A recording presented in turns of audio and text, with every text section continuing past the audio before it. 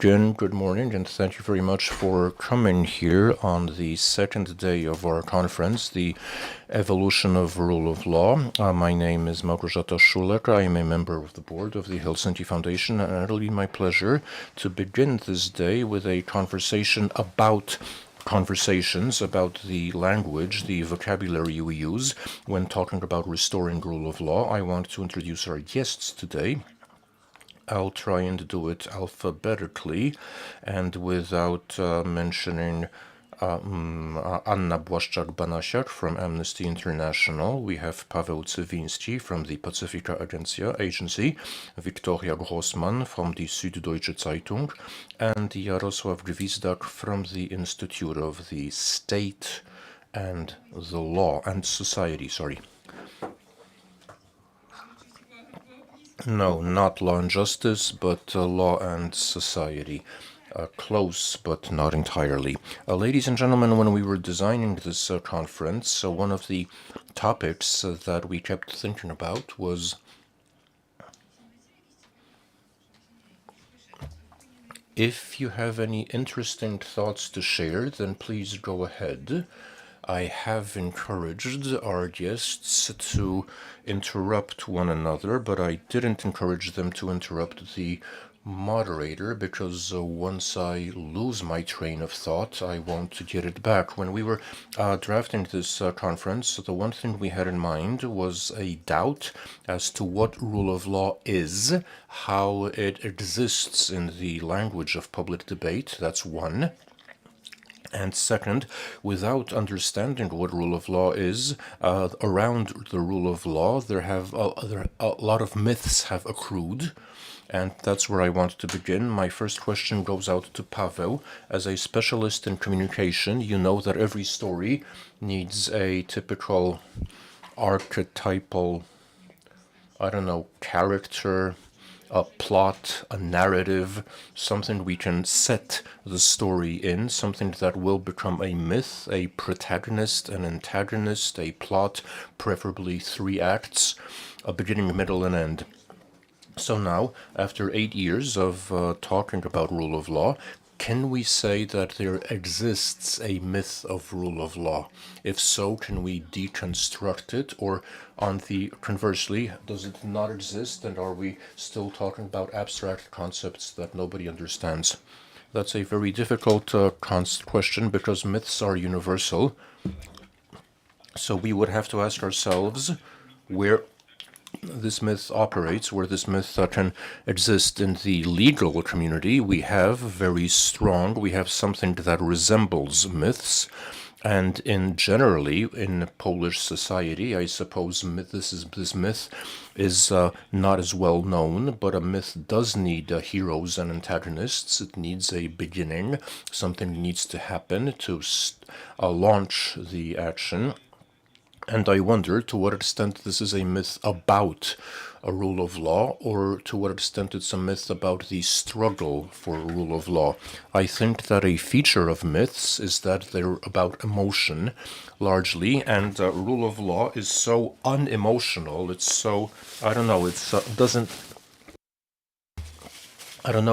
definitely it's not emotional. It's not a story. It's not a word that inspires emotions.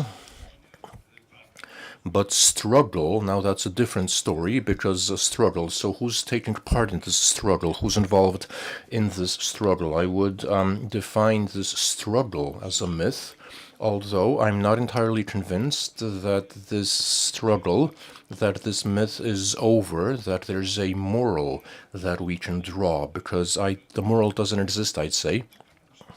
What I find interesting is another legend, a legend that's collapsing recently. Jacek Kaczmarski, Polish singer-songwriter. For the 20th anniversary of Solidarity, he was asked to come up with a concert, write a song, and he wrote a song called The Musketeers, 20 years on.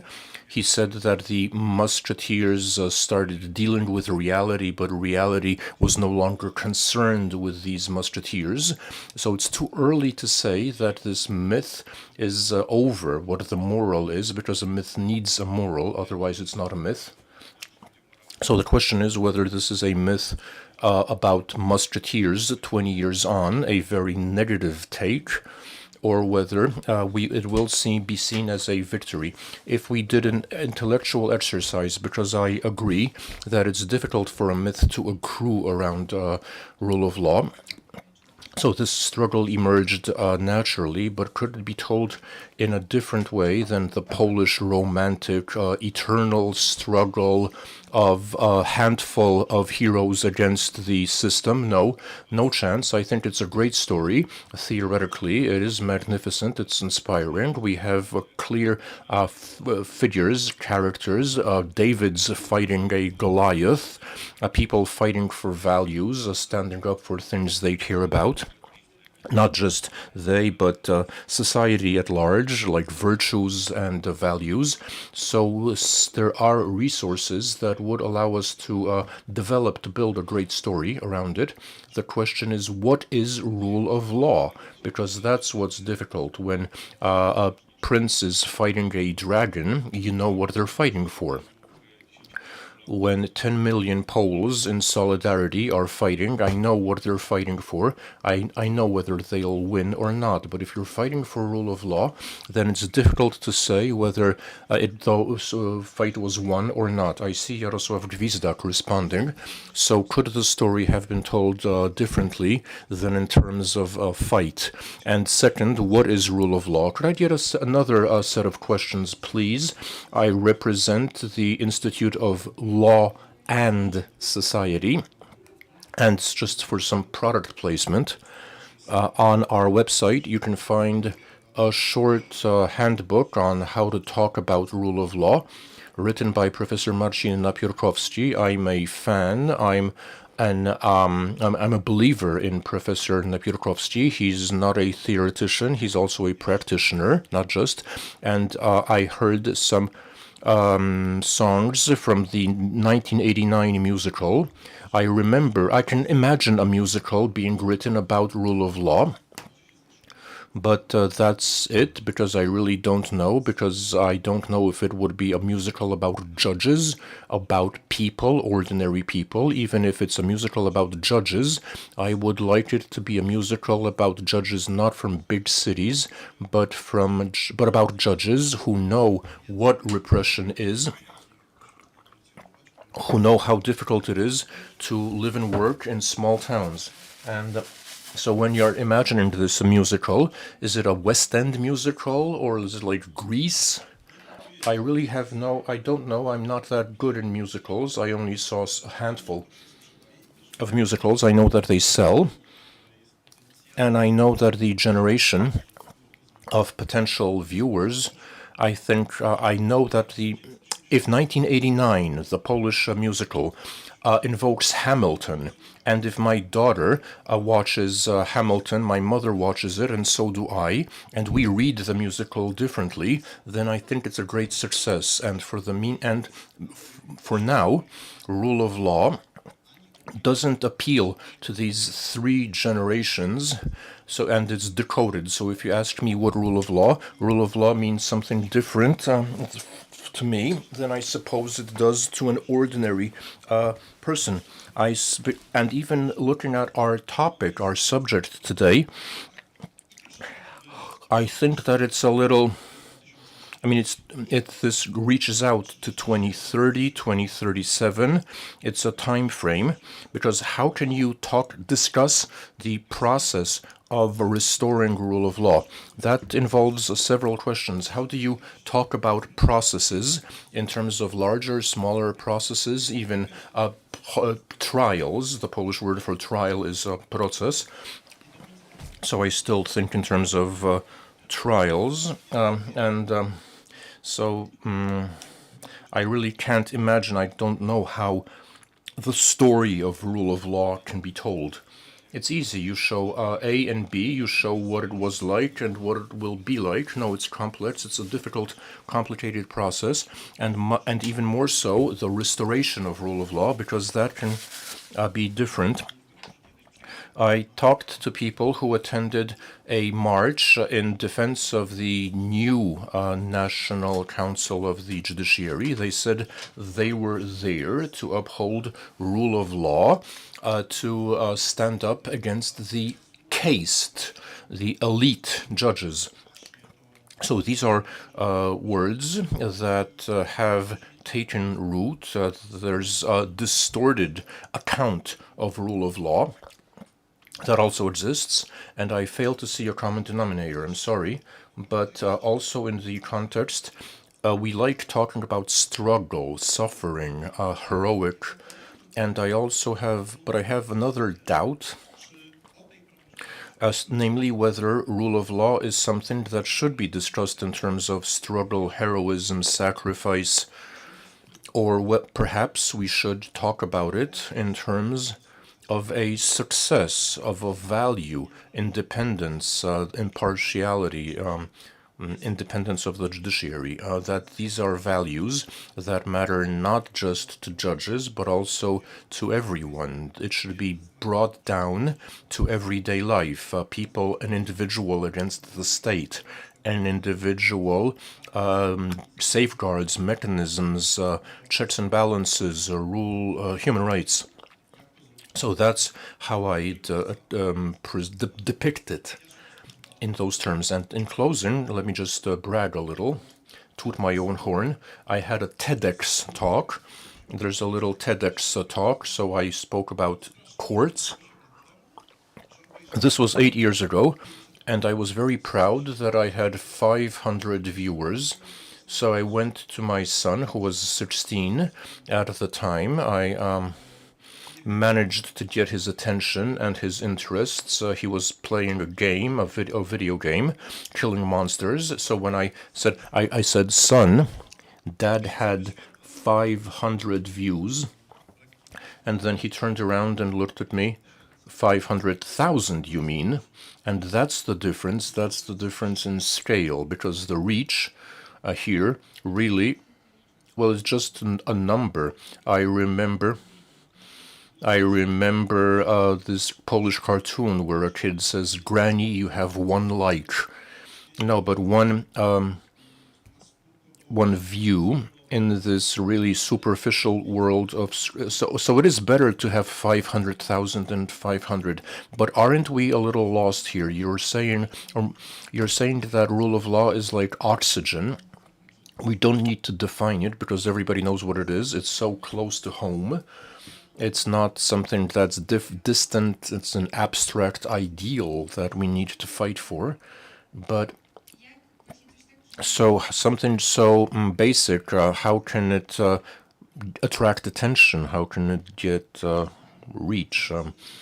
I don't know. This is the expert here. I know how I'd begin the process. Because I think that what's crucial is for us to understand. What's crucial is that in communications, it's not about what we think, telling people what we think in our own terms. What we need is to understand how our listeners understand the world. Emmanuel Macron, during his presidential campaign, he sent 25,000. He sent canvassers to 25,000 selected households in France. Their responses were transcribed and 2,000 words. And out of these 2,000, they used 2,000 words in his speeches. So Macron spoke to the French using the language the French use. And that was one of the elements, that was one of the things that brought him down close to the people. I'd do something very similar, but I wonder how people respond to rule of law, what values they associated with. If we did that, if we asked people, then we'd have something entirely different, and we might have a story. We might be able to tell the myth to so that we would win, like Macron. I want to ask you the same question. I want to ask Anna what rule of law is. Amnesty is an organization that mobilizes its supporters to act. Do you think that strictly rule of law, vocabulary language, has a chance to mobilize people? No, it doesn't. But you mean it never did? No, good morning. I feel a little awkward answering this question because I know the answer. I know what mobilizes people. I know what kind of language mobilizes people, and you know that answer too. I can, of course, give the answer just, it's not original, but this is an answer that I'm not really comfortable with, and it's not something I share, not something I subscribe to. So, thereby,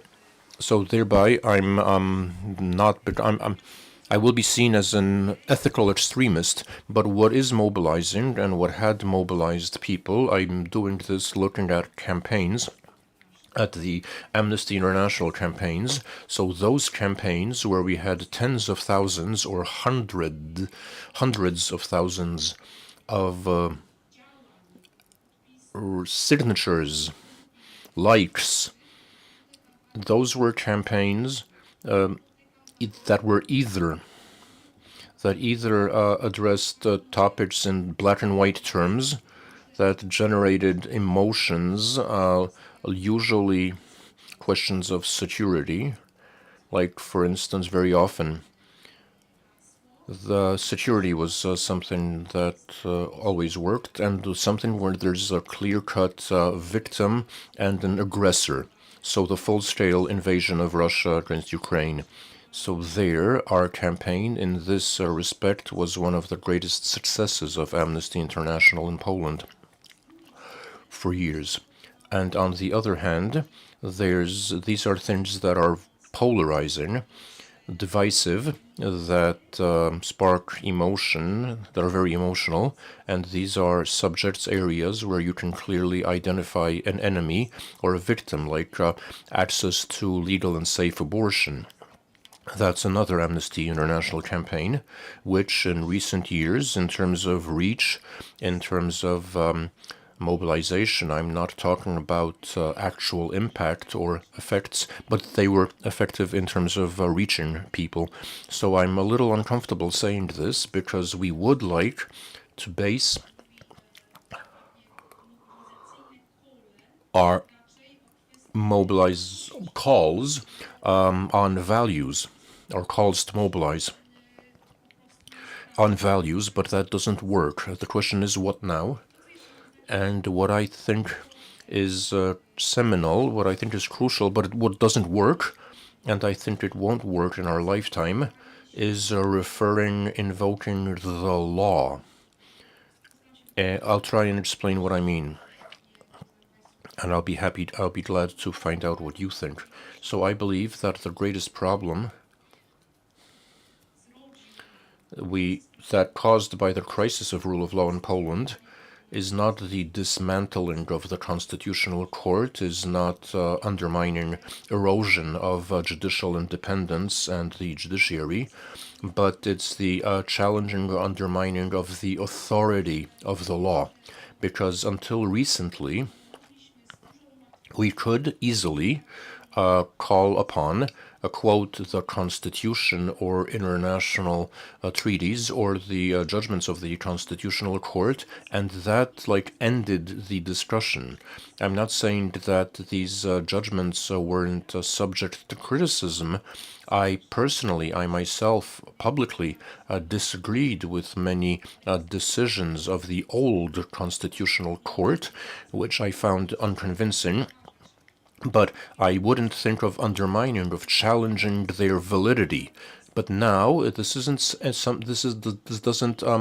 speak to any of these sides. So it's not. I'm not saying that it doesn't speak to the populists, but it doesn't mean much to the liberals. Apologies for. So again, the Geneva Convention on the Status of Refugees. So the argument we're trying to use, or that the migrant communities were trying to use when it comes to the temporary territorial suspension of the right to asylum, this simplest argument that it is directly inconsistent, incompatible with the Geneva Convention, which is the law in Poland, is counter-effective, is counterproductive. Actually, it just the effects is when you say this, the effect is the opposite of what you'd expect. So, also in terms of rule of law, I will be getting back to what rule of law is, because when you understand it literally, rule of law is acting according to the law, is ruling in a lawful way. But if we, in the context of this definition, were to look at a statement by the foreign minister who said that the Geneva Convention is outdated because it was written in different times, I disagree with the statement, obviously, but apologies. I just wanted to say this authority, the gravity, the significance of an act of law. If we say that it's outdated, does it mean it no longer applies? No, it still applies. This is just an argument that none of the parties are invoking anymore. Or they invoke, but unsuccessfully. So as organizations, as human rights organizations, we have a serious problem because the arguments are no longer convincing. What we have to say isn't convincing for both parties, because the populists could, for instance, say that the European Convention of Human Rights, the Human Rights Constitution that in Poland until recently was very powerful, and saying that a judgment of the European Court of Human Rights in Strasbourg says this or this, was basically the end of any discussion. Now you can easily say that the European Convention is partly unconstitutional. A few years ago, this would have been inconceivable if somebody said that. And the other side can say that the Geneva Convention is outdated. So this is the same type of argument. But so what you're saying, it's not a question about talking about rule of law. It's about convincing people that a rule of law matters. So what I think that what happened is that we lost the authority of the law, and also because we have these different mutually incompatible interpretations of a brief text in the Constitution, a brief provision in the Constitution. Some lawyers say that it's legal, others say that it won't, and they refer to the same article in the Constitution. So the only thing that the effect of this conversation is that the law has lost its authority in public discourse. Pavel, so let's hear from Pavel, and then we'll go to Victoria. I would like to respond because this is a very interesting communication example. This issue related to the Geneva Convention, because the way I read it, it's even worse. I also work with leaders and politicians in terms of communication, and I understand why language is getting harsher. The way I see it, it's not even a question of the law losing its authority. It's people taking advantage very much deliberately of this situation. So currently the government wants to take over the migrant issue in a populist way, and they decided that they wanted to get over from the populists, and they decided to do it using the same means. So the government used to say that this is a drama, it's terrible, and now they've lost their credibility. So in order to get credibility back, well, those who used to be non-credible are now accusing you of not having credibility. So now the NGOs that are reacting, they're actually giving credibility to the government. And in this manner, the whole issue of the Geneva Convention has not so much lost authority. It was used and abused to build credibility for the government. Don't you think it's like a type of theater play? The prime minister steps up and says, we're suspending the right to asylum, and then the NGOs, like a Greek chorus, applaud him. But at the end, they will build his credibility among the 80% of Poles who previously thought the prime minister, Agnieszka Holland. Discrepancies in approach and understanding of the concept of the rule of law in Poland is super difficult to report for also the national media, but I can't help but wonder how it looks like from the international perspective when you are tasked with the challenge to describe what's going on in Poland to the international audience. And I was wondering, do you see the same problems in building the narration or your articles when you are supposed to say what is the rule of law issue in Poland? What would you say? Like one sentence would be enough. Przepraszam, ja będę mówić po angielsku. Apologies, I'll be speaking in English because my Polish is not up to the task. Other tongue as well, so apologies. Well, I can tell you how hard this topic is by telling you how it sounds in German. We speak of Rechtsstaat and Rechtsstaatsmechanismus. And these are very difficult words in German as well. And I think a couple of years ago, we didn't see them in the news so much. And I still like to use the term division of powers or checks and balances as well, because I think this is better known or people have a better understanding of that. And of course, we say, yes, it is the courts are politicized.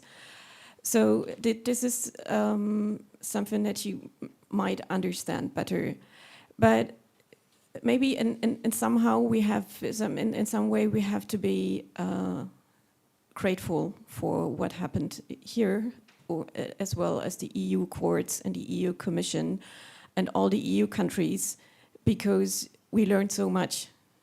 And of course, it started with Hungary when we saw the idea and the ideal of freedom and a liberal democracy, and everything is only going to be better after 1990 came to an end. So I think by now, like most people in Germany or elsewhere, if they don't know too much, they know, okay, Hungary is a problem and it is the biggest problem, and it is still, Poland was a problem and it's not anymore. So far. There was a problem and it's not anymore. As simple as that. Okay, okay. Maybe it should. No, people were very happy to see how elections went last year, and now they have the feeling, okay, they are right now. Great. So that's it. Mm-hmm. So it's now our task to explain what happened in this almost 1 year, and as we discussed yesterday, it didn't happen that much. And so I have to go on explaining that still the president is the biggest obstacle, and so on.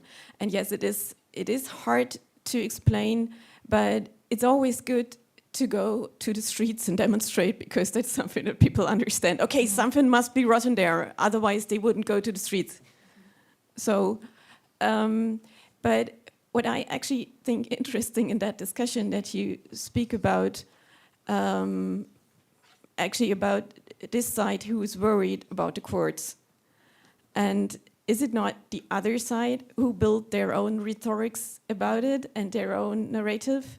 So if I may, I can tell you a little story that I experienced yesterday. Yesterday I went to the Tribunal Konstytucyjny, where Mrs. Przyłębska had her last day. And I don't know why I had an invitation, but I had one and I went there. I had never been there before. I live here almost 2 years now in Poland. So I'm not used to sitting so close to Mr. Kaczynski and Morawiecki and Płaszczak, and it was Oh, there are many everyone of was us. there. It was like a private party. And she had her last speech, and we're a little in a private room here today. So it was actually a bit scary. So I'm still trying to get it talked out. And it's somehow fascinating with what self-confidence they are telling themselves the story of how they are right and how they are the gatekeepers for democracy. And that tone in which they tell, yes, of course, we do speak with the Venice Commission, but they don't have an understanding of our Polish rule of law. It's, I think it was good for me to see that. So they never had very subtle rhetorics, and we see that all over the world in populists that they just turn it around, the story. And so they have their own narrative as well, and I think this is much stronger, maybe. Well, thank you for that, and thank you for being so generous with that story. I think we do underestimate the value of the counter-narrative, especially if you put Polish or sovereign before any other legal concept, then it makes it quite exquisite and difficult. Dobrze, więc tak, rozmawialiśmy.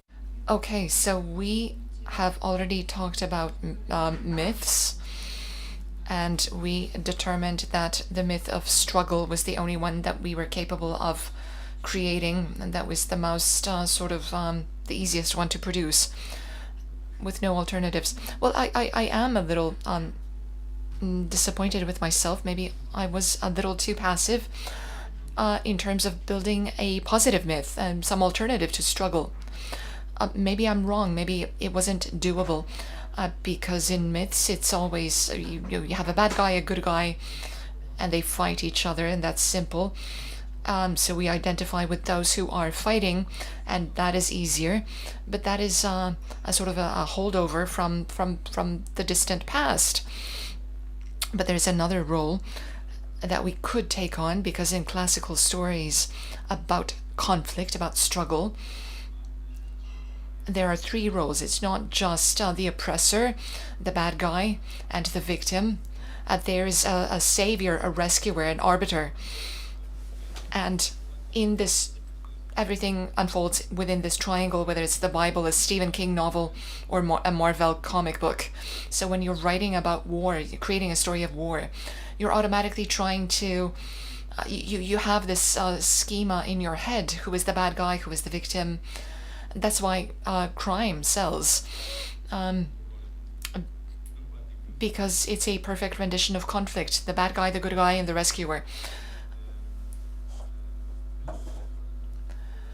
So maybe the rescuer role could be tapped into, even though I think it's the least emotional. Don't you think that we can build this positive message now? This myth of struggle was unavoidable in a situation where we were up against what we were up against. But it's not the case that we're done with rule of law. I know that's how Europe sees it, and many in Poland see it in the same manner. Actually, Amnesty International felt this very much in our budget because we lost a lot of donations. Our donors decided the job is done. There's no longer a need to struggle for human rights. There's no point supporting human rights organizations because it's done. We've won. So actually, paradoxically, this is the key moment, because we can uphold values by showing that they are important for both sides of the conflict, both populists and liberals. But it's not happening because we seem to be done. We've stopped, it seems. I don't want to sound naive in the extreme, because I am well aware that values are not as attractive as struggle. However, I think that if we were to build a positive message, it would have to happen now. Thank you. Came to my rescue because I wanted to sort of wrap up the first part. Part one, I was afraid we were going to side topics, but we've seemed to have pivoted back. And now we're going to part two of this conversation. We've talked about myths, about rule of law, what it is in the common imagination. There's also a third component, language. So since from 2015 to 2023, I don't know how many times, but every time I said a crisis of rule of law, if I was to get 5 zlotys for every time, we'd be talking in the Bahamas. We'd be in the Bahamas now on the beach. So this this arsenal of words, or the vocabulary we had, was very impoverished. Struggle, crisis, attack, etc. Can we create a new terminology of magic words now? And maybe I'll start with you, Jarek.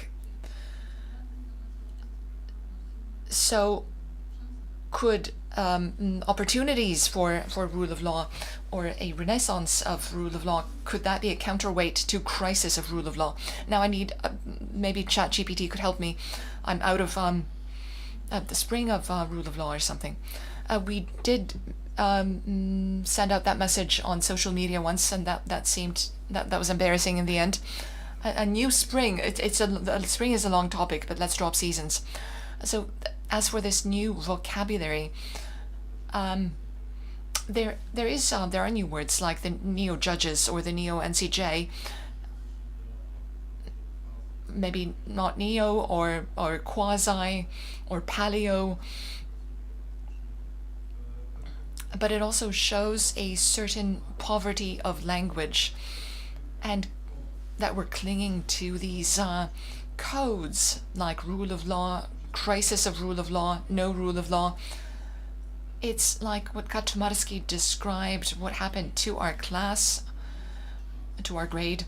It's not Kaczmarski, I don't think so. I think it's the language used by some professionals, including lawyers, who are trying to be cautious, and despite having neo-judges and neo-NCJ, they are reserved in what they're saying. Pavel will probably disagree with me. I don't see a lot of emotion in the picture. I see a technocratic approach. Wrongly appointed judges. It's even hard to pronounce. At the behest of the politicized National Council of the Judiciary, elected by politicians, etc. It doesn't capture people's hearts. We need to look elsewhere. When I look at the way this is communicated, for instance, I read Justitia's website, or their messages. They keep trying to, different actors keep trying to tell the story unsuccessfully. I've never read anything that would sort of seize me and really grasp me.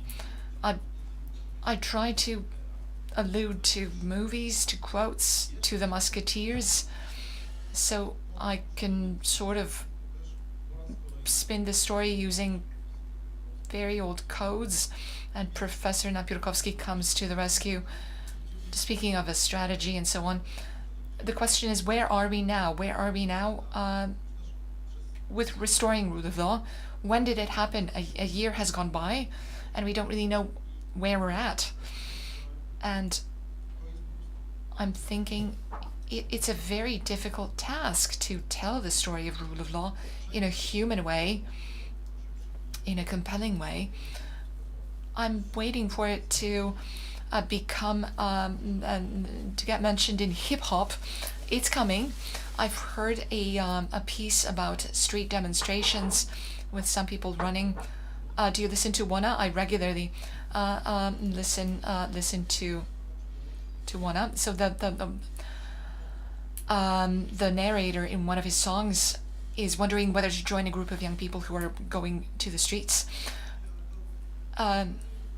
So every generation has its Kaczmarski, which in order for this to become a compelling part of the discourse, we need a new language. And I don't think it's going to be at the language of NCJ, neo judges. It's not working. Anya, language. The trouble with language is that rule of law here has become narrowed down to the status of judges of the Constitutional Court and in the judiciary. And I'm not detracting from that problem. It's a big issue. However, to stick to the simple definition, namely that rule of law stands for acting in accordance with the letter of the law, or governments that respect the law, it's easy to notice that we can, in speaking of rule of law, we can talk about all groups in society that are affected by lawless actions, lawless acts. I mentioned the migrant issue. I know it's difficult for a host of other reasons, but let's take an example that is much less controversial, if at all. The rights of people with disabilities. A ruling of the Constitutional Court on benefits to that group of people, which has not been enforced for many years. The governments did not, in fact, implement this ruling, and they were acting illegally, but nobody bothered to point it out. What sort of consequence does it have for our debate? In the Polish public discourse, rule of law is reserved for the elites. So we speak of rule of law whenever judges need to be defended, judges in the Constitutional Tribunal, in the general courts, prosecutors, and that's all fine and well. Those are also human rights. I think judges have paid a very high personal price. There's no doubt about it. However, it's hard to expect that for ordinary people, the problems of a constitutional court judge will be close to their hearts. The only mobilization successes that we've had in matters other than those pertaining to the judiciary was the issue of access to safe and legal abortion, the mass mobilization of women in Poland. That was the only case when we were able to sort of show in great detail, in a sort of a very compelling way, how the constitutional discourse affected the lives of ordinary people, in this case, Polish women. That's why it was a mobilization success, one of several. A success, and as long as in our public debate we will be the term rule of law will only apply to the elites. It will not mobilize the public, and for the public it will be at least only a matter of indifference. I wanted to refer to what Victoria said about the protests, because language is not just vocabulary, it's not just terms, it's also images and sound. And what we will remember from the last 8 years, it's not just neo-judges, paleo-judges, but candles burning outside the Supreme Court. So maybe looking for a universal language, perhaps we need symbols and images and not just a single slogan.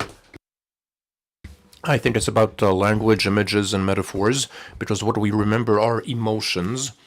And when you construct, when you work on a message, there are several things you have to remember, otherwise you won't have a story about rule of law. First of all, the speaker needs to be credible. Is the government credible or not? That's an open question, unfortunately, at the moment, the present government. And the second thing is it needs to be unambiguous. It needs to be clear. People don't like ambiguous messages, so we need clearly to explain what rule of law. I know what solidarity is, all for one, one for all. I know what independence is. Nobody tells me what to do. Can I say what rule of law is clearly? No, I haven't heard a definition that's clear and concise. The language needs to be simple and needs to relate to interesting things. So some nice people counted how often a certain word appeared. So in Harris, Kamala Harris spoke about the word she used most was Trump, while Trump used the word groceries. So we need to find a simple language, a simple message, something that will profoundly, that for the ordinary people, because otherwise we could be talking about quantum physics. And additionally, it would be great if we were able to involve the person in the story, to draw them in, to make them feel something and join us. So that it's not a message. So it's not us talking to you, but we are together. Because people think in terms of emotions. They don't think in terms of values. They think in terms of emotions. And if we succeed, this is a difficult task, obviously, but it's more of a marketing task than an ideological. Actually, then we will be able to tell a story that will last, that will stay with us. But I think what matters is emotions. Person to ask about for the comment than the journalist herself. So, Victoria, I was wondering, do you have any immediate reactions to that part of the discussion about the language of the rule of law or the dispute over the rule of law, how it's used and how you try to explain it to the international audience?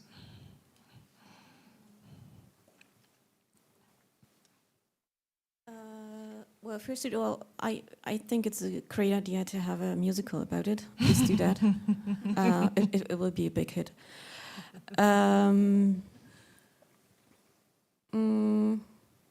Well, sure. The challenge is to find people who tell you that it's really their private problem, that justice has been changed. So in this way, it was probably, well, from the perspective of journalists, it was a good thing that you had that abortion discussion as well, because in this way you can explain that they really go into the lives of people. And of course, you can explain the story on some judges or something. So my colleague who was here before in Warsaw, he wrote about Judge Tuleya, pretty much. So as to understand that this has really an impact on people's lives. And I think as I said before, we learned much. We learned a lot from that, and then we had discussions about, okay, how does it work in our country? Is our Bundesverfassungsgericht, is it safe?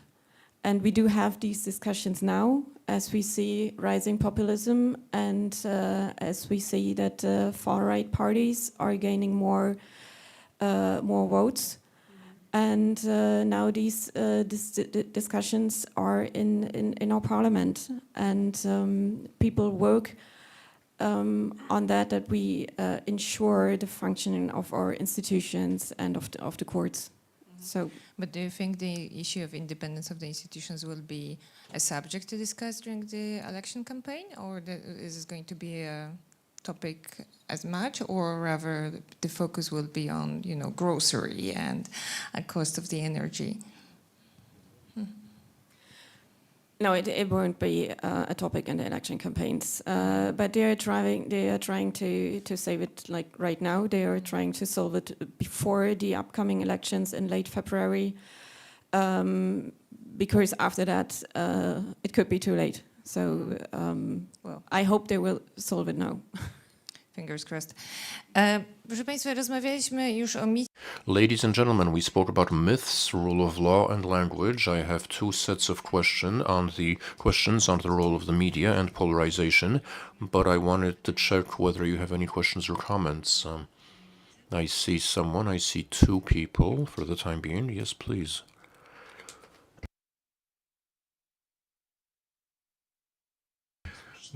Good morning, Krzysztof Weiher from the Embassy of the Netherlands. This is a matter that came up a number of times, but I think it's worth specifying. The government, the law of justice law and justice was very effective in drafting a narrative that was understood by their voters. This narrative, whatever it concerned, whatever area of politics, this narrative was brought down basically to one concept. The one concept was down with communism and the commies. And this was the same thing. This was applied when talking about rule of law. Because we know, obviously the narrative was that so many judges, that the judges weren't vetted after 89, that you have old communist judges, and they used this for their own internal debates, and also, I remember a lot of conversations to that effect. At the moment, now a year after the beginning of the restoration of rule of law, what I'm missing, what I lack, is an explanation, is for this government to explain not what rule of law is, but why it matters. What rule of law means for an ordinary person. Just now, we spoke about the Constitutional Court and abortion, and that was really good. That was convincing, but I think we need to work at a grassroots level and tell people why it's so important at using simple examples. At the embassy, I'm in charge of internal policy for 20 years. I've been trying to tell the Dutch what's going on in Poland, what's happening in Poland. And for 9 years, I'm not a lawyer, but for the past 9 years, I've had to explain what the thing is with the rule of law. It wasn't simple, but I think I was successful because from the start, the Netherlands was very involved, to the extent that we had funds for projects in the area of rule of law. My favorite project, sorry, Małgorzata, this isn't your project, but my favorite project was one of the first we did when we worked with the Professor Hoda Association, and we financed the publication of a handbook that's still used during the Constitution Week, and this is really grassroots work, the purpose of which is to tell people what is the meaning, why the Constitution matters, the institutions that are there to support the Constitution. So getting back to what I said, what I'm lacking is a simple narrative why this is all being done, that explains why this is all being done.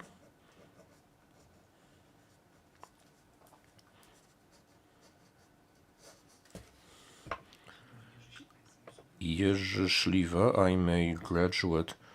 I head the Polish group of mediators. I was following this debate yesterday, and I decided to come here today because for 9 years I've been feeling a chilling effect, and I stopped feeling hope. I realized that I don't have a lot of time, but I saw the tension yesterday.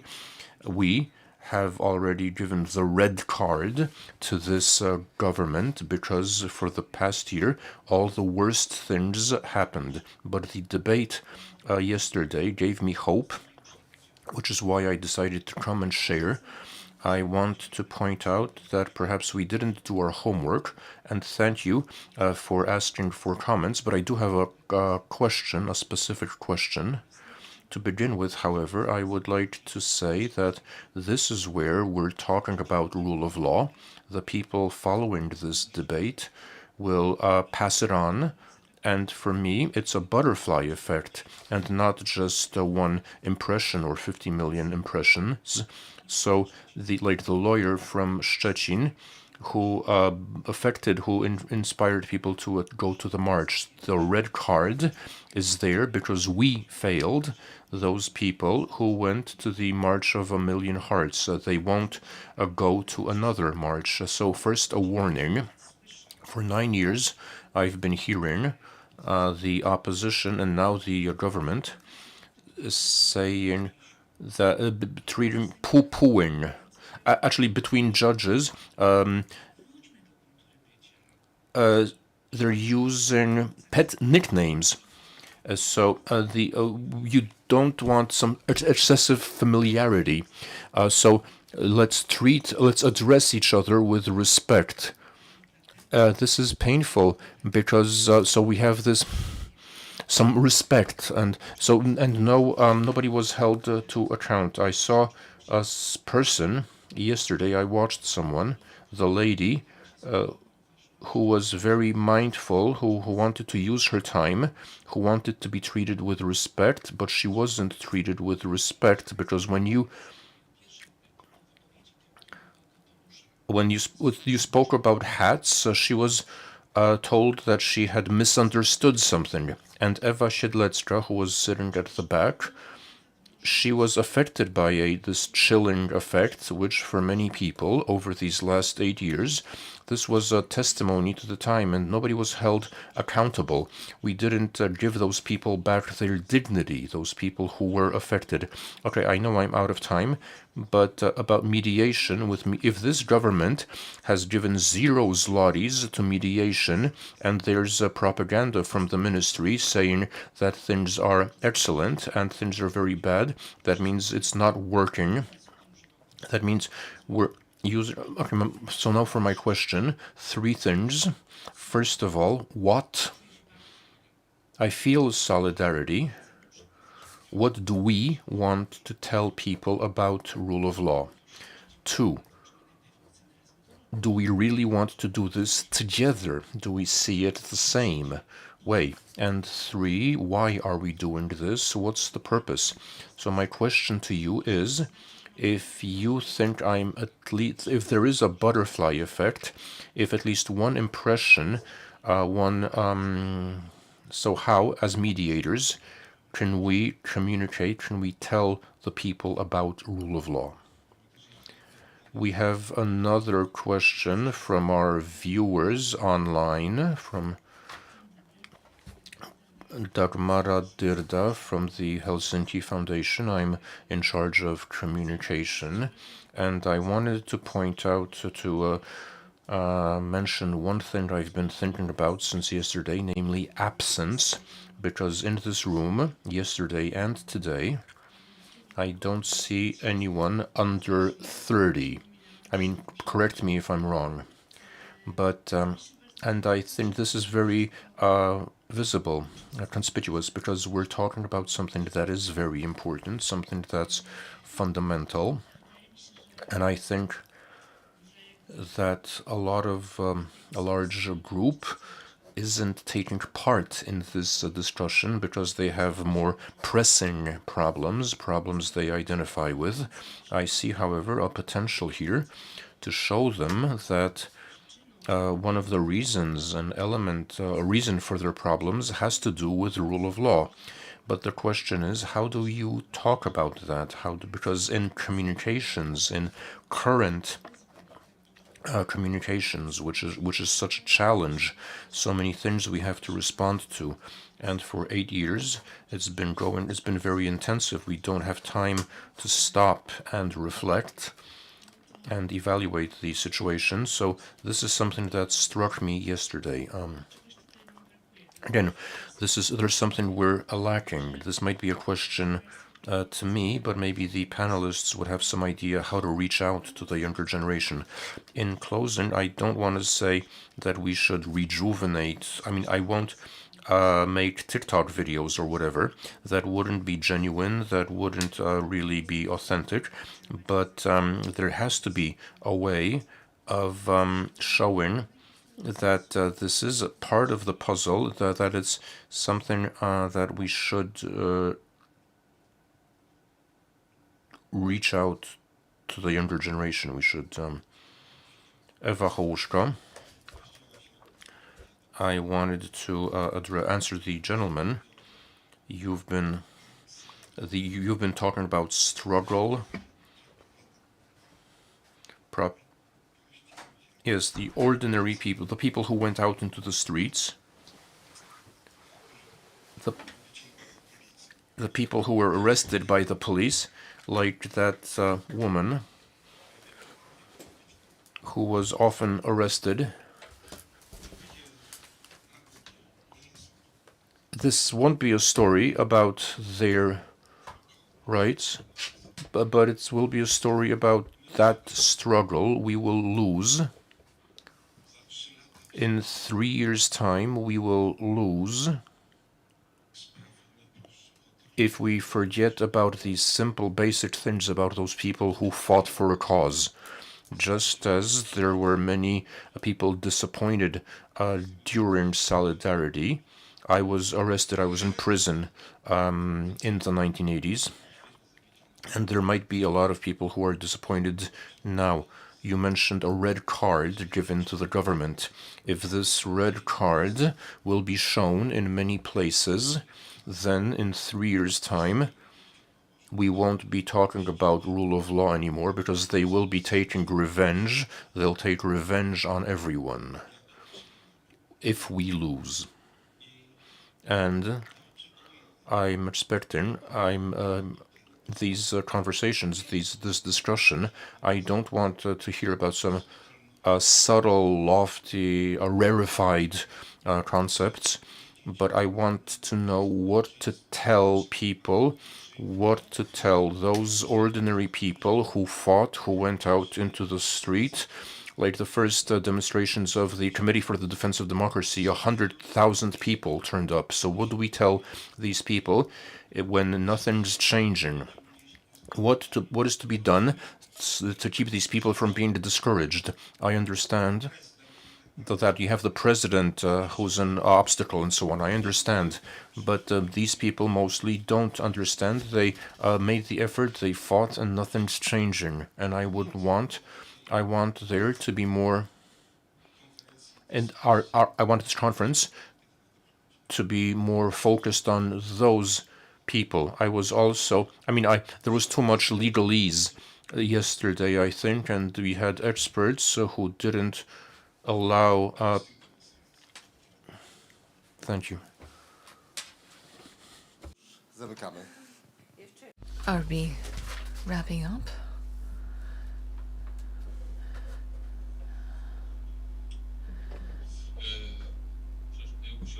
Okay, I'll remain seated so I don't have to stand with my back to you. Krzysztof Izdebski, Batory Foundation.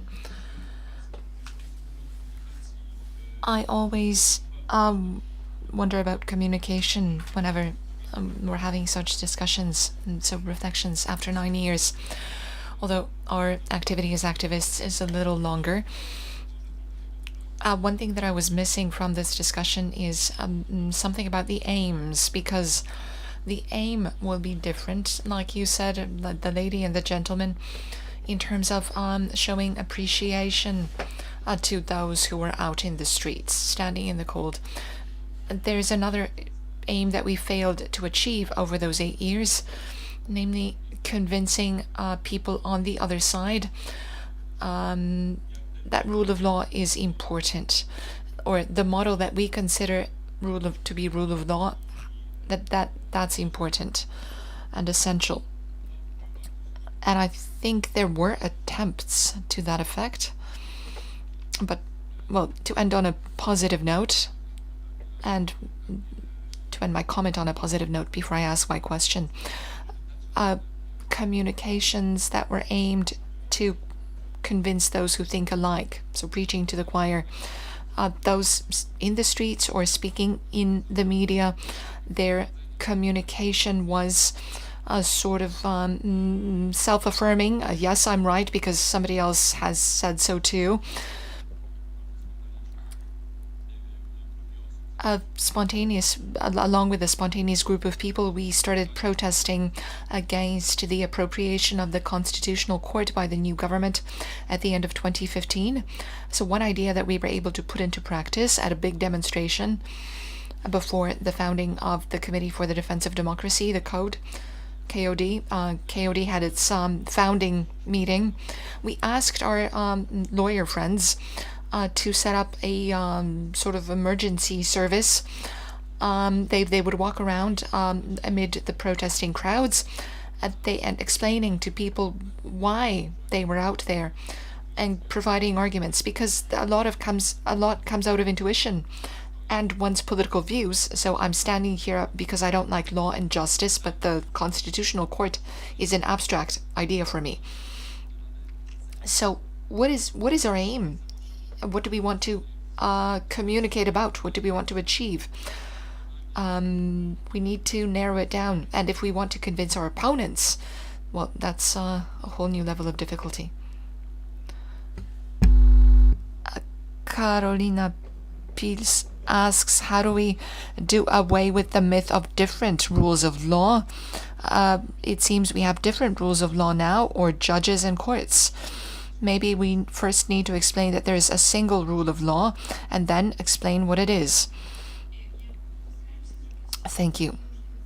I tried to do the impossible, namely to sort of group your questions into blocks. From what you're saying, I'm seeing three main issues emerge.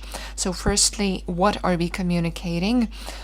That is a future-oriented question. And one theme that has emerged here is how rule of law seems to get stuck together or glued together with the issue of holding people accountable. Jarek, maybe you'd like to start there. What are we communicating when speaking of restoring rule of law? What is happening now? Are we building new institutions? Are we making reforms?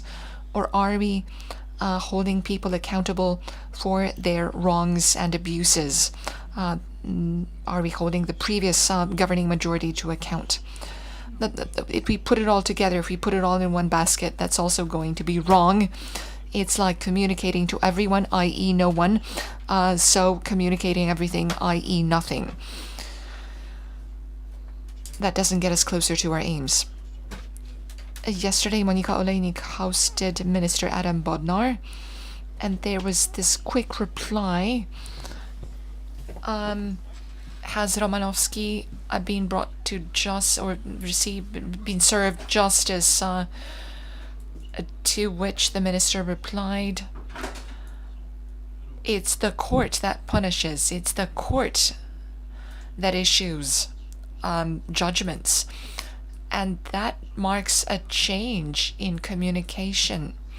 It's not press conferences and people saying that gentleman will never take a life again, etc. So that is the change that we can already see. This taking a life away, that was about Dr. Garlicki, Dr. G. And we see a move away from that. It's clear that there is a change, and the relationship between the Minister of Justice and the Prosecutor General versus manipulating investigations, it is quite legible, discernible. It is a subtle change. Maybe only lawyers can see it, but here I'm talking to non-lawyers, to citizens. It's the court that rules. It's the court that penalizes. Politicians cannot do this. It's not within their remit, and the Minister of Justice should keep away from that as well. So I see a change, perhaps a subtle one, in the way of communicating. Issue number 2, I'm trying to speak to you, and thank you so much for your comments. I'm taking them on. I accept them. Once a lawyer, once a judge, once a court president, I feel indebted to those who went out into the streets to protest. I was extremely moved by the demonstrations in Katowice, and you were there, and I want to regularly say thank you because that was incredible. Thank you from the bottom of my heart. I think maybe that's something that's missing, just expressing gratitude and celebrating our victory. And therefore, I thank you. What's happening now? We are repairing, we are refurbishing, we're doing repairs. Repairs need a budget, a schedule. And usually it's so much more, it takes so much more to do a full refurbishment. It's going to be a lengthy process. There are several disturbing, concerning signals saying those who made their careers in the previous system, they're still doing well. What do we want to do about it? Do we want revenge? Do we want accountability? Do we want justice? Or do we want rule of law? I have my own answer to that. Is rule of law possible without without accountability? That's a beautiful question, very broad, philosophical. If we look at other countries and their events, after what happened there, after crises, different things happened. Certainly the lack of a clear and distinct pronouncement and holding the guilty accountable along with those who were particularly involved, the lack of such signals, that raises concern and criticism. Who is the narrative for? Just don't say all of society. If you were to select one group that you think the narrative should be geared towards or addressed to, a narrative for those who supported, who lived in that system, under that system, but refused to comply, refused to consent, and those who supported the judges, the activists. So preaching to the choir in a sense. Well, yes, unfortunately, that too. They need to be, I don't want to spin political scenarios and advise, but I think some things are noticeable. And if we manage to sort of get a universal understanding of justice, it's something that should connect us, that should bring us together. Everybody needs independent courts. Paradoxically, it's politicians who need them least. It's citizens who need them. Everyone needs them, although I'm not allowed to say that. But everyone, all of us need good, functional courts. So what for whom and what is the aim? I have several reflections. First of all, I think that rule of law is a sense, a feeling, an intuition. Either we feel it or not. And keeping that in mind, for me, the issue of accountability is also, at the end of the day, a story of feeling something. We are living in a country where there was no accountability after 1989. Politicians were not held accountable for the Smolensk crash. I think it was a simple plane crash. Still, there should be accountability. We had many events after which politicians were not held accountable. We have a community, a milieu that's not held accountable. I'm not a politician. And that raises a sense that there's no rule of law, that justice is not being served, that there's a group of people who are immune. So that's my first reflection. My second reflection is that maybe the basic question before we reflect on how to talk about it, how to talk about things, is to ask what stage is the process of restoring rule of law at. I am very much into migration. I work with the Granica group. I have my own foundation, Polska Gościnność, Polish Hospitable Poland. So my observation regarding social attitudes towards migrants and how this subject was politicized before October 23, and half of Poland was for, half was against. and now 3/4 are against because of the current government, when it turned out it wasn't about migrants at all. Not for a minute was it about migrants. It was all about political polarization, who supports whom, etc. Is it the same thing with rule of law? Was it ever about rule of law as such? I think that's an essential question we need to answer. Maybe it's about political tribes, in fact. And my third question that comes to mind, I think rule of law is secondary. Stands in for something else. So now we're talking about restoring rule of law, struggle, etc. Should we be speaking in one voice with the current government? Because this red card, I have seen a lot of red cards in the past 6 months all across the board.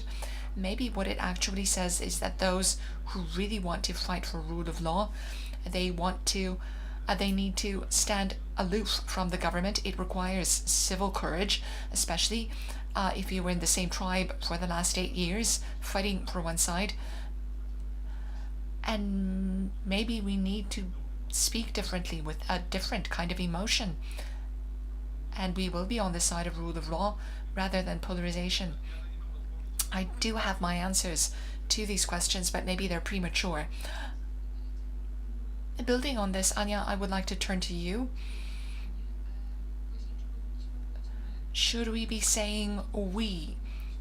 Amnesty International also has that experience when we signed a common position on the change of the law of the NCJ, and we were all counted among defenders of the neo judges. Thank you for asking that. I need to admit to a weakness. I am a bit of hesitant to speak on this subject because I don't want to seem naive. However, answering the Krzysztof's question, what is our aim? Well, my aim, how I understand it, is not for us to win, because I don't feel that we won a year ago or that we will lose in 3 years. I don't feel connected to a we at all. I don't know who we is. I don't identify with we. What I'm driving at is that this aim, and maybe this is where my naivete comes out, but I'll stick to it anyway. I want government to be more just, and I want human rights to be more universal. I know it sounds naive, but that is the overarching aim. So my purpose is not to convince the unconvinced, or for us to win and for them to lose. But that is my aim, my purpose. So I think it's key for us to hold all sides to those standards, whoever is in power, because only then will the standards be credible, and only then will we be credible in what we're saying about rule of law. And we're getting a lot of signals, including from members of Amnesty International, activists, those supporting us. We have a very big group of such people, and I'm very grateful for that. And it's the support is truly humbling. But very often we hear from people, stop criticizing them, stop criticizing the current government, because in 3 years' time they're going to lose. Or why are you criticizing them? Do you want the other guys to come back? And I don't see it that way at all in those terms. I'm not a politician, and I don't think I ever will be one, because that's I'm not fit to do that. But I don't think in political terms. I respect those who do, because somebody has to. But I work on a different plane. So one symbolic issue that I'd like to raise,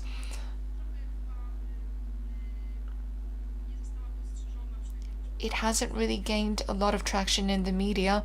A while ago there was a vote on holding accountable MP Mucha for that unfortunate decision when she was Minister of Sports about subsidizing the Madonna concert I don't want to judge whether that was a reasonable, a good or bad decision, but her immunity was not waived to hold her accountable.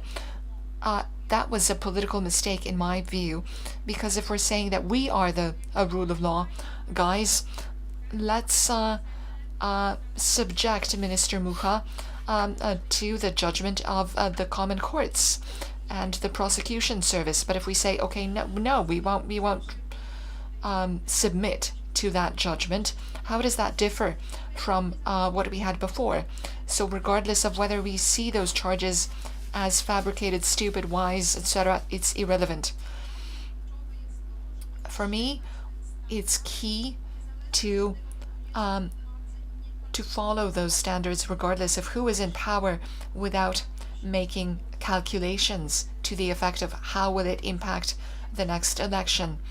However, I'm not competent to make any pronouncements in this field because I am well aware that the values or aims that guide me are not universal, but that's how I see things. Any immediate what should be the main narration and for whom, and what's the end game in that process? Is there an end game eventually? Well, I very much see the urgency of what you said about communicating to the public why it is so hard to restore and repair in not only in not even 1 year what has been destroyed in 8 years. Actually, it should be understandable, but they have probably to explain better. And because I think there is even a danger when they only tell people, now we need the president, because without the president we won't get it done. People could have a feeling of, okay, just because you don't get your shit together, now you blame anyone else. So there could be that danger. And it's the same with always blaming the other side, where they have a lot of reasons for that. I know it. And but I think it's very hard to find that balance in communicating. And this is connected with what you said. I think that it is, you can feel in that society here that you're so much divided into very hard blocks. And this is what I see with you sitting here and having that strange event yesterday at the Constitutional Court. And I know, again, there are reasons that Tusk and Hołownia and all those people are not there. But maybe it would have been a good idea to crash their party. And somehow you have to build that bridges. And it will never happen between the parties because that's politicians.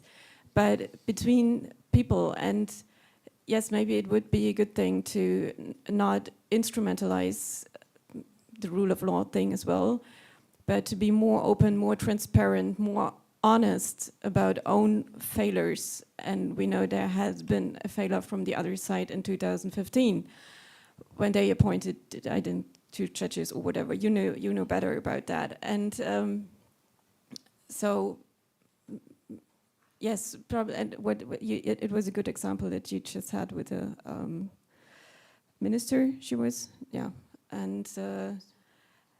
It would be good, yeah, to show people that this new government really respects that, and that counts like for every one of them. Yeah. Thank you. Proszę Państwa, Thank you. Ladies and gentlemen, I don't know about you, but I have this principle that a measure of whether a discussion was good or not is whether I leave it having more questions than answers. Because I only have answers, that means that we haven't covered enough topics. I feel that this discussion could go on for hours, but we need to be on time. We need to end this at 11. So preemptively, I won't try and summarize this discussion, but I have this memory. And what I'm leaving this talk with is that we still don't really have a narrative, don't have an idea how we want to tell the story of the last 9 years. We don't really know what kind of myth will emerge. I remember a meeting in this room 5 years ago, for the anniversary of the election in 1989, the Batory Foundation hosted Timothy Garton Ash, and that's what the meeting was about, why Polish society, why the Polish intellectuals don't have a myth of 1989, the elections. And Timothy Garton Ash spoke about many processes, but he concluded by saying that this is just the beginning of the way. Look at the glorious revolution in the 17th century in the UK. So it takes 300 years for a story to crystallize. Thank you very much. Thank you, and join us in a round of applause.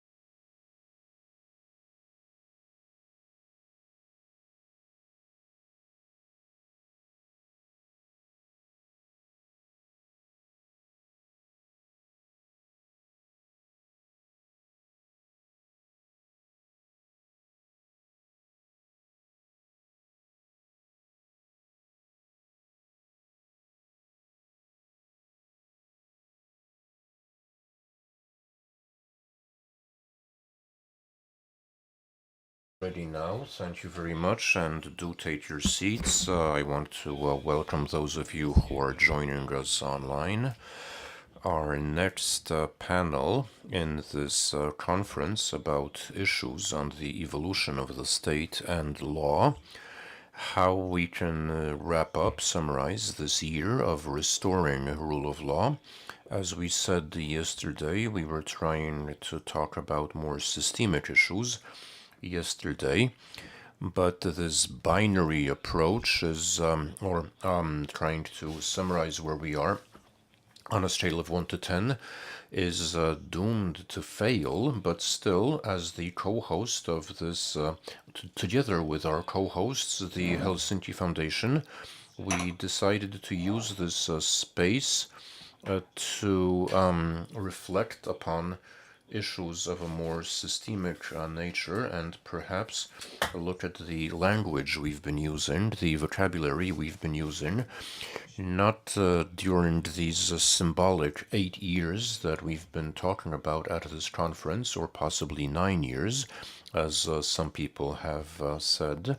So this might be a new period in the timeline of rule of law, but a subject that's been discussed since the beginning, when we're talking about restoration of rule of law in 1989. We've also, prior to 2015 and during the Law and Justice government, as well as in the context of restoring rule of law. So one thing we've been talking about are independent institutions. I have distinguished, outstanding guests who will be taking part in this discussion and who will be approaching this subject from various perspectives. Once again, you are encouraged to take an active part in this session. My problem is that I don't really know what independence is, so I would ask for your help in explaining what it is. Let me begin with Olimpia Barańska-Małuszek, who's a judge at the Regional Court in Gorzów Wielkopolski. We have now we have Jacek Czaja, who's a member of the team of legal experts at the Batory Foundation. Professor Monika Florczak-Wontor from the Jagiellonian University, and she's also one of our legal experts at this foundation, and Dr. Jacek Sokołowski from the Jagiellonian University. He's written a book called Transnation. It was nominated for the Marcin Król Award, which is granted by the Stefan Batory Foundation. And to begin with a quote, "Without independent institutions, you can't have rule of law." Who said that? Everybody. Actually, anybody could say that, yes. I was looking for quotes because it's always good to start with a quote. And to leave our panelists wondering. So I was, actually, Jarosław Kaczyński said this. Donald Tusk didn't specifically say it, but Mr. Jerzy Kropiwnicki, but Deputy Kropiwnicki said this. We also keep saying that without independent institutions, there can be no rule of law. And I began wondering that everybody understands it in their own way. So how do you understand the independence of institutions? Anybody wants to go first, or shall I nominate you? Please just use the microphone.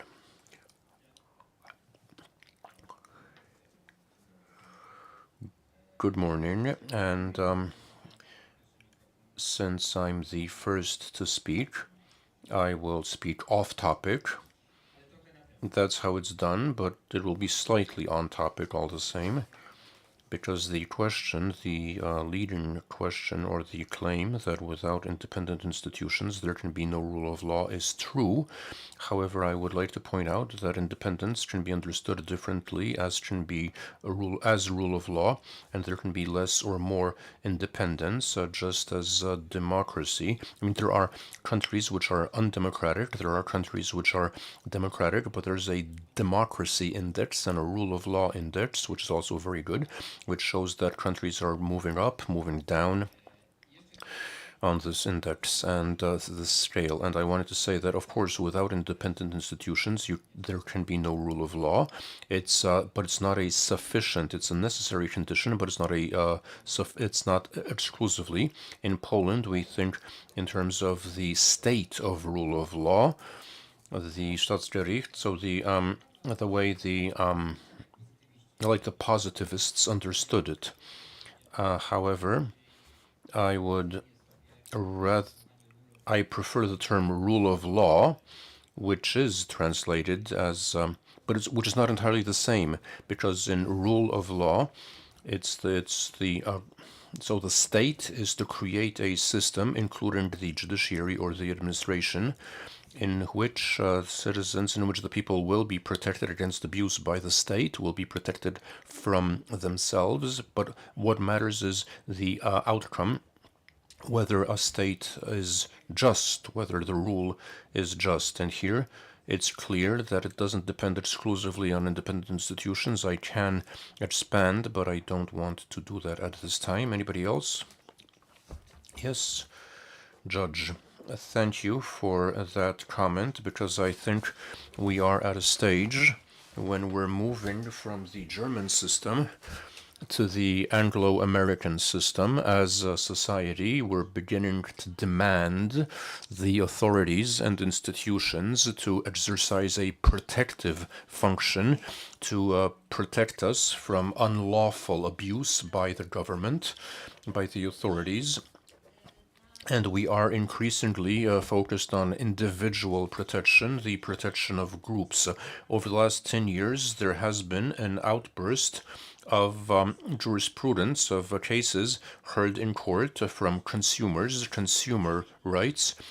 There's a revolution when in these matters. 10, 15 years ago, consumer rights didn't really exist. Now, they make up a large part of civilian cases, civil law cases, human rights. Look at what happened over the last 10 years. It'll be difficult for us to move down in human rights protection, because as a society, we know that human rights protection is something we want to build, we want to develop. And the Anglo-American model, which provides flexibility to institutions claims of individuals as regards the degree of legal protection, these demands, they will demand greater protection. And we see this in the jurisprudence, in the doctrine, and in debates on how over the last decade, there was an increase, a greater need. Has been a greater need for universal protection, but also selection of measures. The rulings of courts, the jurisprudence, is relatively extensive, and I think that this is answering a social demand, in response to a social demand. And as regards institutions, we agree that they should be independent, but what degree of flexibility they will have. Well, last year, as the president of a court, I noticed a significant difference, referring to the last panel. For the last 8 years, from the ministry, we received guidelines on how to rule, on how to interpret regulations, what do we apply, what not. We were sent resolutions of the neo-NCJ. We were sent a very selected. Now it's changing. My apologies, there's a problem with the microphone, I believe. Yes, that's, no, you need to use the microphone. I think there's a problem with the microphone. Yes, now we're getting newsletters about the rulings of the European Court of Human Rights. Within the court as an institution, I see a change. We've been empowered. We're learning self-governance, and we hope to build an independent institution that serves the people. So this is our goal, this is our mission. Let me just add, when you're getting these guidelines on conventions, this isn't seen as an attempt to influence your independence. No, this is information. It's a newsletter with the rulings, but we are also getting letters asking us to we point out not instructions, but do take into account. So the language has changed, the culture has changed, so seen from the inside, there is a change. Great, Mr. Chaya, Judge Chaya.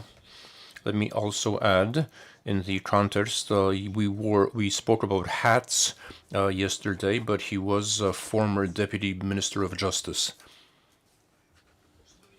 I need to say that there is some pressure. If the Ministry of Justice sends courts materials, information packs, and this needs to be seen as a request to use that at work. It is some kind of pressure upon the courts, and obviously the courts have been resistant to this, even during this 8-year period. There were and so we would have had a very strange thing. There was a draft on changing the regulations on the internal organization of the lower courts, of the common courts, where the minister would require judges to refer to the European Court of Human Rights in every judgment. So actually, we need to make an attempt to try to define independence, the independence of institutions, and this independence is a dynamic concept. It changes depending on, alongside the changes in social relations in a country. Independence will never be full independence. In none of the models of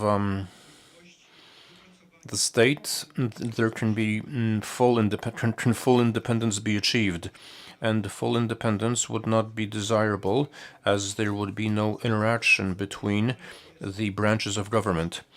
So independence exists to a greater or lesser degree. The question is, what is the critical point at which we can say that independence still exists, and where does lack of independence, lack of necessary independence begin, demanded by, so where are the red flags that would allow us to say that the line has been shifted? Well, there's no single model. It depends on the institution. With the judiciary, this is most pronounced.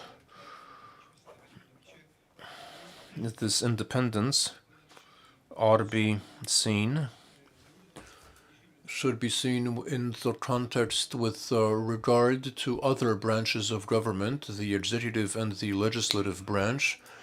Independence should also be seen as a resilience, as a way of resisting social pressure, ability to resist social pressure. It's not that the judiciary should be deaf to what is happening in society, but they shouldn't, but this pressure shouldn't affect the case law, shouldn't the street, as you would say, shouldn't influence the judgments being handed down. So independence, as seen of the judiciary, has certain features that also exist in Europe. For instance, independent sources of financing. The judiciary should be the budget of the judiciary should be sufficient for it to exercise its functions, and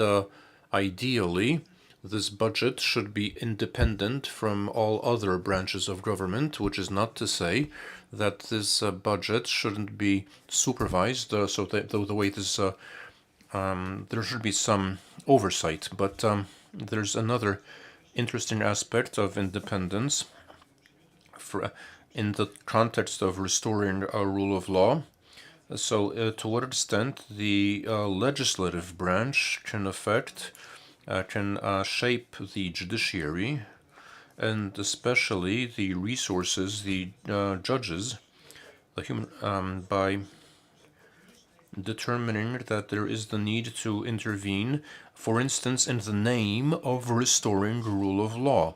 So is this at all admissible in a lawful state, to have models of responding in a statutory by statute? I think it's impossible, inconceivable, and inadmissible to adopt laws that would allow changes. And this is also the Venice Commission, which said that for Polish judges, the cases need to be treated on a case-by-case basis. So, as a matter of principle, a statutory definition of who can and cannot be a judge should not be carried out. I see that you want to respond. Also, in the context of the maybe not so much the Constitutional Court, but the apolitical nature of employees, of people working in these institutions. Institutions are independent, but you have people working in them. A few words on this attempt at defining independence. There's a problem with this microphone, I believe. This one works. In closing this round, where we attempted to define independence, let me say how the Constitution understands independence and how the concept can be defined by referring to the Constitution. This is a concept that appears over a dozen times in the Constitution in various contexts. We can say that independence should be understood, as the previous speakers said, as impartiality, as autonomy, and judicial independence. But I agree, but we need to remember two things. First of all, in the Constitution, it's a normative independence, so independent bodies. That is not a phrase that describes those bodies. It simply, lawyers say that this is normative, so it projects, it defines, it says what these bodies should be like. And the Constitution provides that some bodies ought to be independent, while other bodies are political, in a positive sense, meaning that they are bodies which are responsible for implementing a policy. And we need institutions like that. You need to remember that independence isn't a feature, isn't a quality that's given. It's more of a task, a mission, and independence is something we are striving for. Second, in the Constitution, you can't speak of bodies that are 100% independent. That would be inconsistent with Article 10, which speaks about the division of power, the separation of powers, and there's the system of checks and balances. So not all branches of government are separate, and all of them are affected by other bodies, the courts, and are affected by Parliament, because Parliament adopts statutes and laws on the procedure for selecting and electing judges. And what we have is not bodies that are fully independent. The Constitution does not make any such requirements. However, we want to have bodies that are as independent as possible, and this maximum possible independence, the bar, is being raised. We have more expectations with respect to those bodies which we call apolitical. And in closing, let me add, the Constitution refers to two groups of, distinguishes between two groups of bodies. Bodies which ought to be independent are the courts, that's often mentioned, the independence of the judiciary, as well as tribunals as a separate, so the tribunal, the constitutional tribunal and the tribunal of state, and the ombudsman's office. And in the Constitution, you also have bodies which aren't specifically defined as being independent, but there is an expectation that they ought to be independent. And in the Constitution, we see this. These are bodies that have specific functions that cannot be performed by bodies which are not independent. And for these bodies, we see that they have certain safeguards that ensure their independence. So let's take the National Council of the Judiciary, which is a body safeguarding the independence of the courts, as the Constitution says. So a dependent body cannot safeguard the independence. So we clearly see that this is a body that ought to be independent and has guarantees to that effect, and there are a number of other bodies. I don't know if we'll be... Okay, we will be talking about the NCJ, but another example is the Supreme Audit Office. If this is a body that audits the government, it needs to be independent of the government. And if we look at the regulations on the Audit Office and the President of the Audit Office, we see that the president has certain safeguards of independence of the audit office.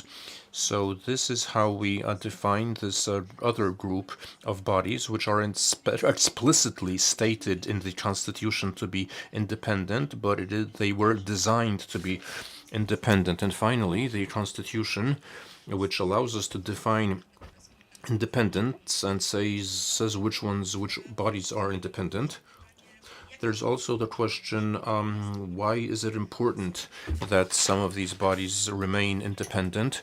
This has immense significance from the standpoint of what the lawmaker can do. The lawmaker is limited in the way they can regulate the activities or the organization of these independent bodies, because they have been designed in the Constitution as independent, conceived as independent. And finally, in closing, this independence of constitutional bodies can be ensured only in the Constitution. Formally, of course, we can conceive a body being established by the legislator and given safeguards or guarantees of independence, but we have to remember that such a body whose independence is statutory will be dependent on the parliamentary majority, which can always change a statute.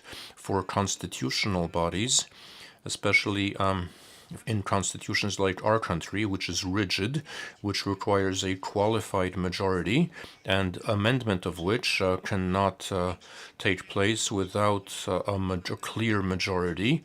And since '89, we haven't had such a majority, a super majority. So we know that these constitutional bodies are truly independent, and this is important if we are to guarantee if the independence is to be safeguarded in the Constitution. I will just ask one thing in a moment. I see there's people asking for the floor, but let me just briefly say these matters of personnel, staffing, because the persons make up institutions. I won't go into that, but I'm sure you thought after.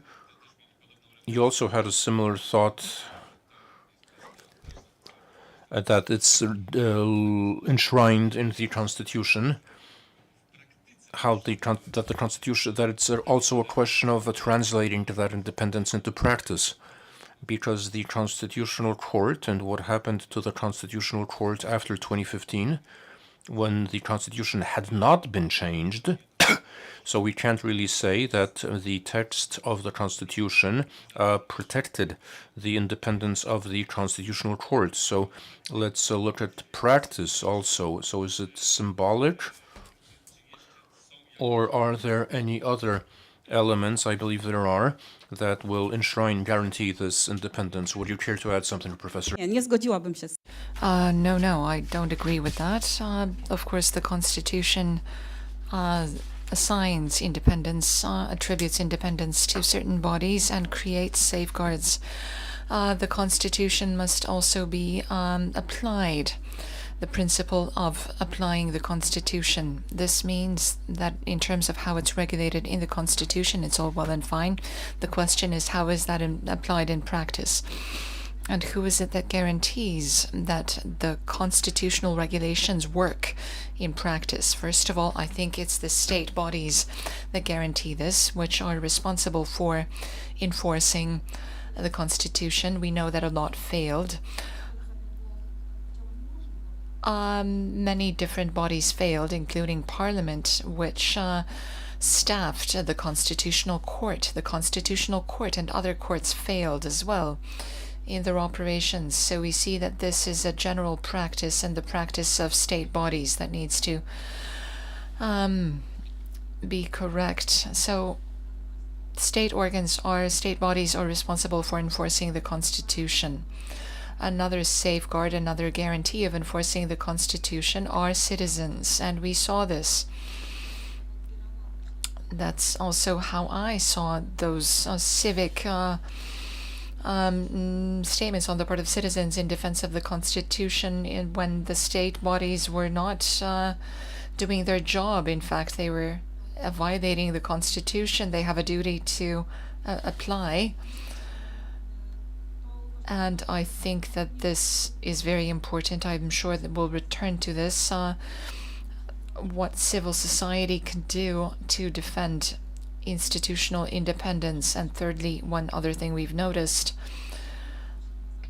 one guarantee of independence was the international community. This could have been a surprise, could have come as a surprise, that the international community guarantees the independence of our institutions, which is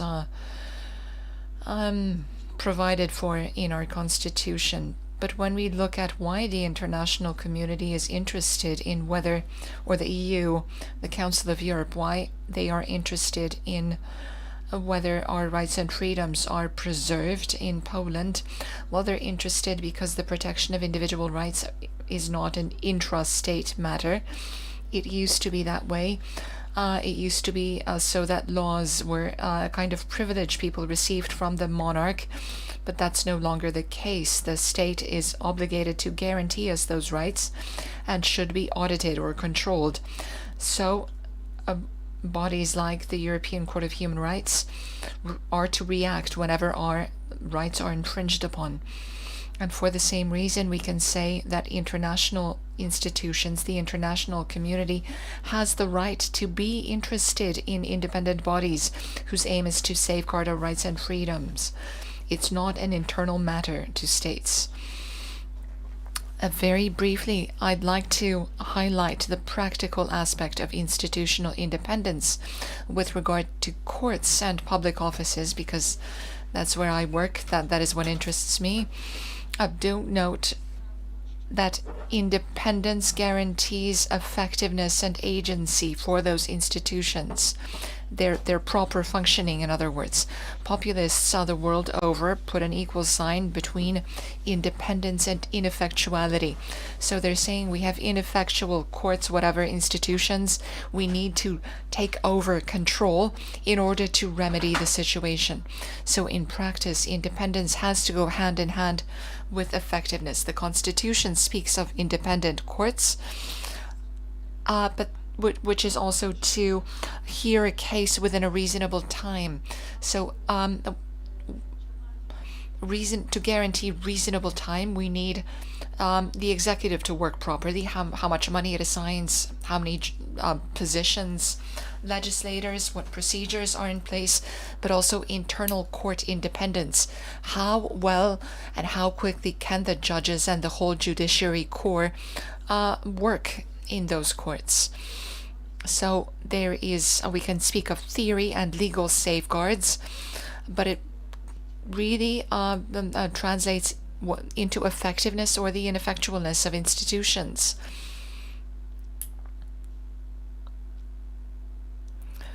Which microphone works? I think all of them do. So, oh, now it really works.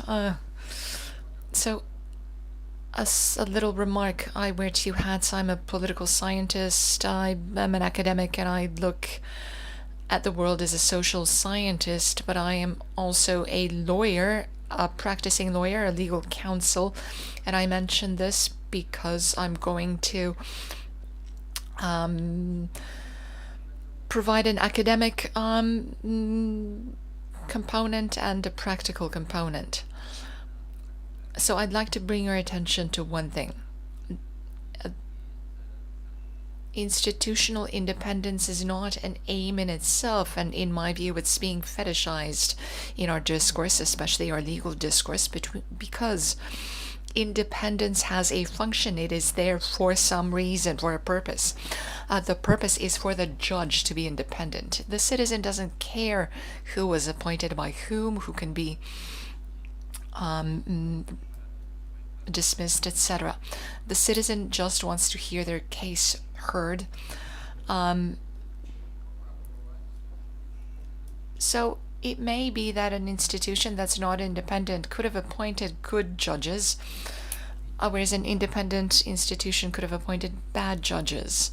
And I think, and this is a problem in Poland, we focus on institutional independence rather than on whether the system works, so that its output is that the citizen leaves with the conviction that his case was heard in a judicious and timely manner.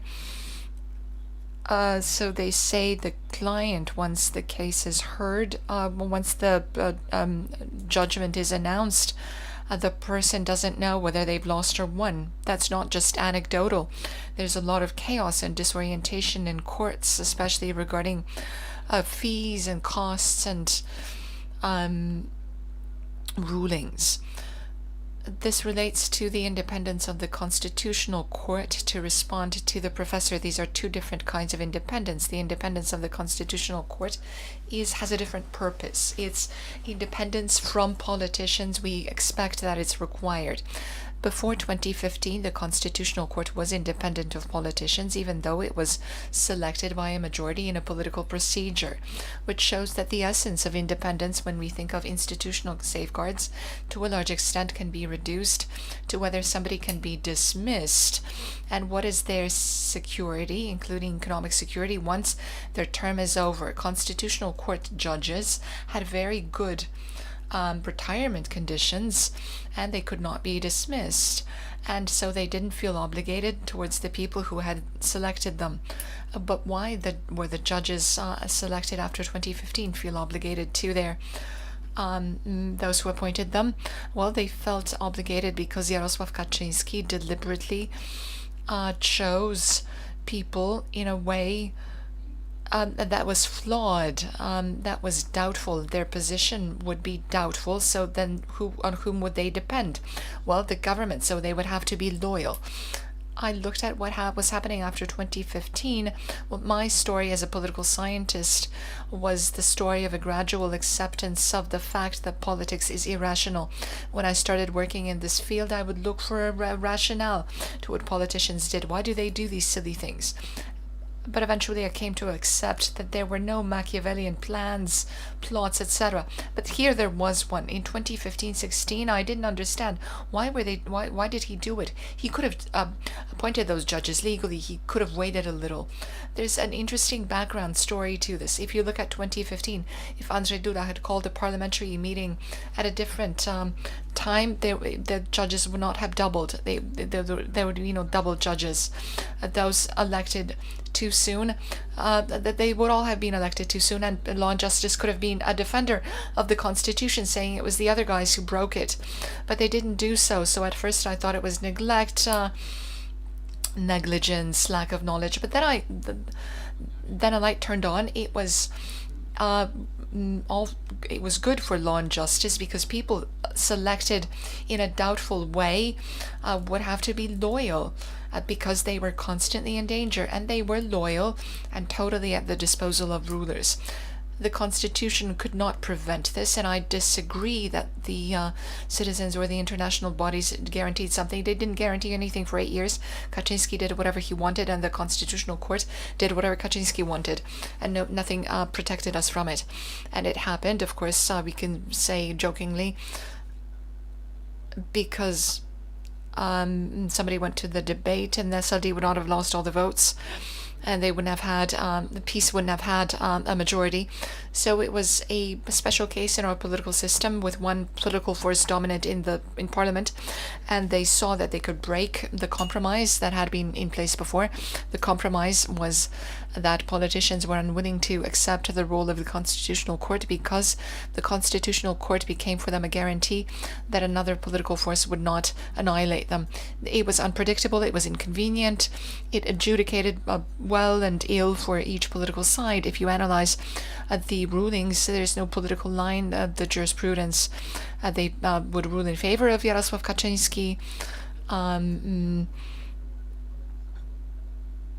In 2006, the amendments to the local government electoral rules, this was changed before the local elections. But so what the court did was that they helped everyone, and they could rule against everyone. But if it ever came to another party trying to wipe me out, the tribunal would defend me, so it's better to leave it as it is. But Kaczynski used that special moment when he had a parliamentary majority loyal to him. He decided to alter the compromise, change the rules. He did what he did, and we know what followed.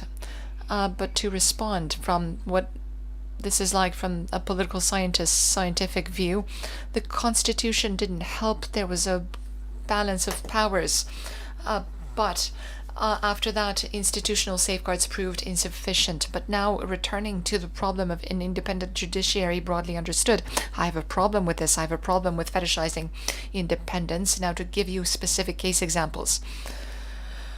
So I'm applying for a divorce at a court, asking for alimony for children, and for a safeguard for my client, to get alimony for my client. The court does nothing for 1, 2, 4, 6, 9 months.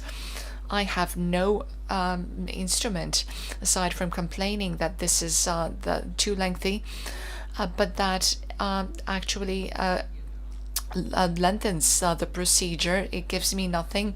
My client will get a symbolic compensation, and her case still won't have been heard. So we send letters to the head of the court, and after these letters, the judge on the case does her first thing in 9 months, issues a decision in which says she is not competent to adjudicate a case on alimony, because these children live with their mother in the UK. I apologize. This is contra legem. There's no doubt we don't have an agreement with the UK after Brexit that would regulate alimony. Previous laws are still in place. The judge knows this. She issues that decision so as not to rule on that case, and we're going to complain. We will come back. Another 6 months pass, and I apologize. There's no instrument effectively to do anything about it. That's really bad. That's ill-perceived independence. That is my opinion. Of course, I am a party in this case, so I'm not objective, you might say. One more thing I'd like to point out. A compliment to the judge who's with us. There's one oft neglected element that a lot hangs on, and our courts are to a large extent independent from this element, and that is flaw.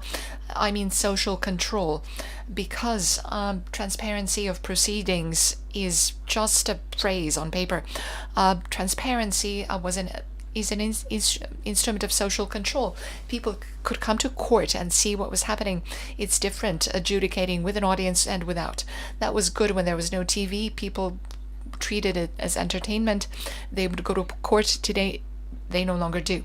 But nobody is reflecting on how to create in the new conditions, and it should happen with online streaming and so on, to use that instrument to make proceedings transparent, to make them open.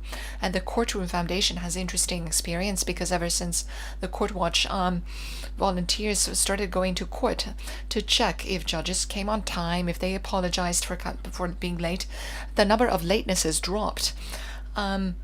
So kudos to the judge who's with us. There is some inkling of social control, but only for those the participation of judges on social media.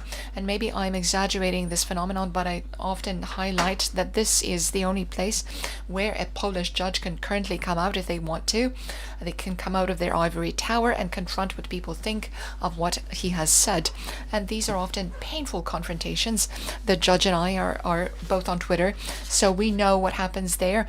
The Twitter mob is ruthless, so I appreciate the judges who opt for that, who confront the public, because it's a very small section of the judiciary, but it has a positive outcome. And we're lacking such mechanisms very much. Sorry to interrupt. Self-restraint.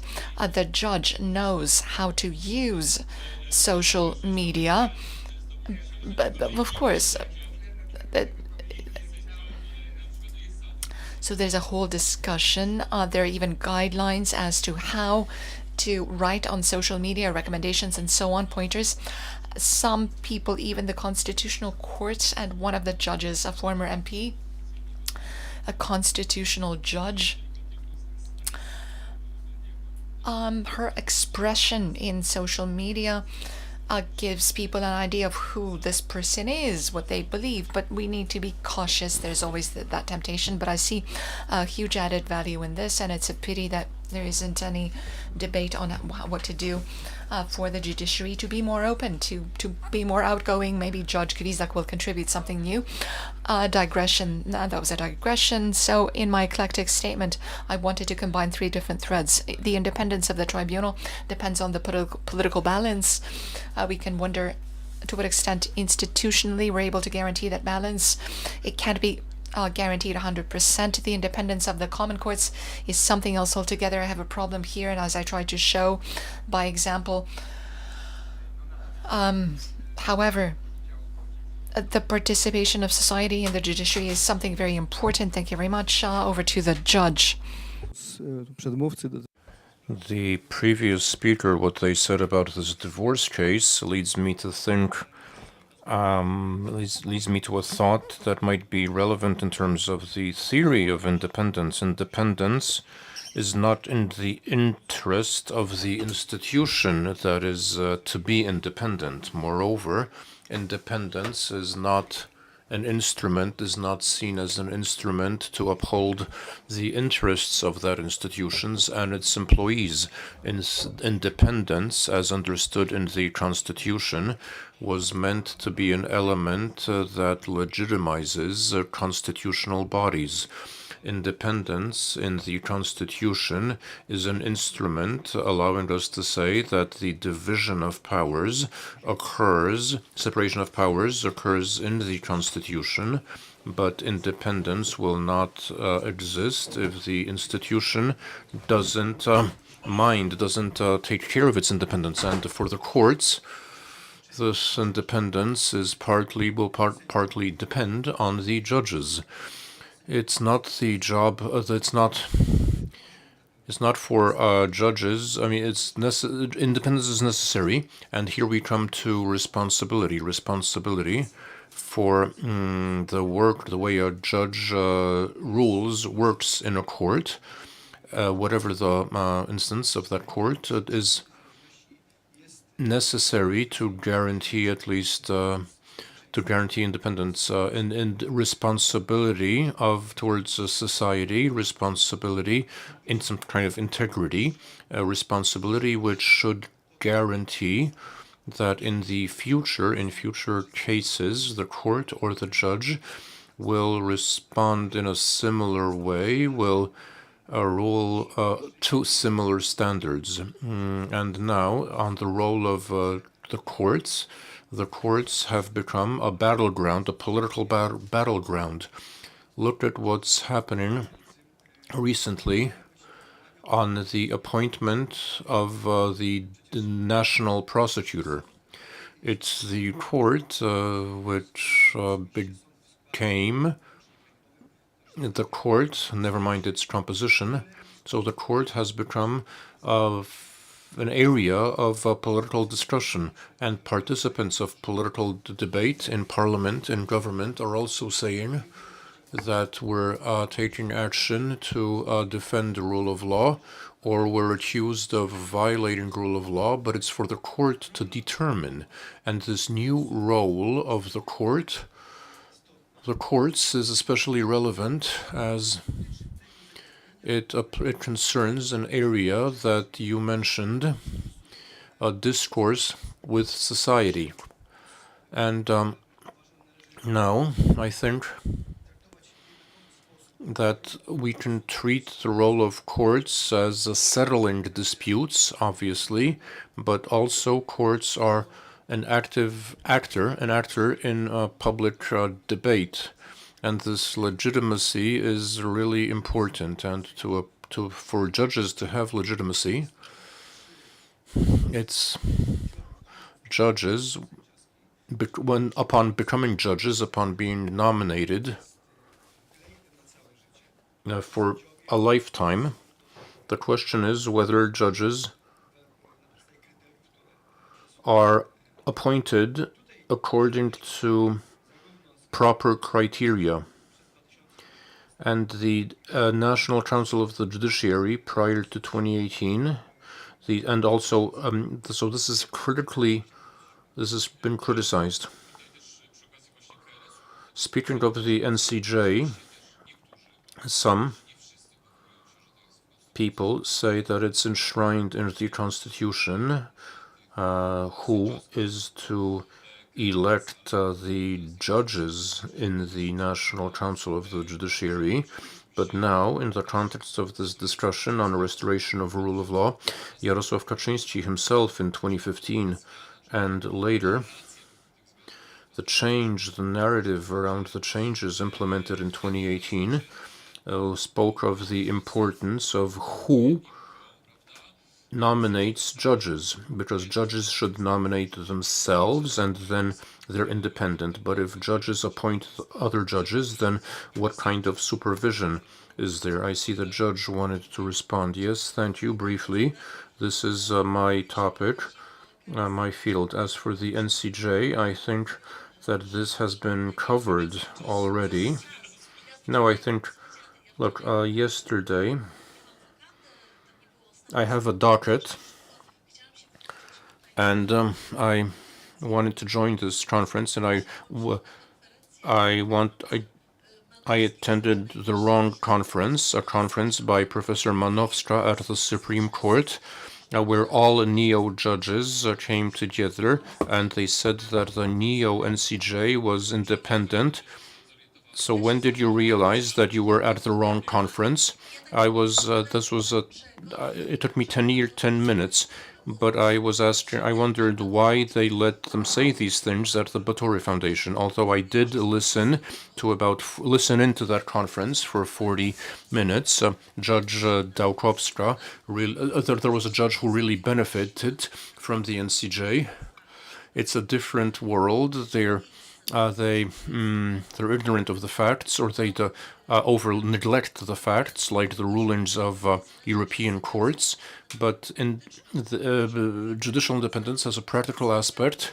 Judges, after 9 months, can take the file, and there's not a lot that can be done. So I see that there are very few tools, few instruments, and the practice of punishment, of and disciplinary practice. No. So if somebody wants to equate incompetence and independence, then what they do is they don't appoint judges. Lech Kaczyński did this.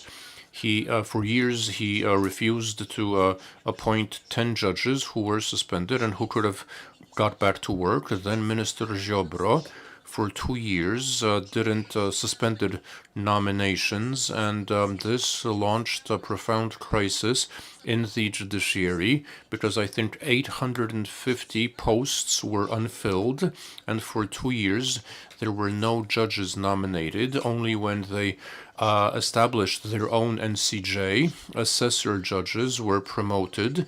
Regional and district and appellate court were in crisis. Then the neo-judges were unleashed, and actually people don't fill the posts, so there's no competition.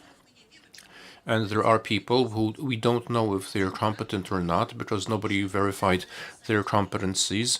I don't know if Neo-Judge X, who was unlawfully appointed by the Neo-NCJ, whether they're good or not, because nobody checked, verified whether they're competent.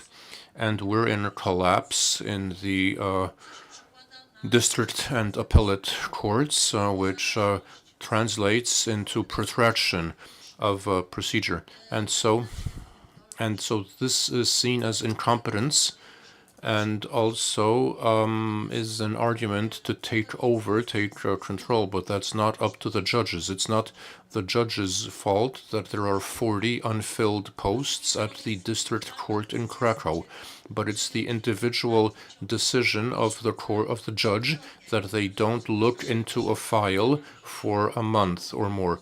But Minister Bodnar isn't starting the competitions, so the competitions aren't held before the Neo-NCJ, but of course it's better when the posts are filled. But this unlawful NCJ, it means that there's a fraction of cases that can be brought to the ECHR, and 10,000 euros will be paid out. Well, nobody bothers. There's this beautiful case of Romanowski, former minister. I've been following the case closely, and it's a good thing he wasn't arrested. But what happened there, when the arrest warrant and the judges were fighting as to who would adjudicate it, who would hear, so everybody wanted to do it, or nobody wanted to do it? No, first nobody wanted to do it, then everybody did. So they were actually squabbling. This shows the chaos we're in. Some cases nobody wants to hear. Other cases everybody wants to hear. Other cases are left for months untouched because we don't have the instruments. We're living in a state of chaos, and putting it back in order will take years. What we can do, bottom up, we can do certain things, but these are still very topical. So just to give people the sense that it's an independent court, the court needs to be effective and efficient, and this is what I wanted to point out, apart from theoretical and constitutional, because this is the best test of independence. Offices and courts. I can also tell you about the tax office.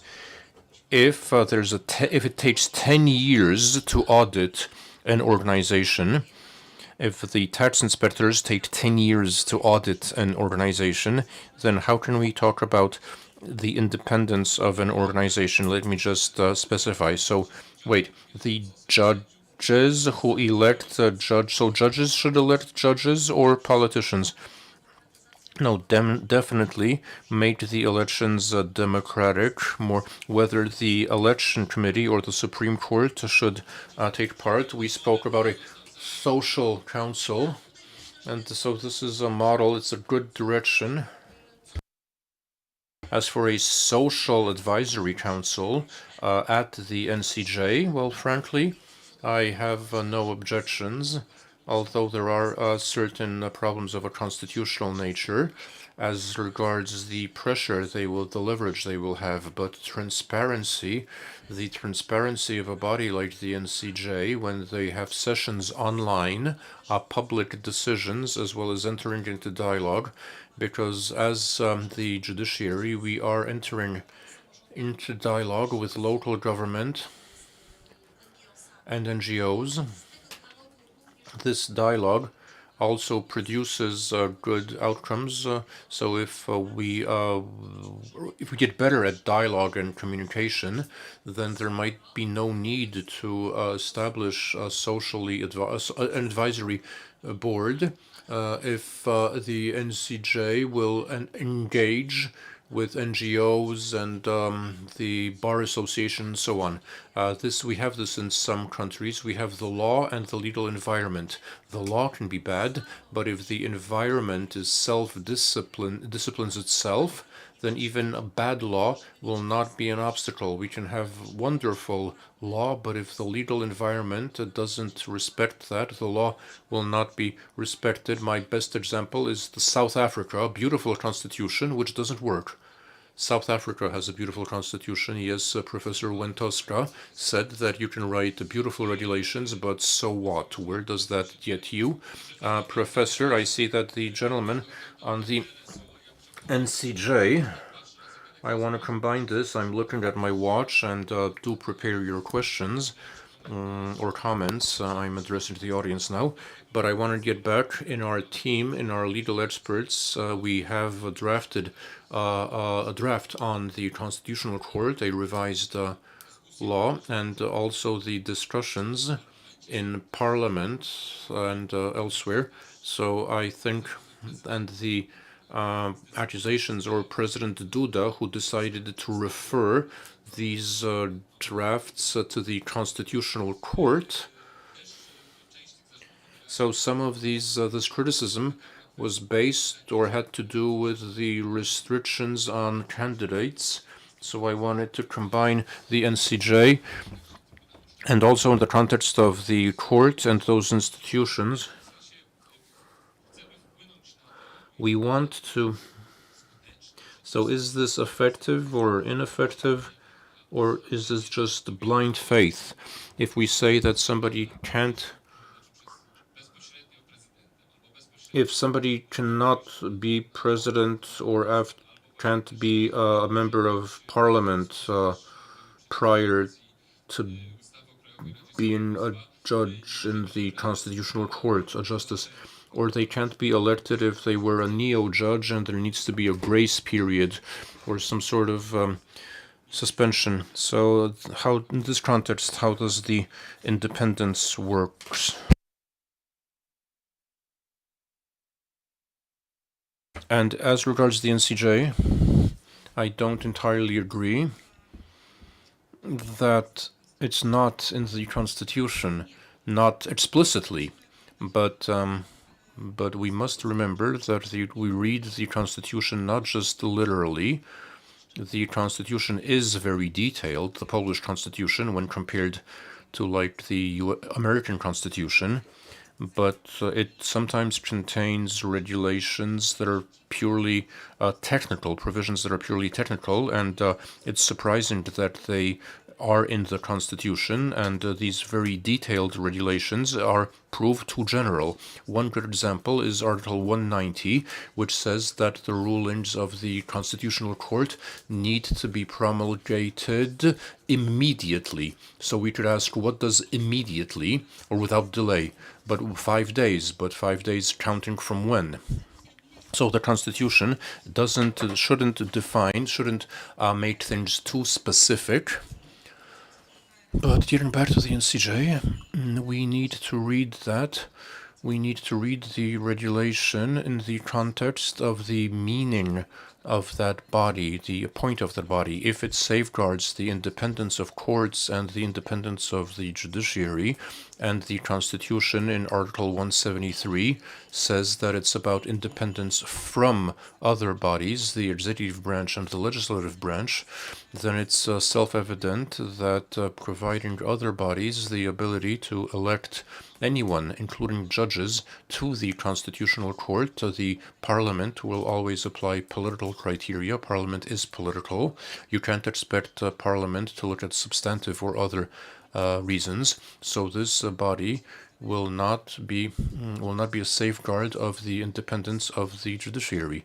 So even logically, if we look at it logically, the independence of the courts can be guaranteed by a body made up by those who are to be protected, namely judges. And this, apart from other reasons, other arguments on representations of all branches of government, but so the majority should be made up of judges. And the Constitution does suggest that that judges must make up the majority that judges need to be elected by a body made up of judges in the majority.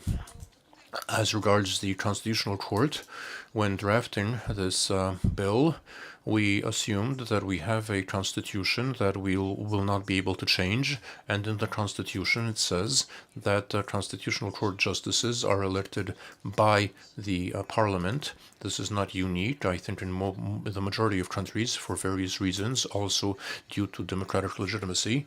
Constitutional Court justices are elected by parliament, or at least part of them are elected by parliament.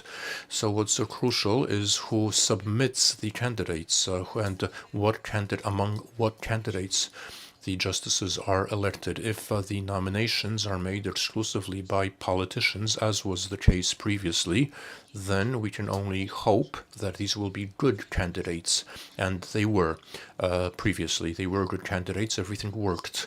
The court was independent.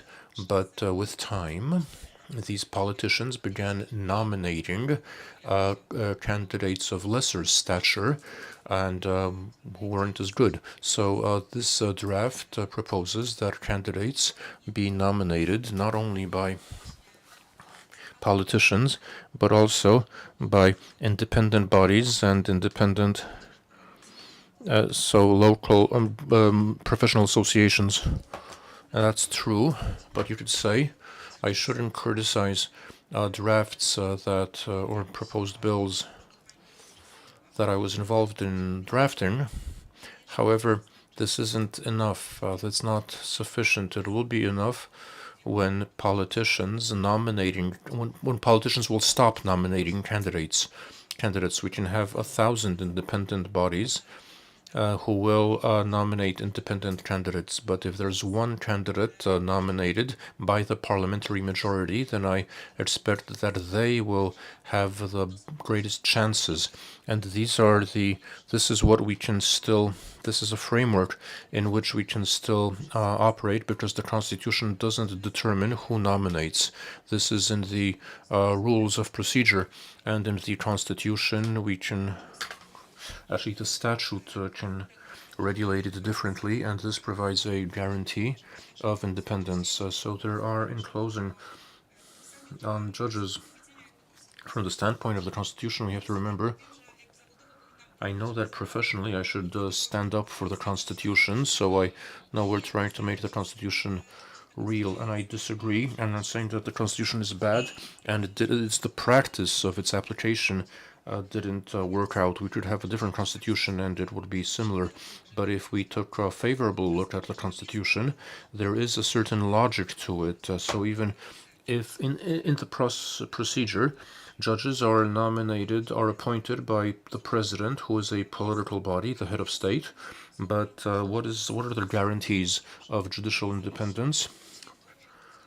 And the fact that there is a body, the National Council of the Judiciary, which is a safeguard of independence and judiciary independence, so it needs to be independent. And combining these procedure is a good example of applying the principle of the separation of power and the balances in practice. So the NCJ nominates as if it's an independent, and the president can appoint, but because an independent body nominated. So that's when we can say that the process is independent. Thank you. And now, I disagree. I'm glad, as a moderator, I'm always happy when there's dissent. Of course, there's dogma. There's a tension between dogma and the social sciences, which are cynical and would say that the constitution is what the legal elites want, but they don't have, they're limited by the text and the force field between them and the political elites. And in this tension, somebody has the upper hand, or there's somebody dominates. And what the legal elite reads, and in 2015, that's what happened. I want to recall that Professor Andrzej Zoll, read in the Constitution that abortion was to be banned in an article which says that the Republic of Poland is a democratic state governed by the rule of law. No, literally, that was the formal basis for the ruling of the Constitutional Court. Poland is a democratic state governed by the rule of law. State protects the law, life, and life begins at conception. So this is how the law is made at constitutional level. So I agree with the professor that a literal, systemic interpretation of the Constitution will lead us to conclude that judges are not elected by the parliament, but also because. And so, but in common sense is that somebody else should elect judges to the NCJ. But the Constitutional Court was guilty of other things. And so the question is, where do I find the problem with the NCJ? Because it's not that the NCJ was selected by Parliament. If it was. And so. And the essence of the problem is that it's not that the debatable constitutional norm was infringed upon. The essence is that how it all happened, and what was distorted was the process of choosing the NCJ. I think the Justice Committee or parliamentary caucuses. Był etap tam przesłuchań tych kandydatów. There was a stage when the candidates were heard, and a parliamentary commission selected those preferred ones. And of course, that those some candidates had an advantage. Some judges didn't want to run, and that's a good thing because they didn't stand a chance. So there are all those stories with getting signatures. I'll sign my wife's, I'll sign for myself, etc. Very strange things happening, and people were selected. It was hard for them who were loyal to the majority that had elected them. That was the problem. If Parliament had chosen them differently, I think it was salvageable. But let me finish. That's the difference between Rechtsstaat and rule of law. The ladies are defending Rechtsstaat. An infringed procedure is disqualifies. If the effect was defensible, then screw the procedure. But the effect was not defensible. So the people who were put in the judiciary were people who should never be there. The problem was with the neo-judges that the NCJ nominated for political reasons. We don't know how many of those 2,000 judges were nominated for political reasons. It matters for the highest courts, because even if a court, a judge was selected for liking law and justice for some provincial court, it doesn't really matter. The problem is, what do we do with this group? And when we're thinking, if we're thinking of solutions, it doesn't seem of key importance how the body is constructed, the nominating organ. I see the fault with selection procedures. The Netherlands, which is reputed to be a country with the best democracy, it's the government and the king who nominates judges, and they're not even bound to select out of nominations. the selection process is so high quality that it's the government and the king who select the judges, and that leads to very high quality candidates. So RNCJ, whether it's flawed or not, well, we need to look at the selection process. It was a problem both in the old NCJ and in the new one. That problem still remains. Period. Thank you very much. I'm sure that you're jealous that we're discussing here without opening up to the floor. So I'll give the mic to the judge, and then we'll open Q&A. The issue of judicial independence. Speaking of the judiciary alone, the examples provided previously signify that this problem is visible also today, and it really exists. Because what else to call other than influencing judicial independence, stopping announcements of vacancies in the judiciary, whether it was Minister Ziobro or Minister Bodnar who did so. I abstained from commenting on the motivation, but the fact that the minister has this instrument at his disposal and the minister decides whether to announce a vacancy, that is something that impacts judicial independence. There are other components as well that are significant, including internal ones, those I mentioned before. The fact that judges do not sufficiently build their attitude, a proper attitude towards parties to the proceedings, they weaken their legitimacy. They don't take up the challenge. They don't build trust, society's trust, and trust is necessary for the institution to have legitimacy in light of constitutional norms. Everything is anchored in the Constitution. Judges' duty to serve justice. Judges themselves, over those 8 years, for the most part, they won this battle for the rule of law.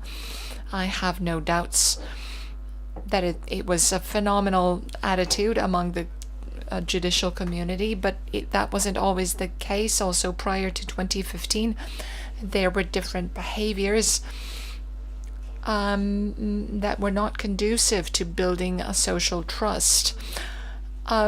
Just to relate an anecdote from 2009, so 15 years ago, there was an attempt to introduce into the Code of Civil Procedure and the Code of Criminal Procedure a provision that would allow, in principle, for witnesses to testify sitting down. And that is a curiosity, a very strange story, where we are requiring everybody in court addressing the judge to stand up, actually. And I signed it myself. We wrote to 320 courts inquiring how the judges would like to comment on this issue. Do they approve?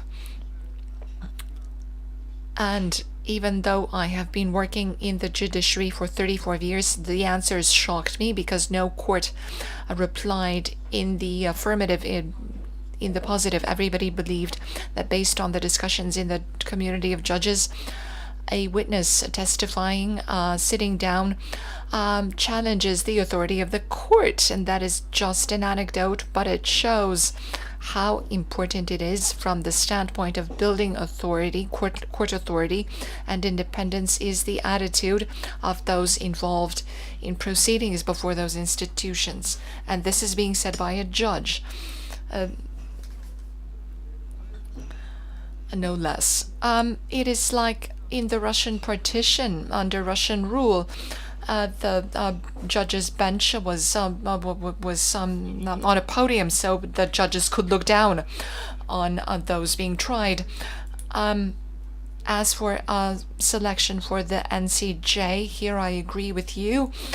As an exception, perhaps one could approve the model in which NCJ members could be chosen by Parliament if in the process of assessing candidates, criteria were used that would be verifiable, also given the current personal composition of the NCJ. Maybe that is the case, but such criteria are lacking. They weren't in place before 2015. They're still lacking today. So in order to build a truly independent judiciary, it is indispensable to to precisely define the criteria for becoming a judge. I see hands being raised. I see the desire to go on, but I see a lot of hands being raised in the audience. We have a gentleman on the corridor side. He's been holding his hand up for a long time. We'll collect a couple of questions and comments, and then we will ask our speakers to respond. So what I hear throughout all of your statements is a tendency to mix notions from the realm of autonomy with those from the realm of independence. Briefly, autonomy is the ability to regulate one's own position through one's own legal norms, one's own structure, and so on. So this relates to the inside of a given organization, whereas independence is external in aspect. So when speaking of independence, what we mean is that the institution is capable of acting with no influence from the outside.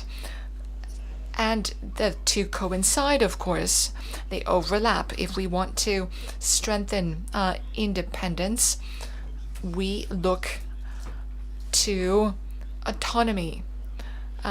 So, for instance, we might introduce some regulatory procedures regulating the position of judges, the transfer of judges, and so on. If we look at our constitution now, the strongest constitutional position is held by independent and autonomous churches and religious associations. So if we want an institution to be truly, fully independent, then we give it the option of autonomously shaping its legal, organizational, etc. circumstances. That is a simple solution, but it's not so simple on close scrutiny. We have revenue audits and audit institutions. They act as though they had full autonomy. However, a tax audit that goes on for 10 years, what is that? Is that independence, or is that simply divorced from reality, where an institution shapes its own remit without any control? So we need to be very cautious. Increasing independence through autonomy measures might lead to a pathological situation. I understand there's a gentleman in the back, Marcin Wolny, Helsinki Foundation attorney. One comment, Mr. Sokołowski mentioned judges who write on social media, building the authority of the judiciary. There is another layer to this going in the other direction, namely judges who don't build authority. Sometimes I would prefer to have an idealized image of judges rather than knowing that they're like all of us. They have their political views. They're stereotypical. They make mistakes. So sometimes I don't want to point fingers to people or cities like Łódź. Sometimes this presence on social media is problematic. However, to what extent? Judicial independence is key to in protecting human rights. To what extent the judges community, the relationships between judges and associations, to what extent is that a problem for independence? Where is the boundary when these connections threaten judicial independence?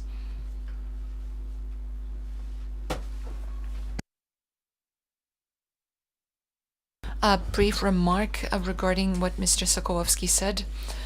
The when it comes to electing judges for the NCJ, the international community, the European Commission, the European courts, but also member state governments had no problem with who was elected, but how, with how.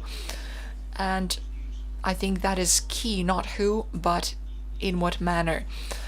And briefly, a question. You mentioned the Netherlands as an example of an election procedure for judges.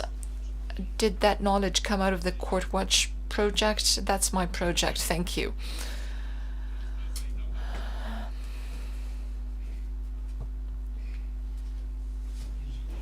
Jerzy Śliwak, Polish Chamber of Mediators. I understand that we're talking about independent judicial institutions. Maybe a topic for the future is how currently institutions within the judiciary are interdependent, the executive bodies and legislative bodies. But within this formula, I would like to ask about the role of independent institutions like legal organizations, associations of judges, prosecutors, and so on. And also, do you see any institutions in the mediation field? Because back in 2005, our country was going in the direction of a free state where Article 10 of the Code of... So in the realm of independent institutions, do you see a place for mediation institutions? Let's get the last question and then we'll wrap it up. Irena Vankev of ODIHR, a short comment, because our Office for Democratic Institutions of Human Rights, OSCE, deals with judiciary independence, and let me point you to a document that appeared last year, the Warsaw Recommendations on the independence and responsibilities of the judiciary, and it goes in tandem with the Kiev recommendations that came out 10 years prior. We talk about how judges are selected, the bodies selecting them, disciplinary responsibility, and independence safeguards, and the responsibility of judges. So it's important that you touched on this theme. Independence doesn't mean that somebody is not accountable, doesn't have accountability. So judges and the judiciary are not acting, they're not divorced from rule of law guarantees. So one remark, you said that there needs to be a social oversight, social control, and if I understood well, this a type of that court sittings, court meetings have to be broadcast. That would be a good thing. I actually differ, because we're looking at this in a variety of countries, how court broadcasting is being instrumentalized by not fully democratic authorities to intimidate judges, parties to the proceedings, and lawyers and attorneys. So I don't think that such modern technologies always support independence and credibility. Sometimes they can be used to intimidate. And by the way, I hope that the Warsaw Recommendations will be translated, which will be translated into Polish, and they will serve you in a couple of weeks. An opinion, an ODIHR opinion, will be published on the draft law on the NCJ, and hopefully that will provide more fuel for the discussion. Thank you very much. Thank you, and I think I'm looking in this direction. I'm looking to you for answers, because there's a discussion that's still pending, but if you'd care to comment and answer these questions briefly on the NCJ. And let me get back to the beginning of our conversation and the British concept of rule of law. So what is important in this system? What is important is motivation and purpose. In our continental system, in Polish law, we relied until recently on a linguistic interpretation, legal positivism in the German sense, but we see there's a fluctuation of ideas there and a need specifically to allow us to expand, because there is an expansion of judiciary competence. This is done by interpreting the law, but there's also a social need, as I see it. And getting back to the NCJ, if we have the need, if we want the NCJ to be more pro-social, if we want it to be controlled, overseen, monitored by society, if this is to go through Parliament, then there's an important thing to bear in mind, a constitutional thing that we don't have. And electing to the Constitutional Court and the NCJ, I'm for judges to be elected by Parliament, a qualified majority. This was done by the Germans in September. I attended a conference in September, and the Polish-German panel, Marta Worywoda and myself were invited, because they were very worried, very concerned by the potential outcome of elections in the Eastern Länder, where the extreme right and populists could have the absolute majority. And there, in the Länder, there's a lot of influence by politicians on election of judges and appointment of judges to administrative positions. But they really wanted to protect their constitutional court, that the Bundestag agreed to call a vote on changing that the Constitutional Court is to be elected by a qualified majority. I'm not sure if it's 3/5 or 2/3, while in Poland we still don't have this safeguard. And why was it so easy to seize the Constitutional Court? And the election of 15 judges by Parliament is faulty, because if it's an ordinary majority, it'll always be interests. If it's a qualified majority, then we can then this would be some kind of safeguard, some kind of guarantee of democracy, or at least a social consensus. And as on mediation, that's also a topic I relate to. It's close to my heart. My dream, and I think the dream of the professional associations and mediators is a multi-door system. So a court that provides various ways of conflict resolution, not just with verdicts and sentence, state coercion, but using different methods. And here we would have, there'd be a greater role to play by professional associations in dispute resolutions. This would be more flexible, less formalized. There wouldn't be the state coercion or some kind of oversight, supervision over this decision, but we won't have this until the mediators, as long as mediators are so scattered, kind of. Standards. The standards are that we should have more centers of mediation, which are accredited, and a uniform code of conduct for mediators. This would raise competencies and standards and build trust in the institution of mediation and the authority of mediators, as well as the ability to resolve disputes by way of mediation with some kind of oversight by courts, would be not so much universal, but would be there'd be a lower threshold. It would be more accessible. Again, we're just summing up. So, of course, we can talk over lunch, which is coming up. Two more things on the NCJ. First of all, I disagree that it doesn't matter. I mean, it is important who elects and the procedure. What matters is that we select the best candidates. We can have the best procedure, but we won't select the best people. This is wishful thinking, but it doesn't really depend on us. It's not really up to us. So this procedure and this independent body is necessary to build trust.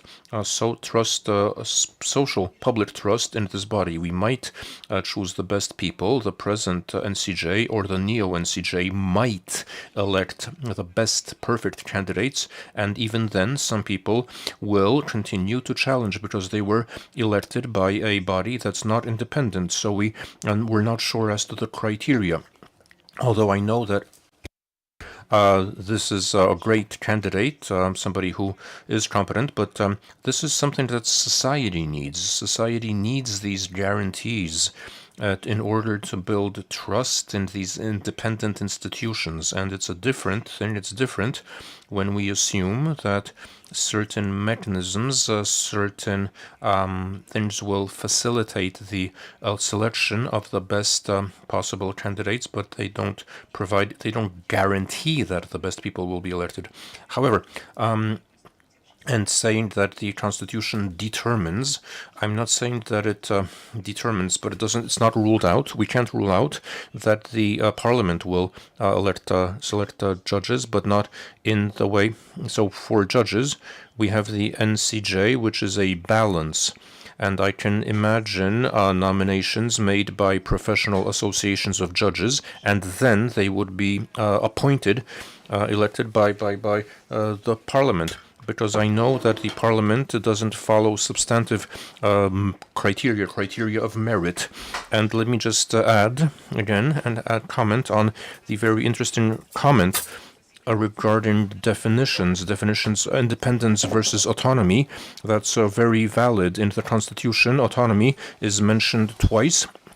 Is mentioned for churches and also for universities, tertiary institutions of learning. But we need to see how we define the concept of independence, and that it can be defined in a relational way, as in Article 193, separate and independent of other bodies. And this is an independence that's directed outside, while the author of a monograph on independence, on the independence of constitutional bodies of the state, Professor Wojciech Brzozowski, writes that independence can also be defined in an attributive way. So it's a feature, it's a quality somebody has. And then this is on an inner independence. And here autonomy can also both strengthen that independence. If we have a body that can regulate something for itself, but then it's more likely to be independent than when it's being regulated by another body. So autonomy does strengthen that. But if we look at the autonomy of the rules of procedure of Parliament, we have Article 112. We need to remember that in this autonomy, the Parliament doesn't regulate everything, but there are only 4 areas which are listed in Article 112. In other areas, it is regulated by an act of law, which is also adopted by the Senate and the President. So the Parliament defines its own regulation to some extent only. And this is interesting, but it's also controversial, and goes to show that it's always worth defining certain concepts before we talk about them, about their relation. So to summarize, because I won't cover all the subjects, but there's one thing I wanted to point out, one thing that recurred in this discussion. Politicians specifically are convinced that the law shapes reality, that it's enough to adopt a law and everything will be different. Lawyers also fall prey to this illusion, because the law shapes reality only to some degree. The law reflects reality. A norm is one which is accepted, which has consensus, or which is the product of political balance. And we can conceive the norms that we think are the best, but without political balance, this won't work. It worked for the Germans, the election of using an ordinary majority of Constitutional Court justices, because the present establishment is a threat from a party that wants to do away with the establishment. It worked in the election of using an ordinary majority, worked in Poland, as long as there was a balance, as long as politicians followed a healthy hypocrisy, and to the effect that some judges need to have some achievements. But if we introduced 3/5 majority, then nobody will be elected because the system is so polarized, and it's a problem that affects the law, and that's because we have a war between these two parties, these two camps. It's a war that's going on. It's a war, and the Jarosław Kaczyński decided to do what he did, and Donald Tusk came to power because he called Jarosław Kaczyński the devil incarnate, and his voters see him as a cross between Hitler and Stalin who needs to be eradicated, and we have a problem. So as long as this polarity, as long as Poland is polarized, then there's no reason we won't achieve anything. Right. I hope we will continue to debate issues, and I hope that this polarization will also go away. And let me just say that a restoration of rule of law, we're still starting. We'll start at the beginning of the journey. And if we have a head of state who is not, who is an obstacle, who is not that doesn't mean that the government still has to say what we're aiming for. And on the question asked by Marcin Wolny, this state of insecurity and confusion also exacerbates the problems within the courts, and polarization is getting ever deeper. And do remember that this matters not just for the community, not just for judges, but also matters for the future, how the judiciary will be perceived if this state of uncertainty persists, if we still keep talking about neo-judges, which I don't use this term myself, but it's been used a number of times. And yesterday there was an announcement by Professor Markiewicz that even he is aware that most of these judges will remain on the bench. So will continue to be judges. So where will we be as a society when we have to deal with the fact that these dismissively termed neo-judges will continue to rule in courts at various levels of the system? So this is an issue I'd like to emphasize, and there's a fundamental issue on the role of the NCJ. We need to remember that the NCJ has a fundamental task, namely to select the best candidates for judges. So it's not about finding people who are popular, it's about finding those members of the NCJ who are competent to elect the best people at all levels of the court system. It's not a beauty competition, it's about defining the criteria, the qualifications, desired qualifications for candidates, and the criteria of future judges to be elected by the NCJ, and only then will the process of restoration of the judiciary and building authority. That's a wonderful wrap-up, recap. As we can see, it's not a simple subject. Independence. I tried. So I'm very happy that we asked what is the purpose of independence in the first place? What is it for? And it all depends on how it's defined. Okay, I wanted to really thank all of you. And I'm sure you liked this discussion as well, and thank you for your comments and questions. There's always something new that comes up. I'm sure we will be revisiting this, perhaps not 2 years.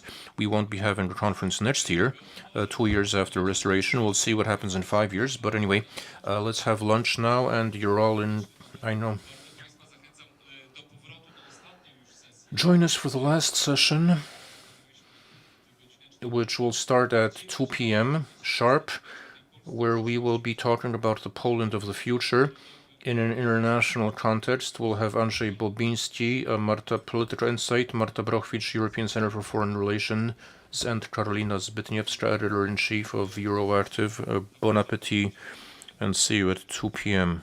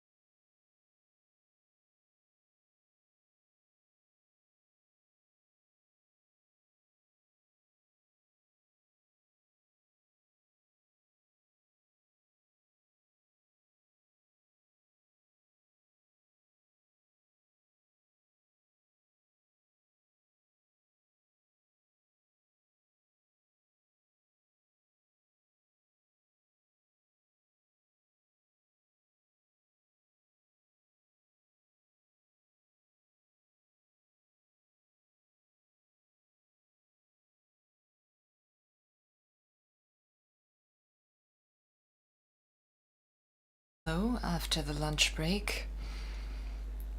Ahead of us is our last panel, titled Do We See Where Polish Policy is Going? Already after a year, we were wondering whether to change that to whether those directions of Poland's development can still be seen. So I'll start by introducing our panelists. So to the left of me is Karolina Zbytniewska, the head of Euractiv Poland.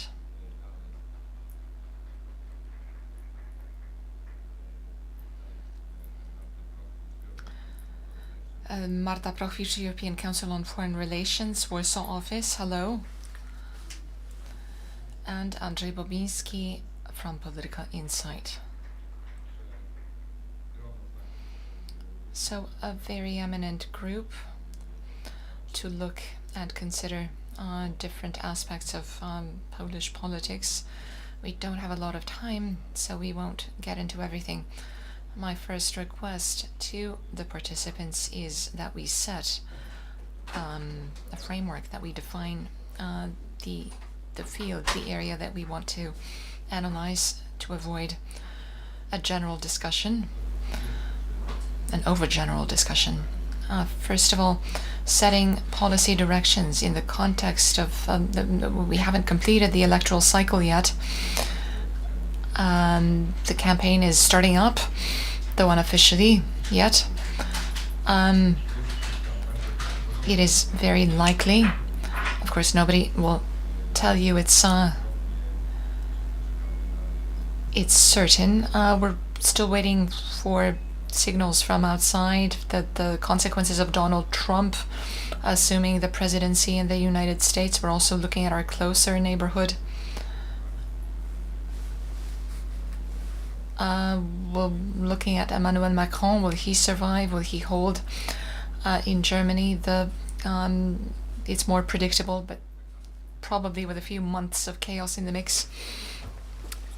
So there are several indicators that we are in uncertain waters. So the question is, can we allow ourselves to have a strategy-driven politics or policy in Poland? Or are our politicians doomed to be opportunists in pursuing certain goals which have been defined?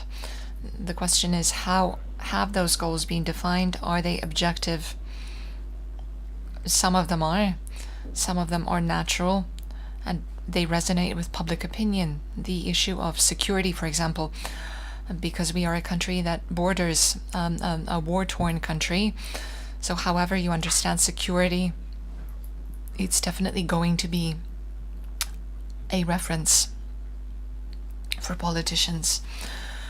Other issues are not so obvious. Research indicates that in number 2, coming in second, there's more research, of course, but recently I watched a study in TVN.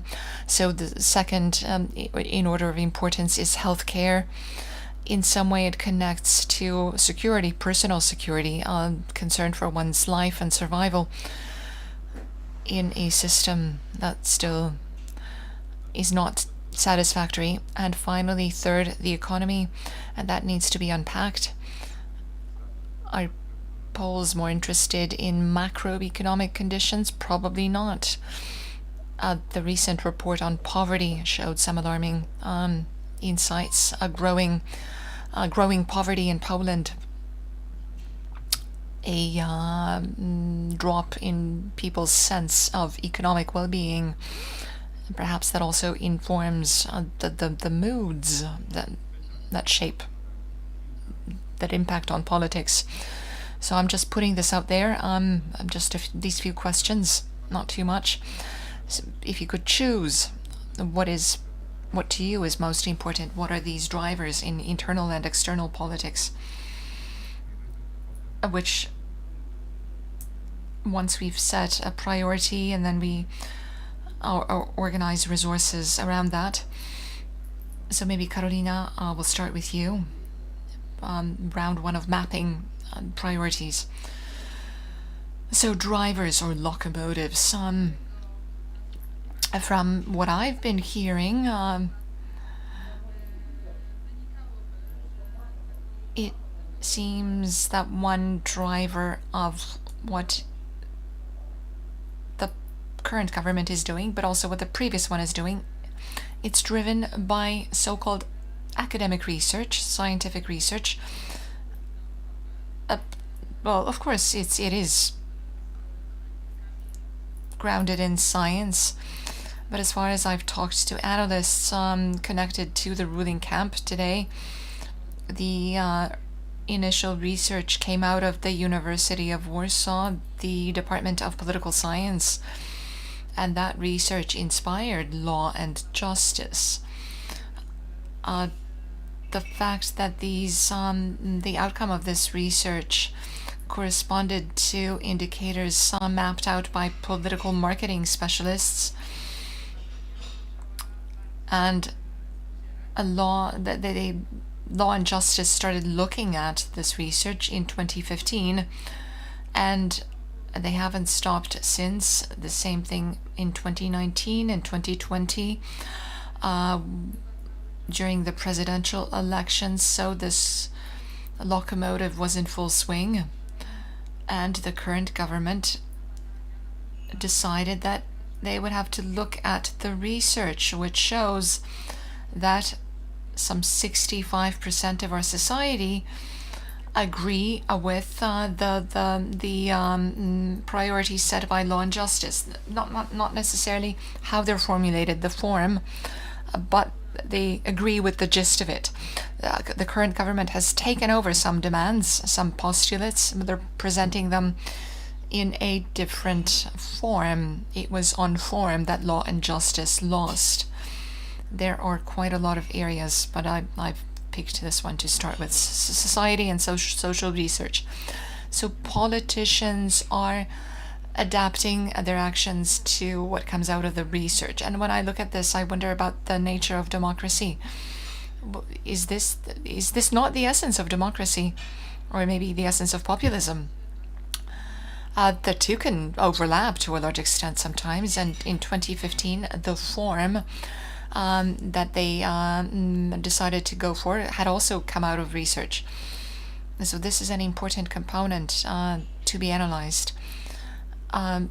Whether democracy is following the will of the people, the voice of the people, versus governing as the ability to formulate strategies and take responsibility for what is necessary, though not always conscious.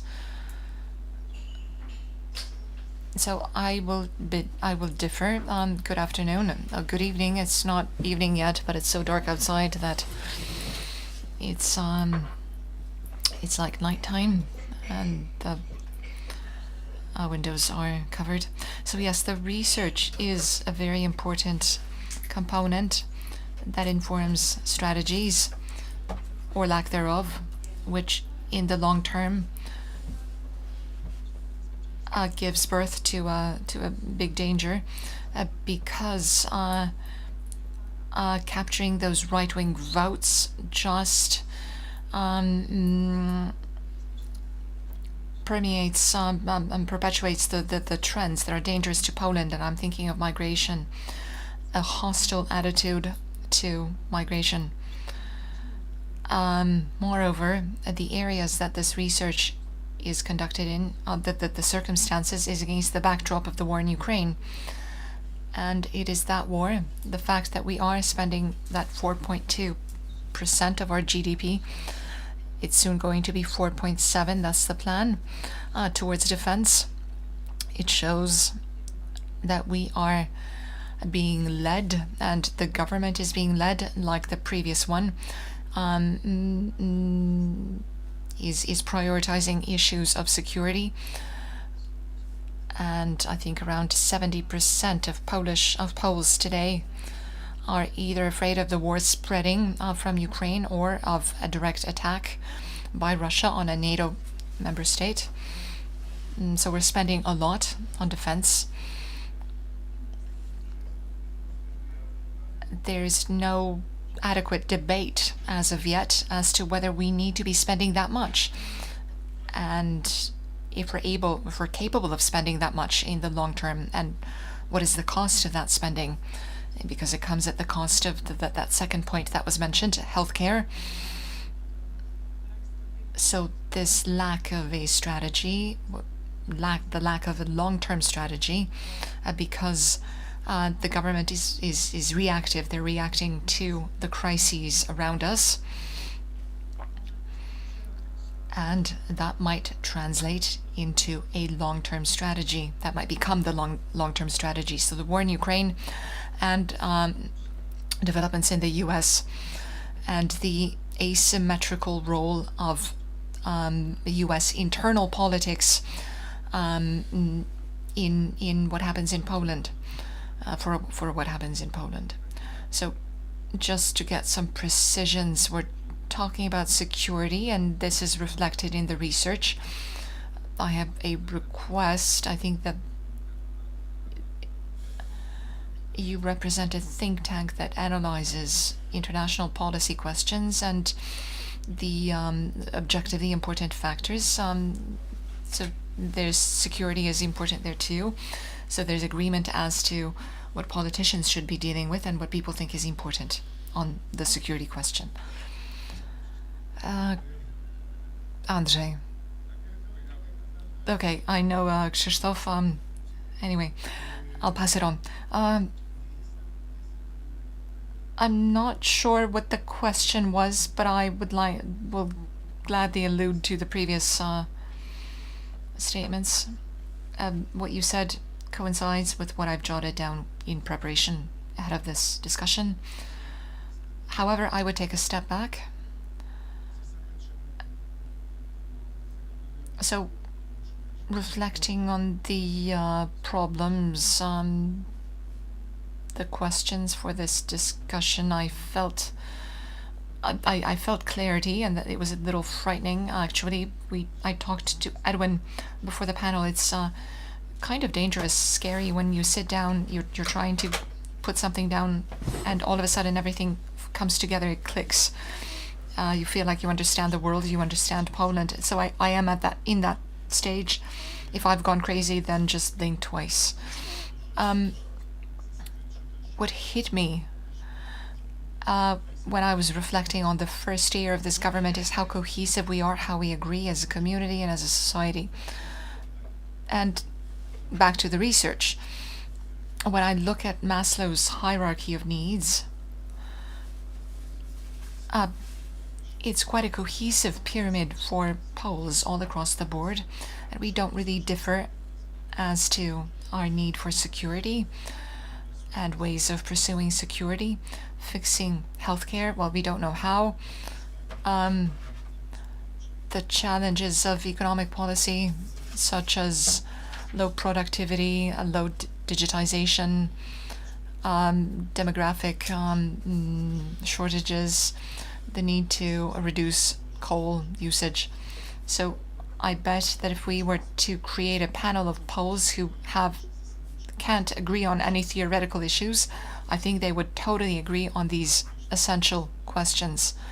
I am not a symmetrist. I don't believe in symmetry. And I'm sure there's a huge difference between Law and Justice and Civic Platform. But what we're seeing, however, I believe, is a political feud, a dispute that focuses on symbolic matters, which are far away from Poles' basic political needs. And that's why the research that shows what it shows. I was speaking of the pretty things, but it's also the attitude to strangers. It's no coincidence, as we know, that our politics is veering right. So our politics has swerved to the right in trying to follow what Poles seem to need. There's nobody who comes out and defines the dispute differently, presents a set of different proposals, and is able to say, okay, I've read the research, I know what Poles want, but I have a different vision, and I'm going to convince you. This is what we're missing on our political arena. I'm not sure if there is room for it, though. It's just the way it is, and what are you going to do about it? Thank you.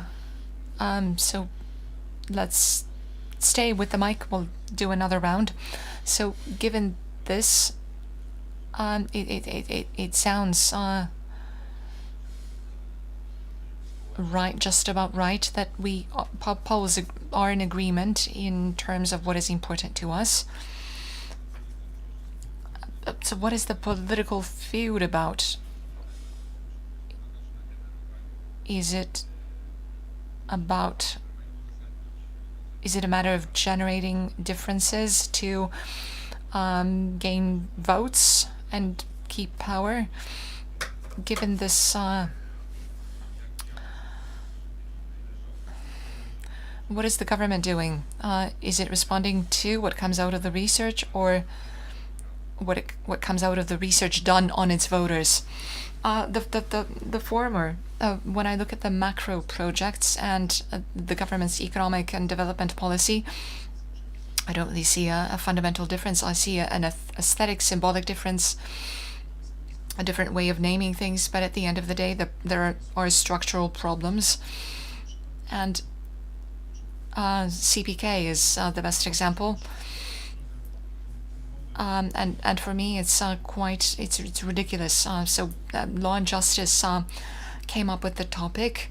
The opposition attacks it before the elections to mark a difference, to stake out a difference. Then the topic ends up in purgatory. It disappears, and I bet you that in about 6 months it's going to come back. Civic Platform will start talking about the central air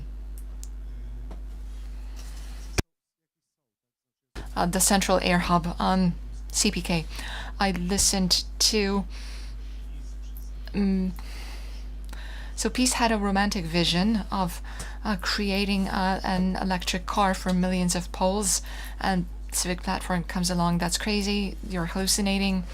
It's not going to happen. We'll do an electromobility cluster with the Chinese to develop, to supply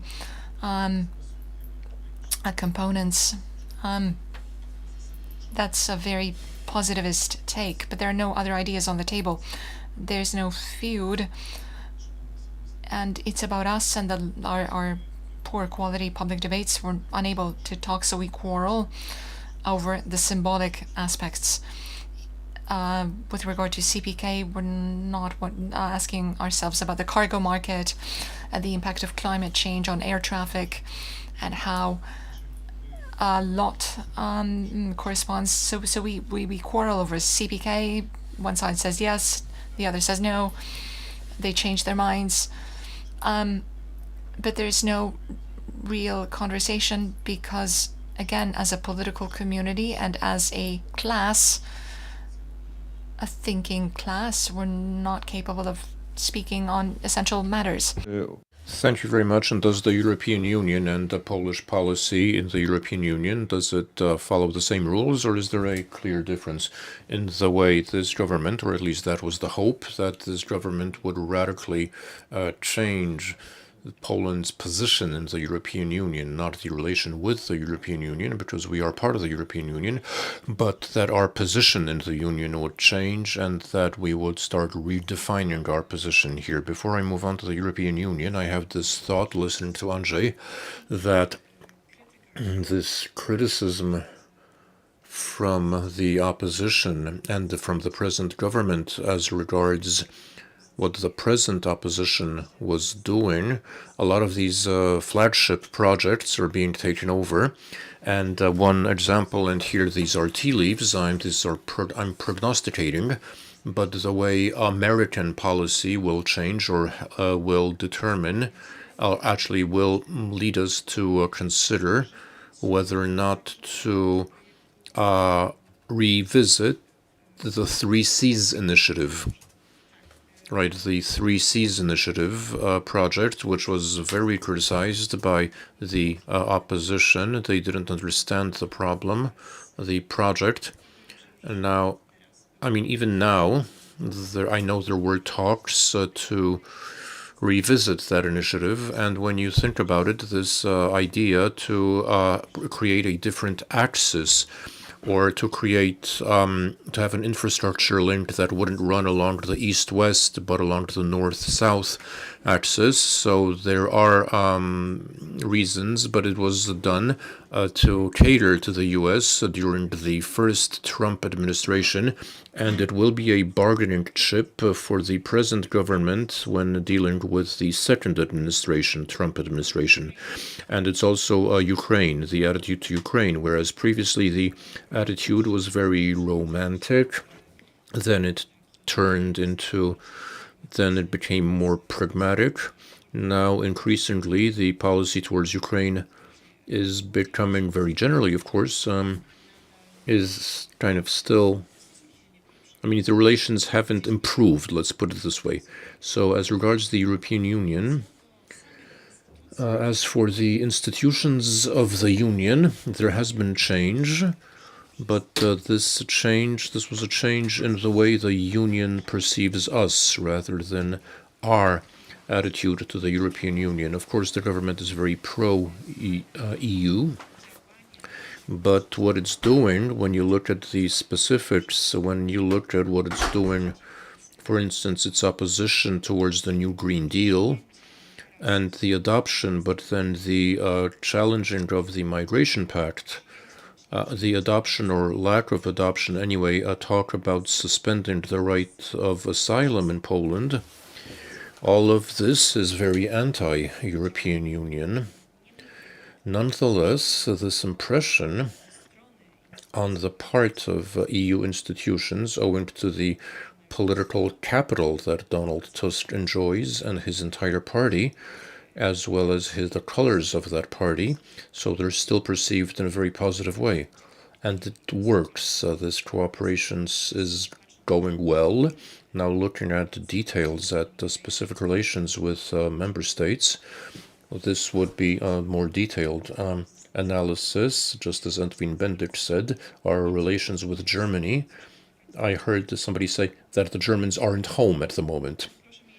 I didn't say that, I'm just quoting somebody, but the Germans, that there's nobody to talk to in Germany at the moment, so we're waiting for the next government to come. And with France, this is also the main issue.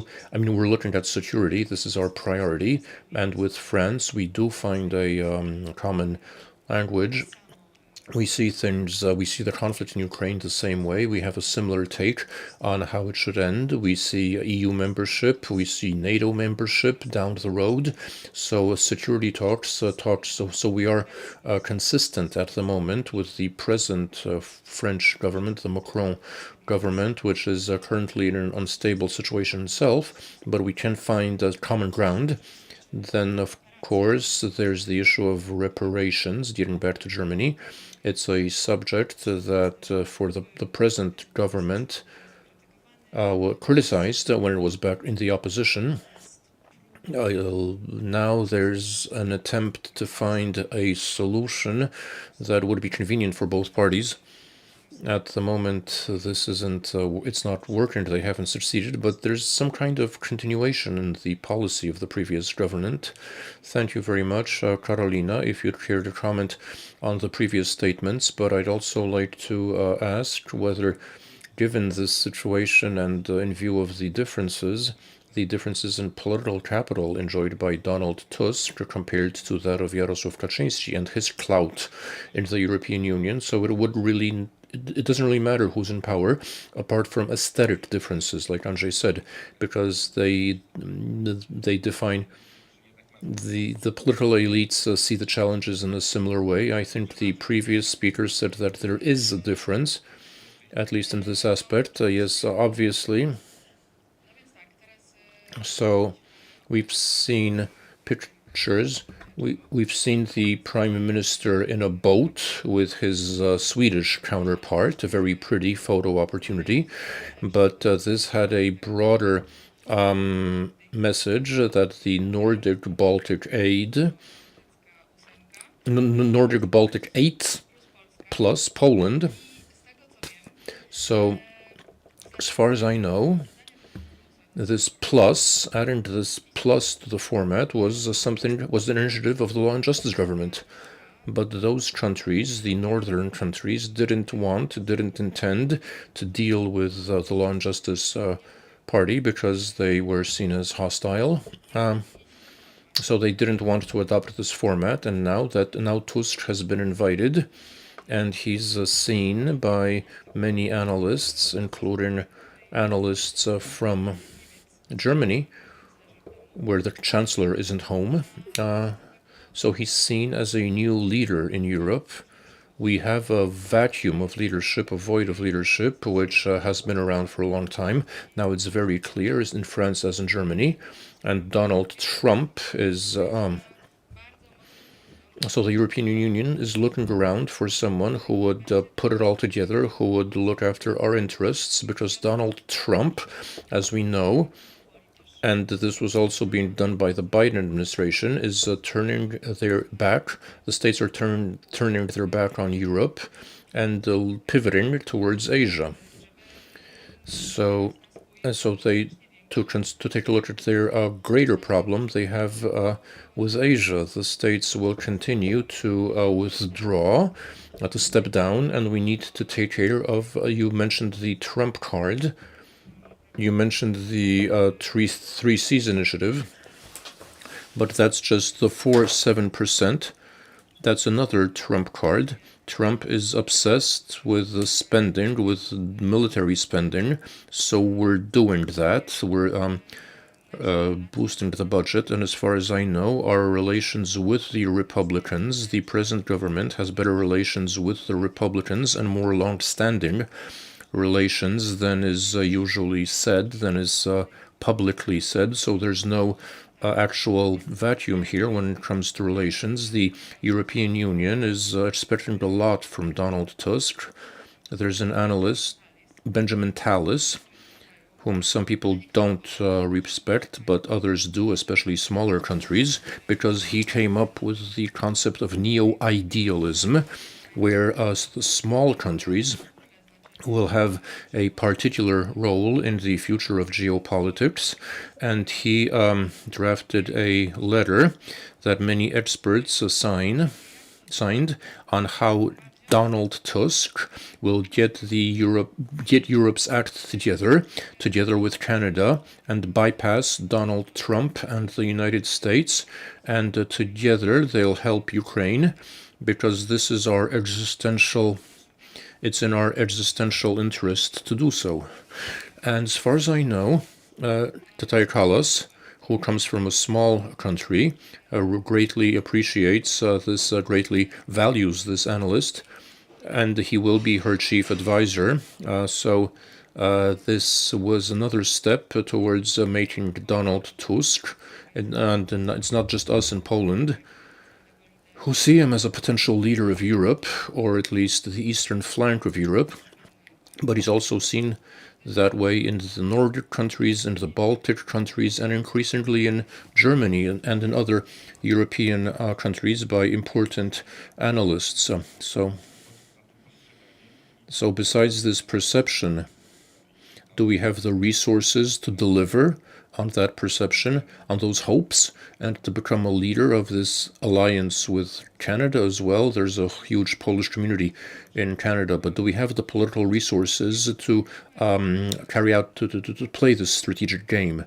Recently, when we were talking in Sopot, on the coast, with former Prime Minister Jan Krzysztof Bielecki, who was Prime Minister in the early 90s, everybody was saying how Europe should get its act together, become independent of the US, but Prime Minister Bielecki said that everybody was like living in a movie, so everybody was deluded. Anyway, we are trying to make we want this to be a realistic alternative in the future, but it's not merely about not stopping cooperation with the US, but we need to arm ourselves. We need to look after our own interest to become a rational counterbalance and a rational partner for the United States. So they treat us as a worthy and a rational partner, we as Europe. Okay, I'll hand it over to other speakers, but as Poland in Europe, can we play such a role, the role that some would have us play, to fill this gap, this void in leadership? Fortunately, we're not alone in Europe, and since there is a grassroots or maybe an international consensus as to the potential power of Donald Tusk as a leader, then perhaps we might entertain this. Getting back to our first conversation about idealism and research, the research shows that people with liberal leanings like people who are nice, warm. They like leaders like that, while those who have more conservative thinking prefer strong men, strong leaders who flaunt their power, who aren't agreeable, who don't smile, like briefly.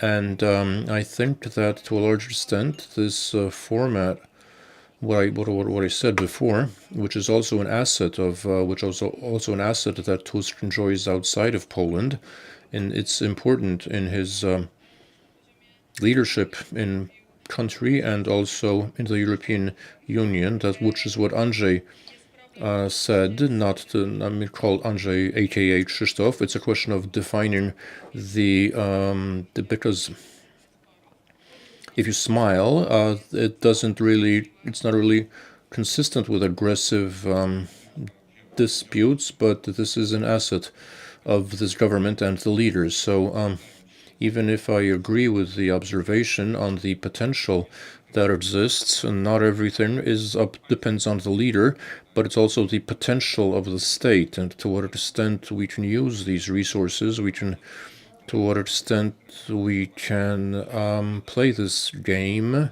It's a question of what our politics is like, to what extent is Polish politics lifting above its weight. Punching above its weight. I agree with myself and I agree with everybody else. So this is worrying. I was listening to Marta and I thought this is exactly the way I see it, and there's something wrong with me because I normally disagree with people. I fully agree.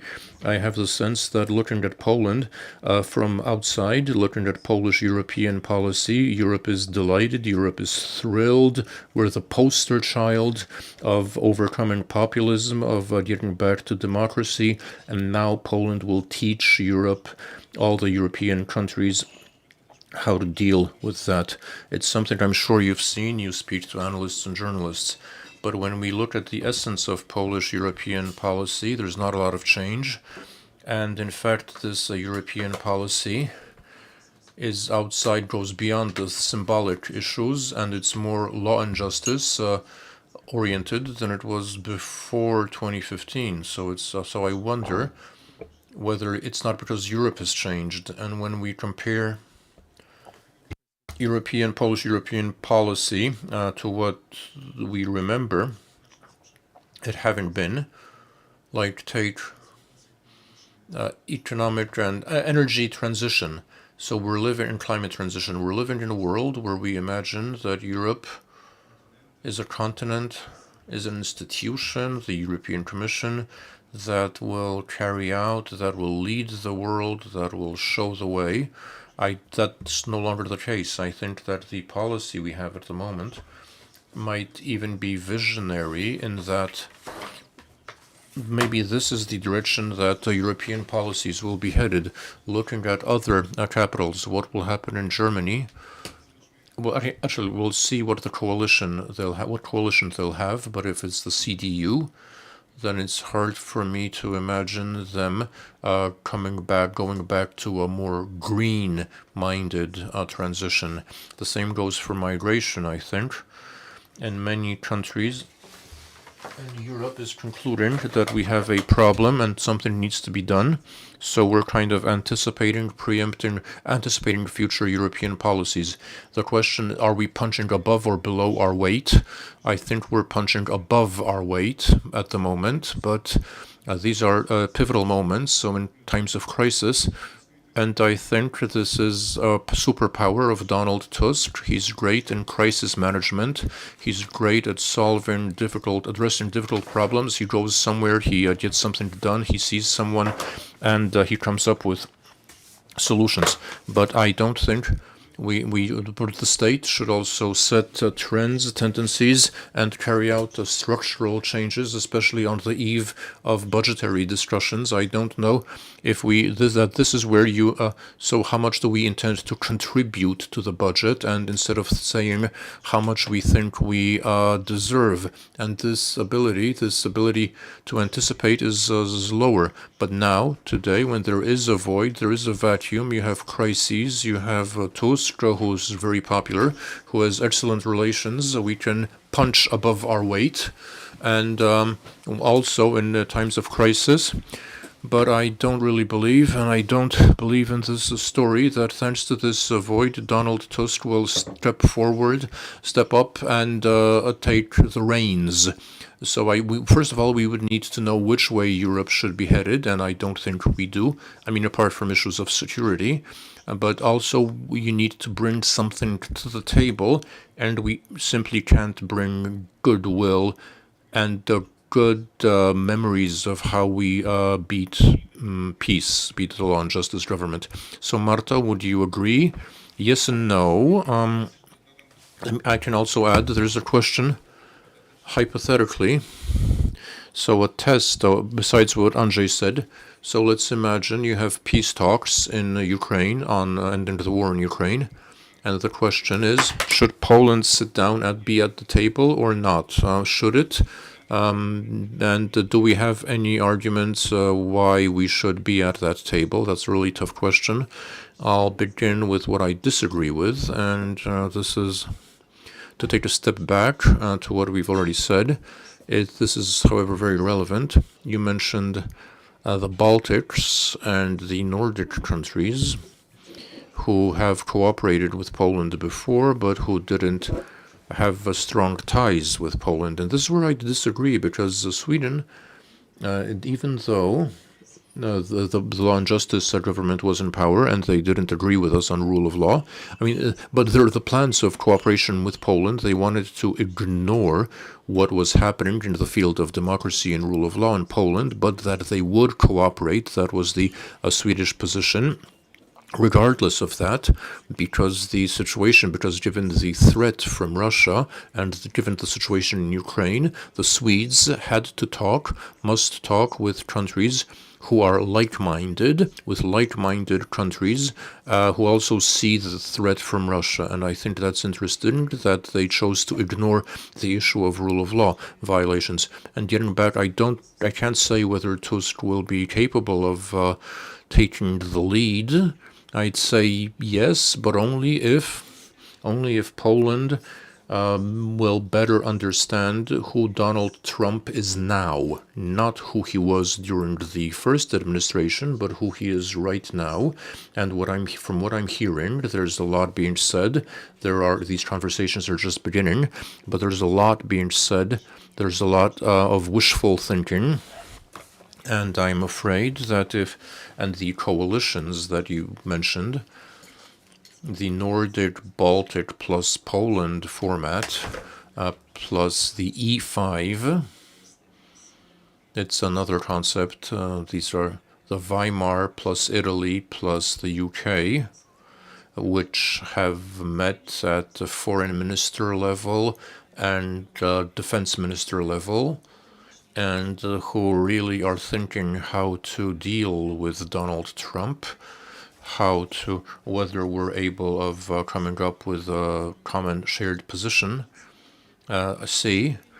And this shows that Poland does have some clout, some leverage. France and Germany are kind of absent. The UK is coming back to the game, to the playing field, and we see a number of things similarly. So there is this cooperation, but we're too guided. We're too wishful thinking. We allow ourselves to fall into wishful thinking. But I do disagree that spending 4.7% of the budget on the military is nothing. Won't impress Trump. So what he says that the European countries should spend more on defense. That's a bargaining chip. That's his. It's not his goal. He doesn't want them to spend more, but it's just his way of bargaining. It's what he's putting on the table to push someone in a given direction. So if you have a country which is already spending 4 point whatever percent, then there's really nothing else Trump would want from a country like that. So what can be a bargaining chip from the E5, from our E5, we can perhaps purchase U.S. ordnance, U.S. Military equipment. So this is Poland's wishful thinking. I'm just spending money on defense and welcoming Trump and being happy that 96% of the Polish population of Poland is pro-transatlantic and generally sees the U.S. in a positive way, in positive light. Today, for Donald Trump, that doesn't mean a thing. The only thing that matters to him in his very transactional approach, which has become even more transactional now, because he's got a lot to prove. This is his second administration, and the people around him, his entourage, will no longer moderate him, tone him down, because this time he selected loyalists, and so they want specifics. And if we want to pull the wool over our eyes and delude ourselves that he likes us because we have a special relationship, because we spend a lot on defense, everybody thinks, so we need to bring something to the table. And what we can bring to the table at the moment, this list, we're thinking about what we can, actually all the think tanks at the moment are thinking about this. So buying U.S. military equipment, this is very transactional, don't take offense, but again, it's just buying U.S. products. It's LNG, liquid natural gas, perhaps China. The Americans don't want us in Indo-Pacific, so this won't be an argument, but my friend from the ECFR wrote a great paper. My colleague from the ECFR wrote a great paper on European sanctions on China that we could threaten if there's a risk, the situation in Taiwan escalates. We do have leverage when it comes to sanctions on China. So that's one thing that can happen. And also being important in Ukraine, just being a logistics hub for relief to Ukraine doesn't mean anything if we don't help get his success in Ukraine. If we're able to put this on the table, and he says, damn, without the Europeans it won't work, I won't be able to resolve the situation in Ukraine, and he has to resolve it because that's one of his main things, that one of his platforms during the campaign. So it's not just foreign policy, it's become domestic policy with his promise to end the war in Ukraine. And so if we are able to add this leverage, so if we can say that thanks to us Trump will succeed in Ukraine, then we will have clout, some sort of leverage. Mały reset, bo pod tej dyskusji. So let's reset. I think geostrategy is one of our main obsessions in Poland. Although we know it's otherwise. We've been complaining that these things are held captive by domestic policy. So let's get back to domestic policy and let's start with Andrzej. So the year is coming to an end. And yesterday we were talking about restoring rule of law, but there is a range of other issues. What is your view of what has been done? What's your assessment? how well was the plan put into action, and what are the prospects? Not just following social research, blocking the border, strategic relations with Ukraine, that being subordinated to local, preserving peace locally.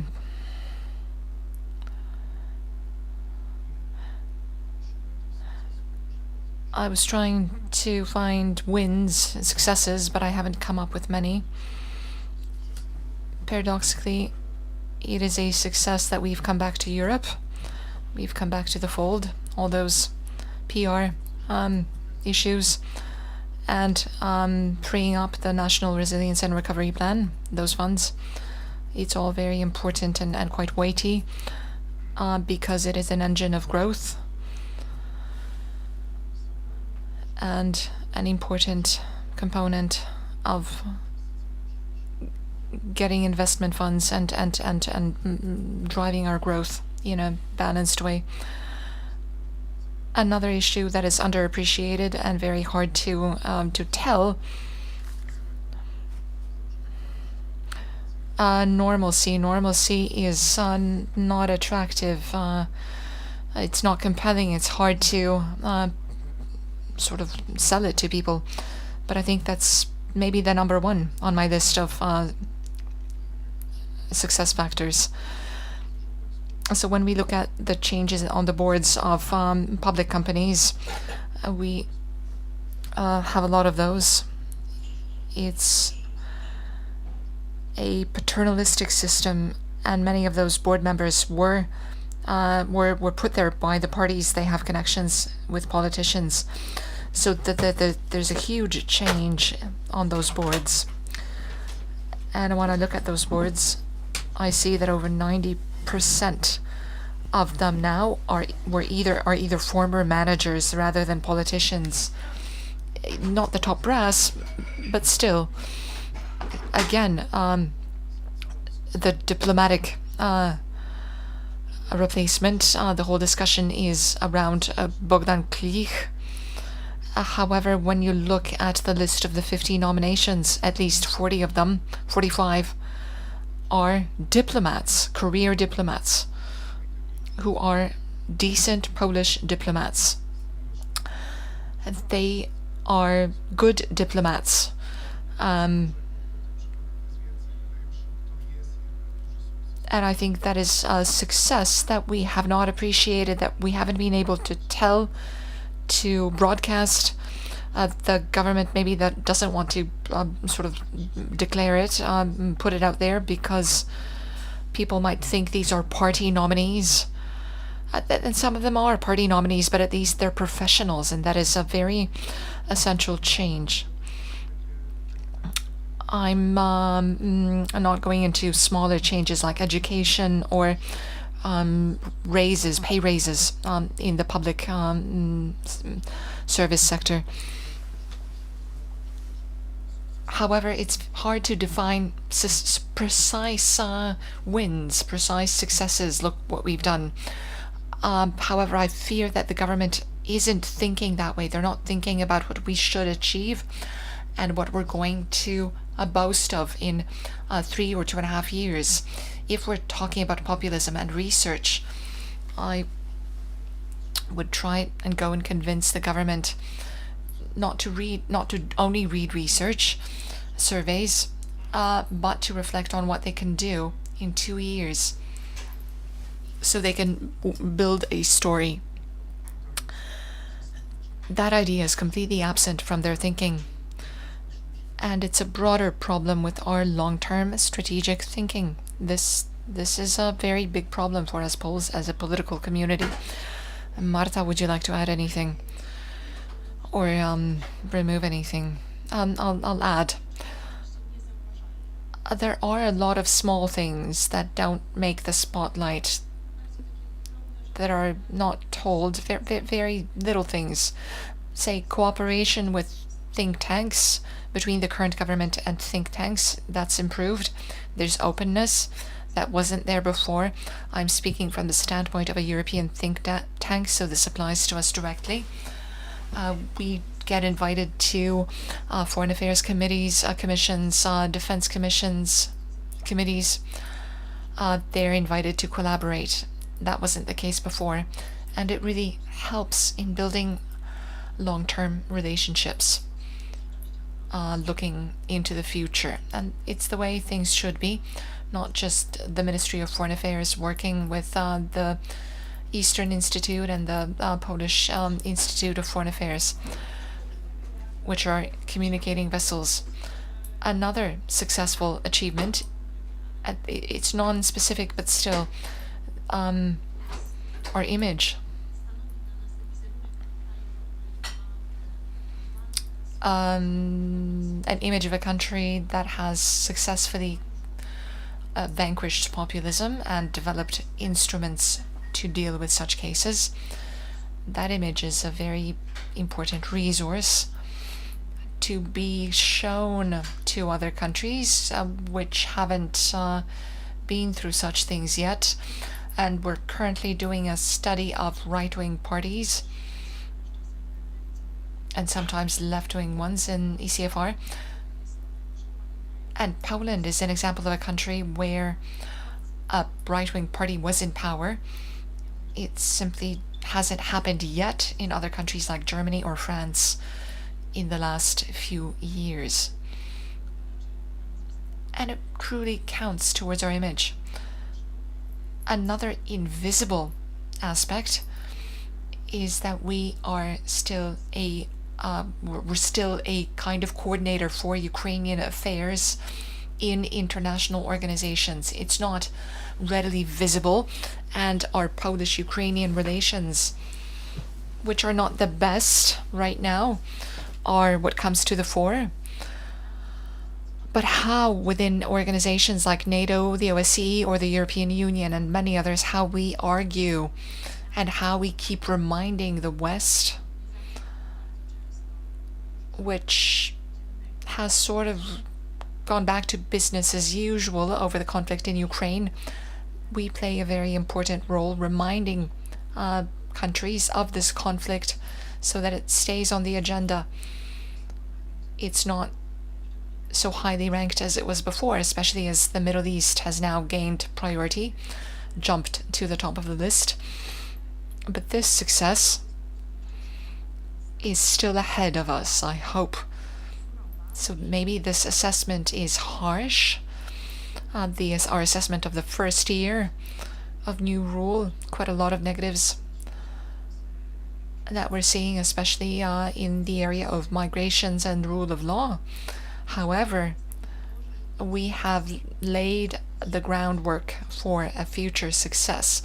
For that success to come about, one of the first things that has to be done within the coalition for Ukraine, on behalf of Ukraine, which we are trying to build due to Donald Trump being elected, and returning to the studies we were talking about, research shows that Poles are not ready to donate or to transfer more weapons, more military equipment to Ukraine. And that is a problem, because if Tusk is a European leader, we don't have another, then as a country, as Poland, we're going to have to be willing and able to give, to donate, to transfer, not just financial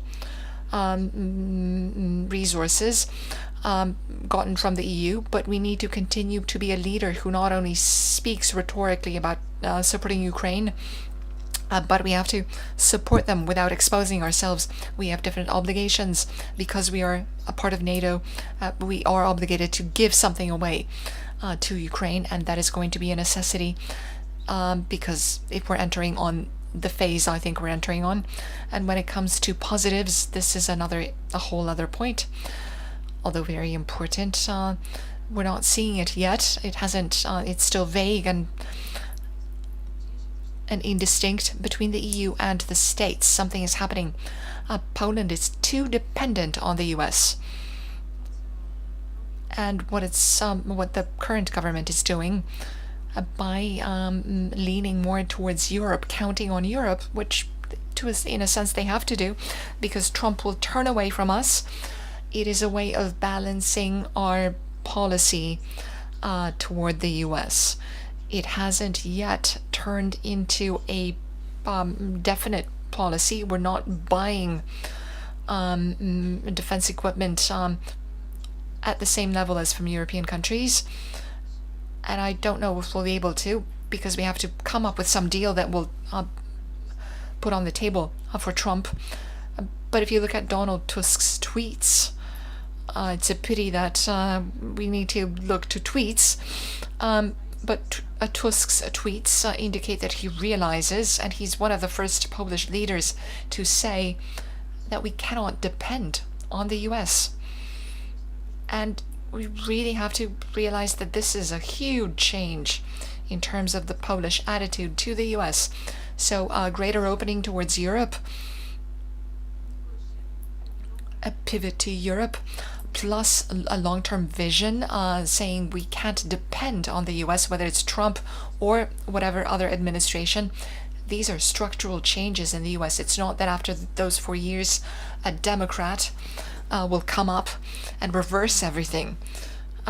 It's not going to happen, because Biden, many of the reforms that Trump introduced during the first administration, he left them in place. He continued them. So the pivot to Asia actually started under Obama, and the states are turning away from us. We need to be building European defense and our potential here, and Tusk knows this very well. So let's finish off our round, and then we'll open up a Q&A. I agree with Andrzej's initial statement that there is a sense of we've come into normalcy now, but whether we here feel like it's normalcy or if it's all across society, again, research shows that we are still divided. I'm sure you're familiar with this research. This was published in different newspapers. So some 45% of Poles think that things have improved, and 42 think they have deteriorated. 70% of Civic Coalition voters think things are better, and 72% of PIS voters think it's worse. So again, polarization, normalcy, and more. At least in my sense, I've stopped fearing that we are about to leave the EU. It was sort of on the horizon.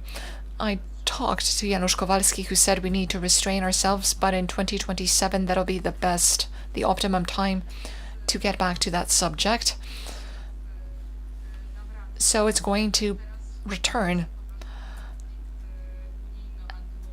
We have the EU anti-EU conflict put to rest for now.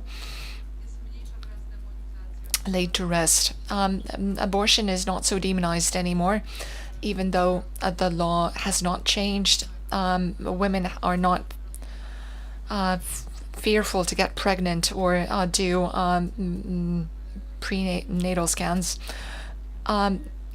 History and contemporary times has been removed from school curricula. Symbolic changes. I agree there's no story, but generally liberals aren't good at stories, and Jonathan Haidt or Drew Western note that Republicans in the US or conservatives find it much easier to play emotions. Tusk knows security is a concern, so he tries to do something about it, and he's not so much using populism to mobilize voters. So when preparing for this meeting, I was thinking, okay, warm water in the tap is back. Things are good. They're not going to poke people, incite people. People will sort of start living their lives. They won't be mobilized to go and vote until the whole system gets overturned again. And we need to fight for democracy again.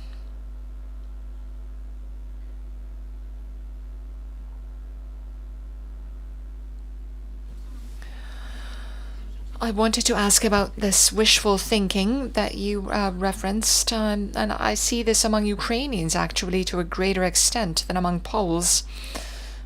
Back in the spring, I used to see a lot of skepticism among Ukrainians about Trump. All of a sudden, they're all Trumpers. What does the research say about the reasons behind wishful thinking? What conditions it? Okay, we'll collect a number of questions. Looking at the title of this panel, in the context of the whole conference, I assumed that one question would be asked here. It wasn't, so I'll ask it.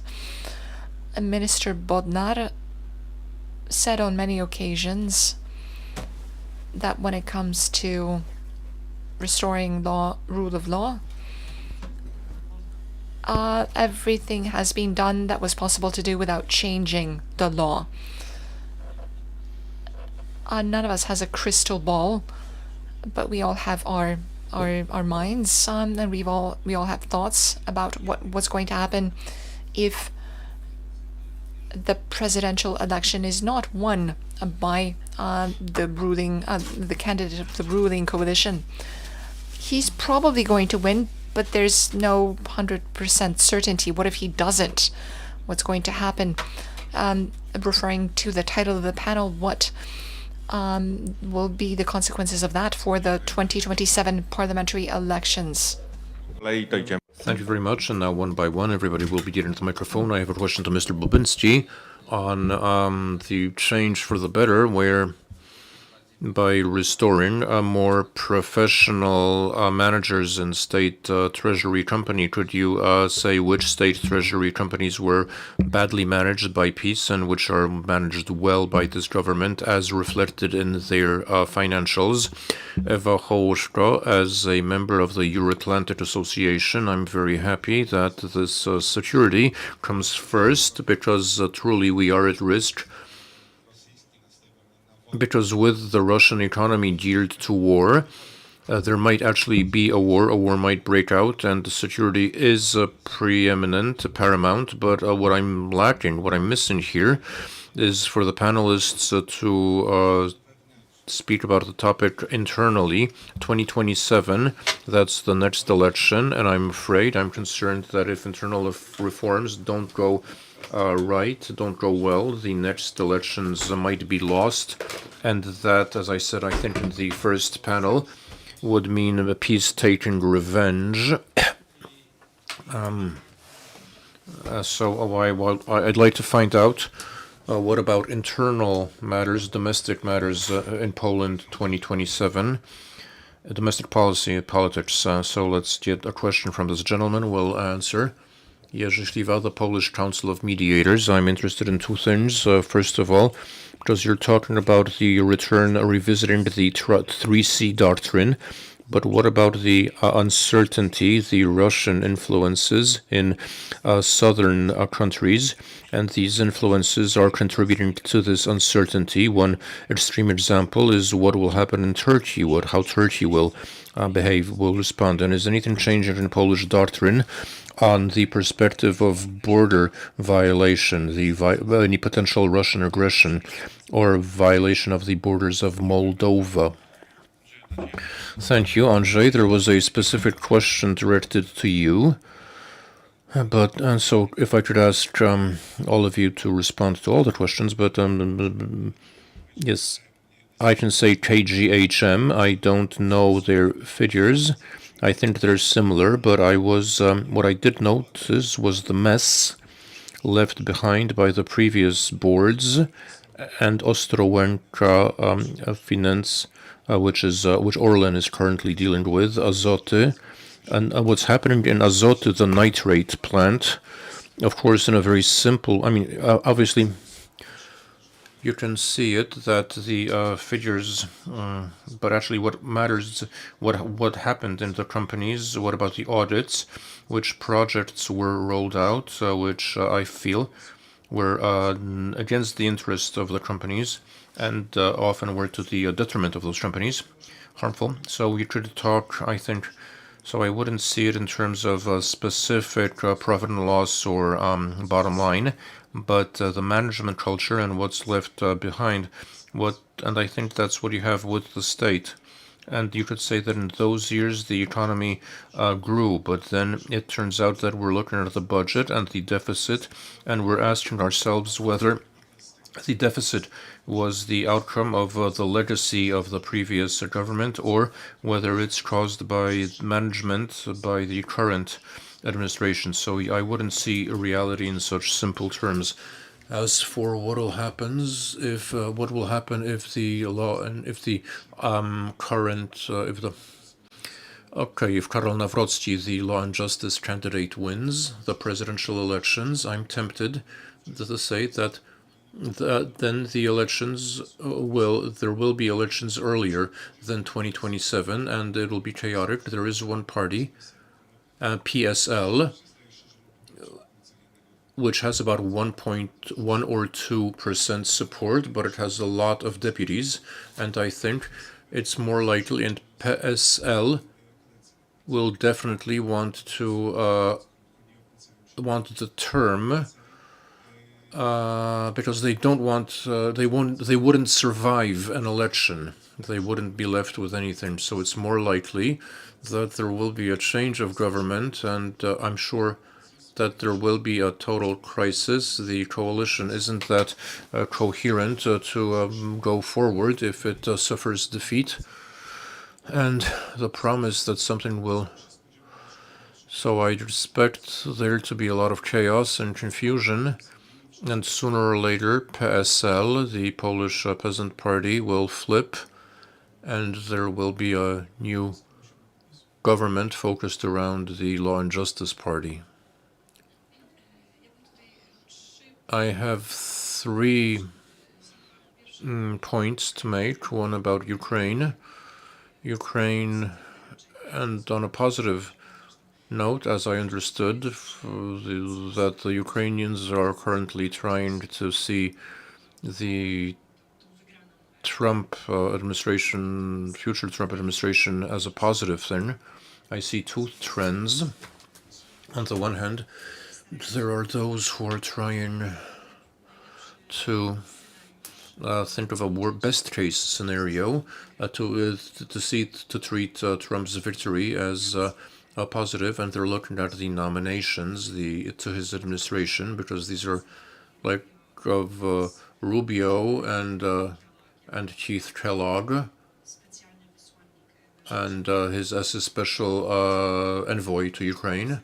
So they're watching this and they're looking at his choices as something they can live with, as somebody they can do business with, as people whose views can be influenced. So they see it, they believe that it's enough to explain what's actually happening in Ukraine and how important Poland and how important the role of Poland in Europe is, how much we contributed to supporting Ukraine to date, because there is this preconception in the US that it's mainly the US which supported, which funded, which gave weapons to Ukraine, but that's not true, obviously.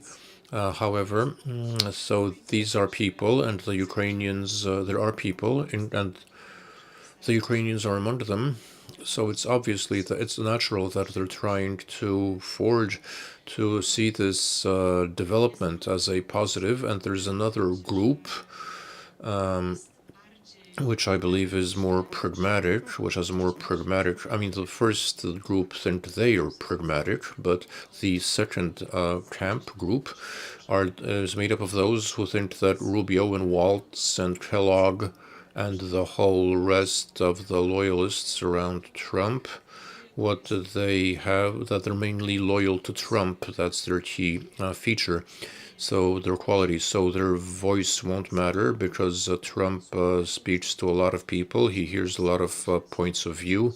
He met Rutte, the Secretary General of NATO, so he's hearing out everyone. But the greatest unknown in the government in the administration is Trump himself and his views and the way he sees it, which isn't clear at all.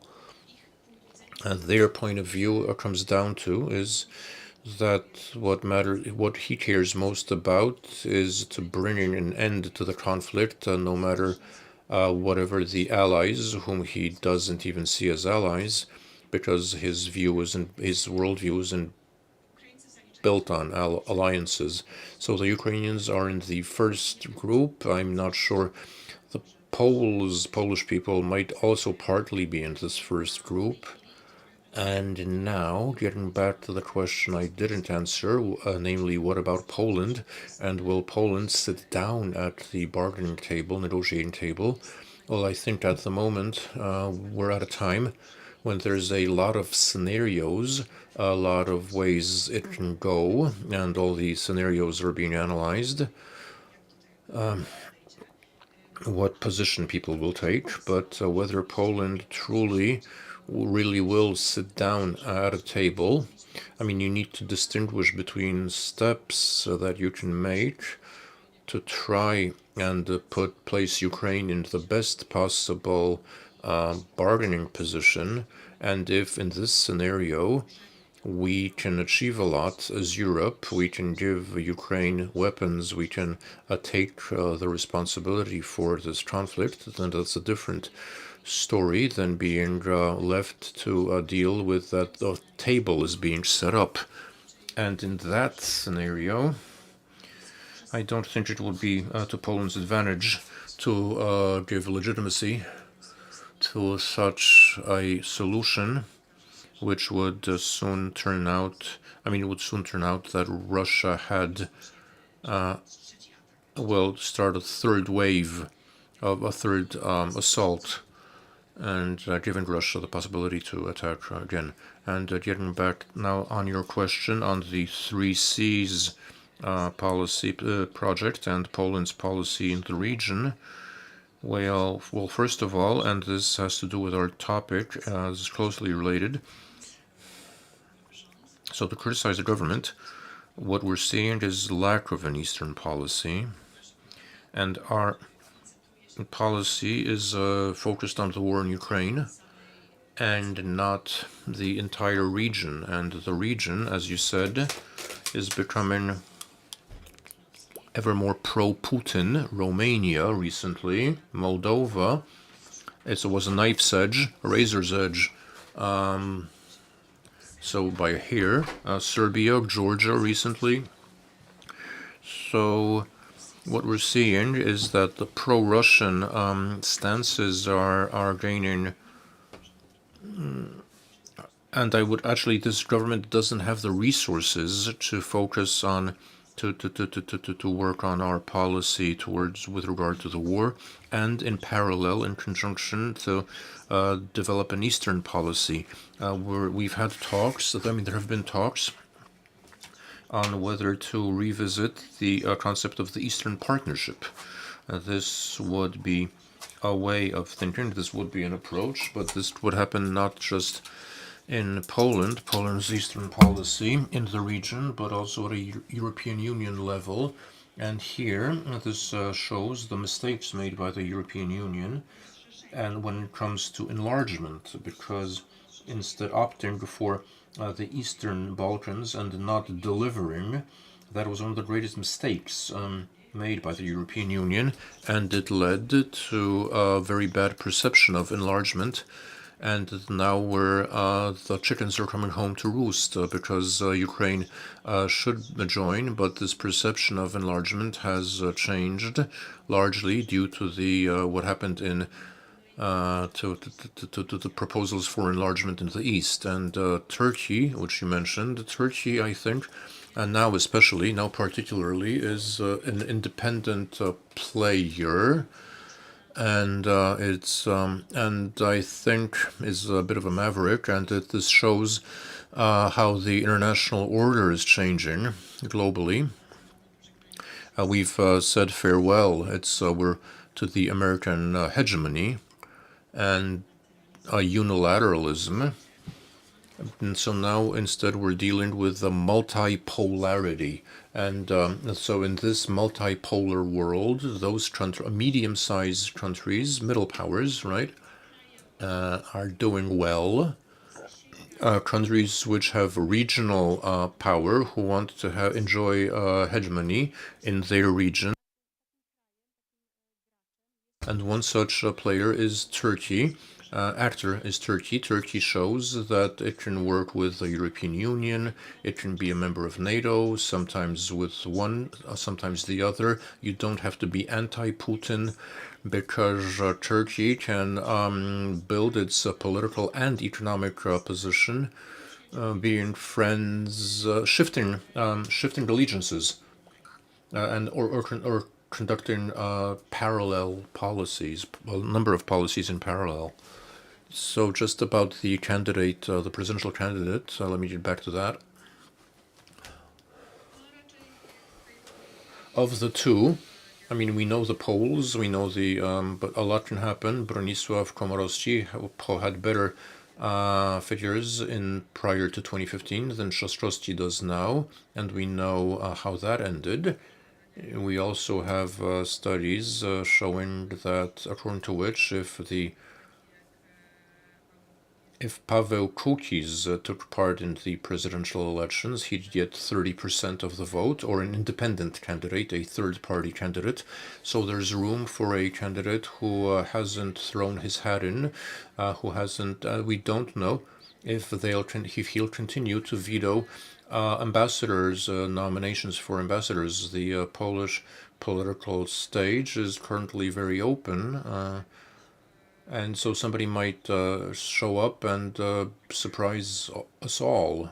There might be a new player in the ring, a new contender. Any other questions from the audience? Getting back to Andrzej. What is the scale? Just remind me.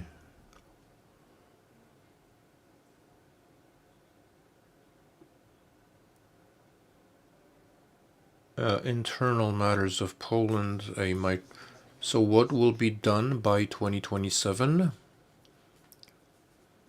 Well, I think that obviously we don't know. That's in a nutshell, but there's two big questions. One, who wins the presidential elections? And once the presidential election is won, then the government will roll out its development policy. There will be a time when they'll have to accelerate because there is a lack of strategic thinking. They'll need to show their cards, and we also need a campaign for 2027, but we don't see any signs of that yet. I think they need a thought, they need an idea, they need structural changes in this government, which isn't doing well. For instance, in managing energy policy, so there's a mess. There are 4 decision-making centers, each of which is pulling in their direction. So there's a clear need for structural change. I think that at the moment, besides what we're seeing after the first year, we don't really know. And this is, I think, an accusation. We don't really know what the government proposes to deliver by 2027. But if indeed Trzaskowski wins the presidential elections in September of 2025, there will be a point when they need to pick up speed. They need to accelerate. If they don't, it'll be a disaster, right? Thank you. I see a question at the gentleman here. This won't be a question, a direct question, but I want to recap these 2 days, maybe, or I mean, not. I didn't, while I believe that,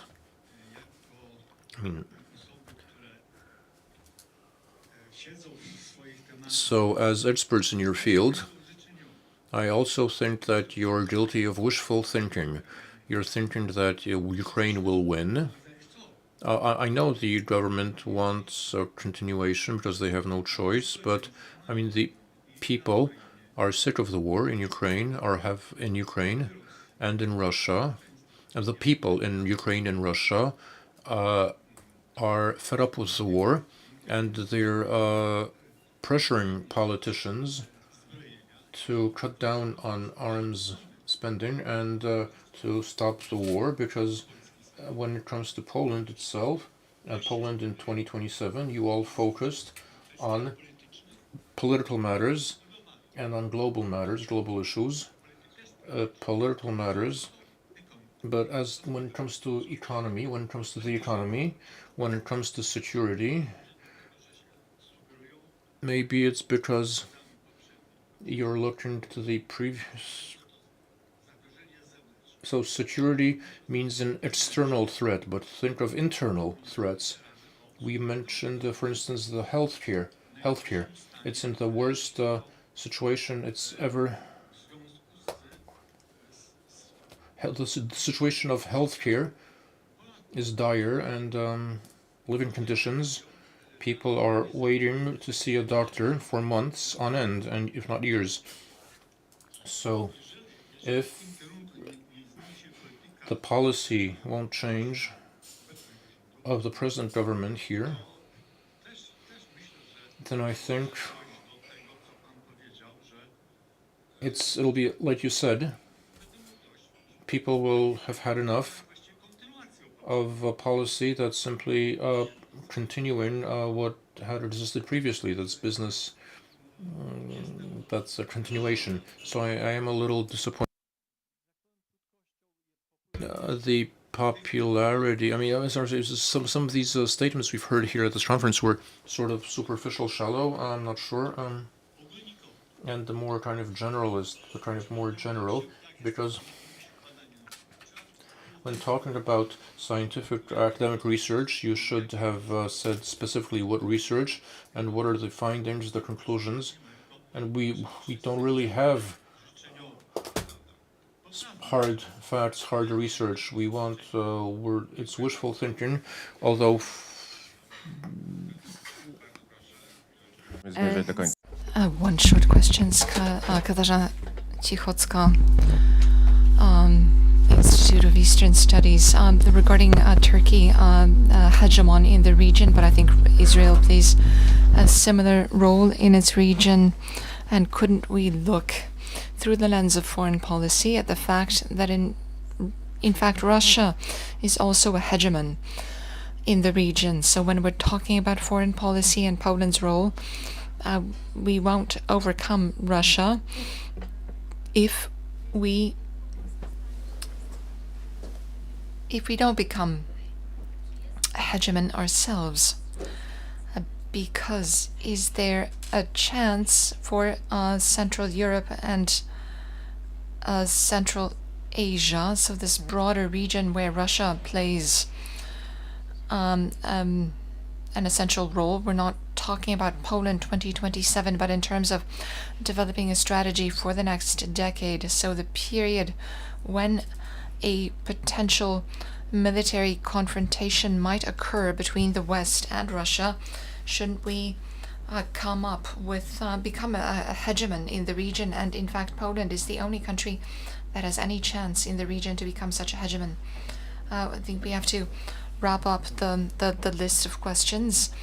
So either we can ask a question that won't get answered, or answer those questions that have been voiced. So an auxiliary question, a summary question. It's no coincidence that we've paid so much attention to international law, because it determines solutions to domestic problems.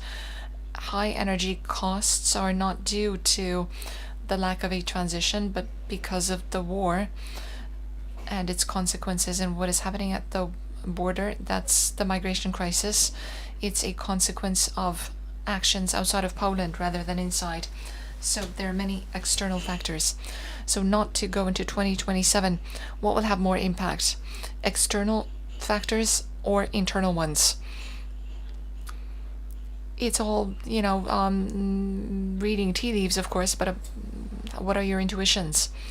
we've mentioned the presidential elections, so there we are.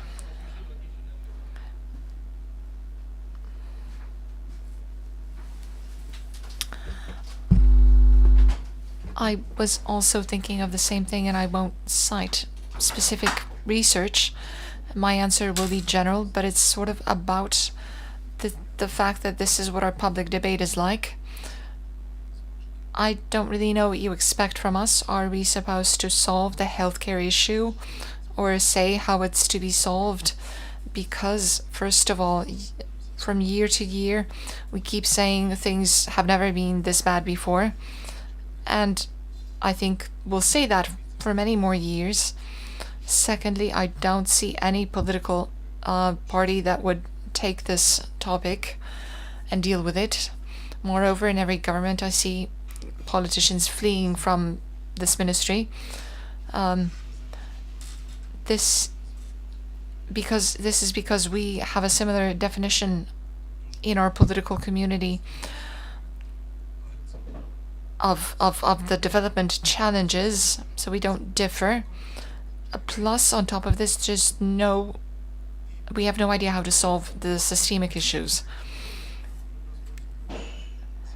So I think elections are governed by other factors, such as symbolic issues, identity issues, economic issues, which we have moderate effect on.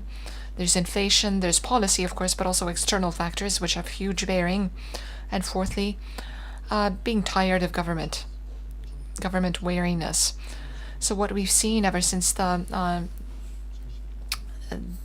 transformation period, we had 4 periods when governments sort of got worn out and voters got tired of them. And then we entered on a higher political culture where it seemed that we would enter on a 2-term cycle.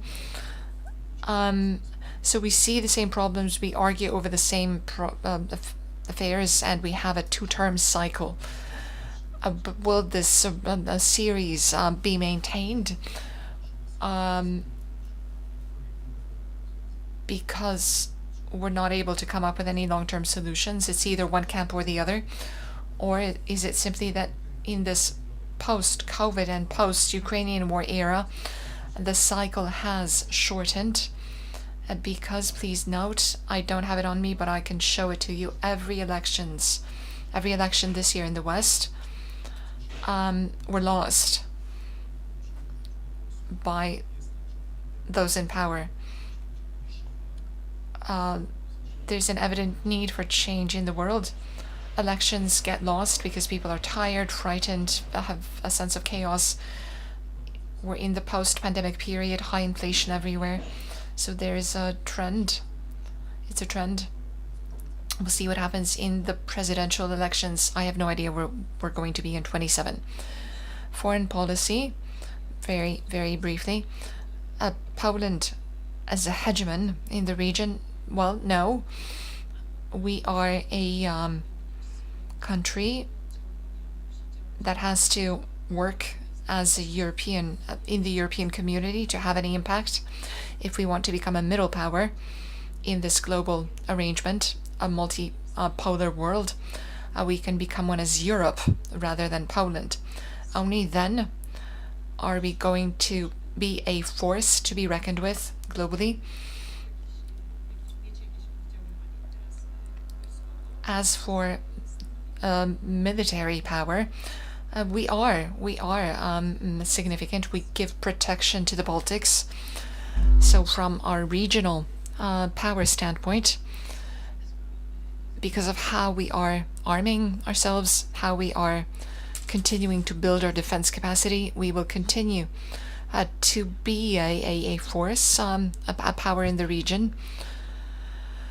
Only that comes at a cost. So if we want to be a force, if we're aiming for that, that will be at the cost of healthcare, for instance. So we are on this ship, safe for the moment in the EU, and for the time being, I don't see pole exit on the horizon. We are in NATO, so we are safe for the time being, and this ship is sailing in a relatively fixed direction. So this is a guarantee, a safeguard. We see that health security is important for the government. They do read the research. They do see what citizens want. That's why they put health security on their set of priorities for the Polish presidency. But as many experts have pointed out, there are no specifics on the table. So health security, but we'll see what that involves. Our government, as I said, is extremely sensitive to social feedback, to research.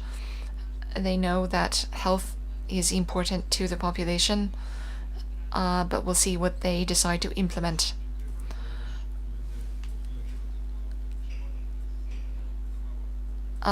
One last thing, 5%, that's how much it's going to be, that's how much we're going to spend on defense. And that is the core thing that defines everything else, including the discourse. We're going to militarize further, and it's going to bear on 2027. And all the other things that we won't do because we'll be spending on defense, will that have bearing? We should be talking about that. The fact that there's a consensus to get to 5%, that is unprecedented in our history. So I think that is the central topic we should address, maybe in another debate. Thank you to the panelists for their statements. All the imperfections are the fault of the moderator. I leave it up to you to determine to what extent we've responded to the main subject and how we have been sidetracked, although I did caution against it at the beginning. We are living in a complex world, and it is very hard to give specific, accurate answers. There's so much uncertainty.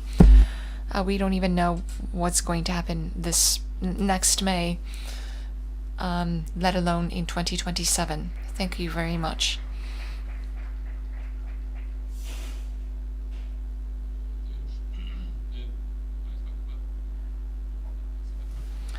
I don't want to ask you to leave the stage, but I know that some people have certain obligations and need to get to other places. So of course, thank you, and thank you to Edwin, who moderated this panel, the head of the Batory Foundation. I see that you're leaving, but I'd like to invite Małgorzata Szuleka to the stage. A little secret that I want to let you in on, a conference secret. We're being live streamed. You might maybe be concerned about the fact that we've planned a summary in the agenda. That was a buffer just in case things were running late, but we had such fantastic panelists that there are no delays. We're not behind.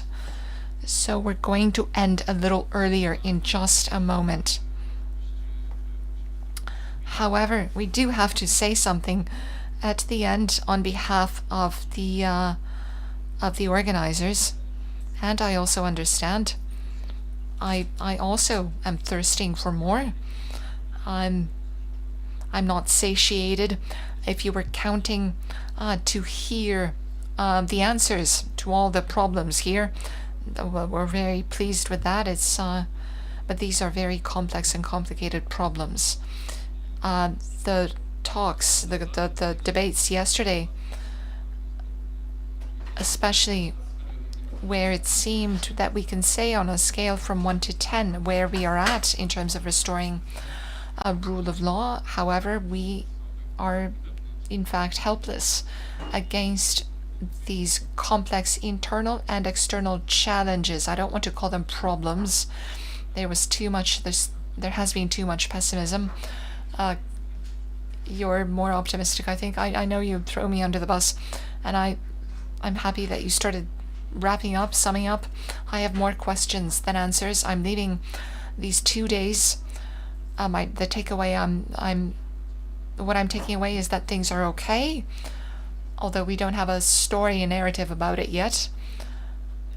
However, I keep thinking that it's easy to say about what has already happened. It's very hard to predict the future and the crisis that's going to bear on politics next year or in the next 3 years. That crisis has not manifested with full force yet. The optimistic thing is that we will have a pretext for another conference. So thank you to the Batory Foundation and Krzysztof for organizing this meeting. I think that we want to move to solutions too quickly. We need to talk about processes, how to do those. It's a lesson in foreign policy and in building rule of law, restoring rule of law, and safeguarding rule of law.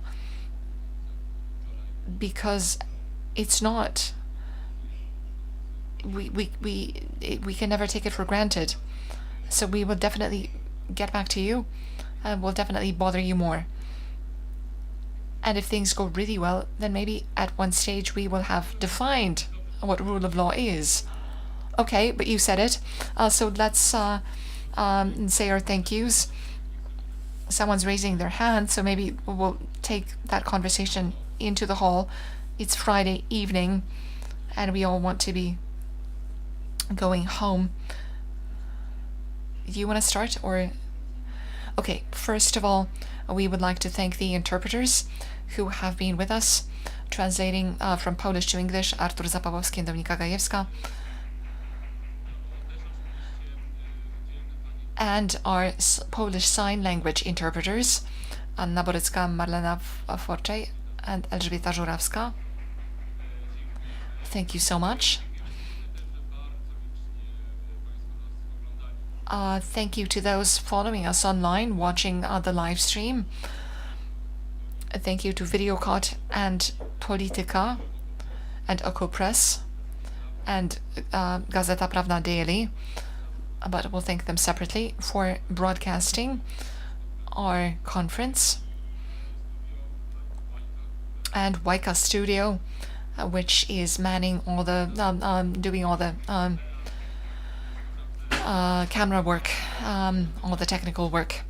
It's in the background, but we truly appreciate it. And thank you to Gazeta Prawna Daily for they are our media patron. They're giving us room in the press, in the paper, to wrap up, to sum up this conference.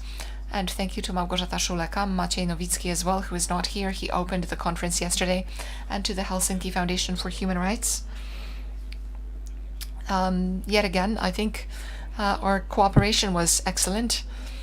Thank you to the team of the Batory Foundation, to the 3 individuals named, and 2 more thanks. Dagmara Derda of the Helsinki Foundation for Human Rights, who also assisted us in the background, as it were, but very, very much. And to all of you, to our audience, who have made it so far, yesterday and today, especially those who were here for all of the 2 days. Thank you for the discussions, for your questions, for your openness, your criticism too. And we will meet maybe in 2027. We're still wondering about that. But we'll meet in 2027 perhaps to see to what extent our predictions have come true. But most importantly, my wish for all of us is that we can meet in peaceful, happy circumstances. Beautiful, beautiful. Thank you so much.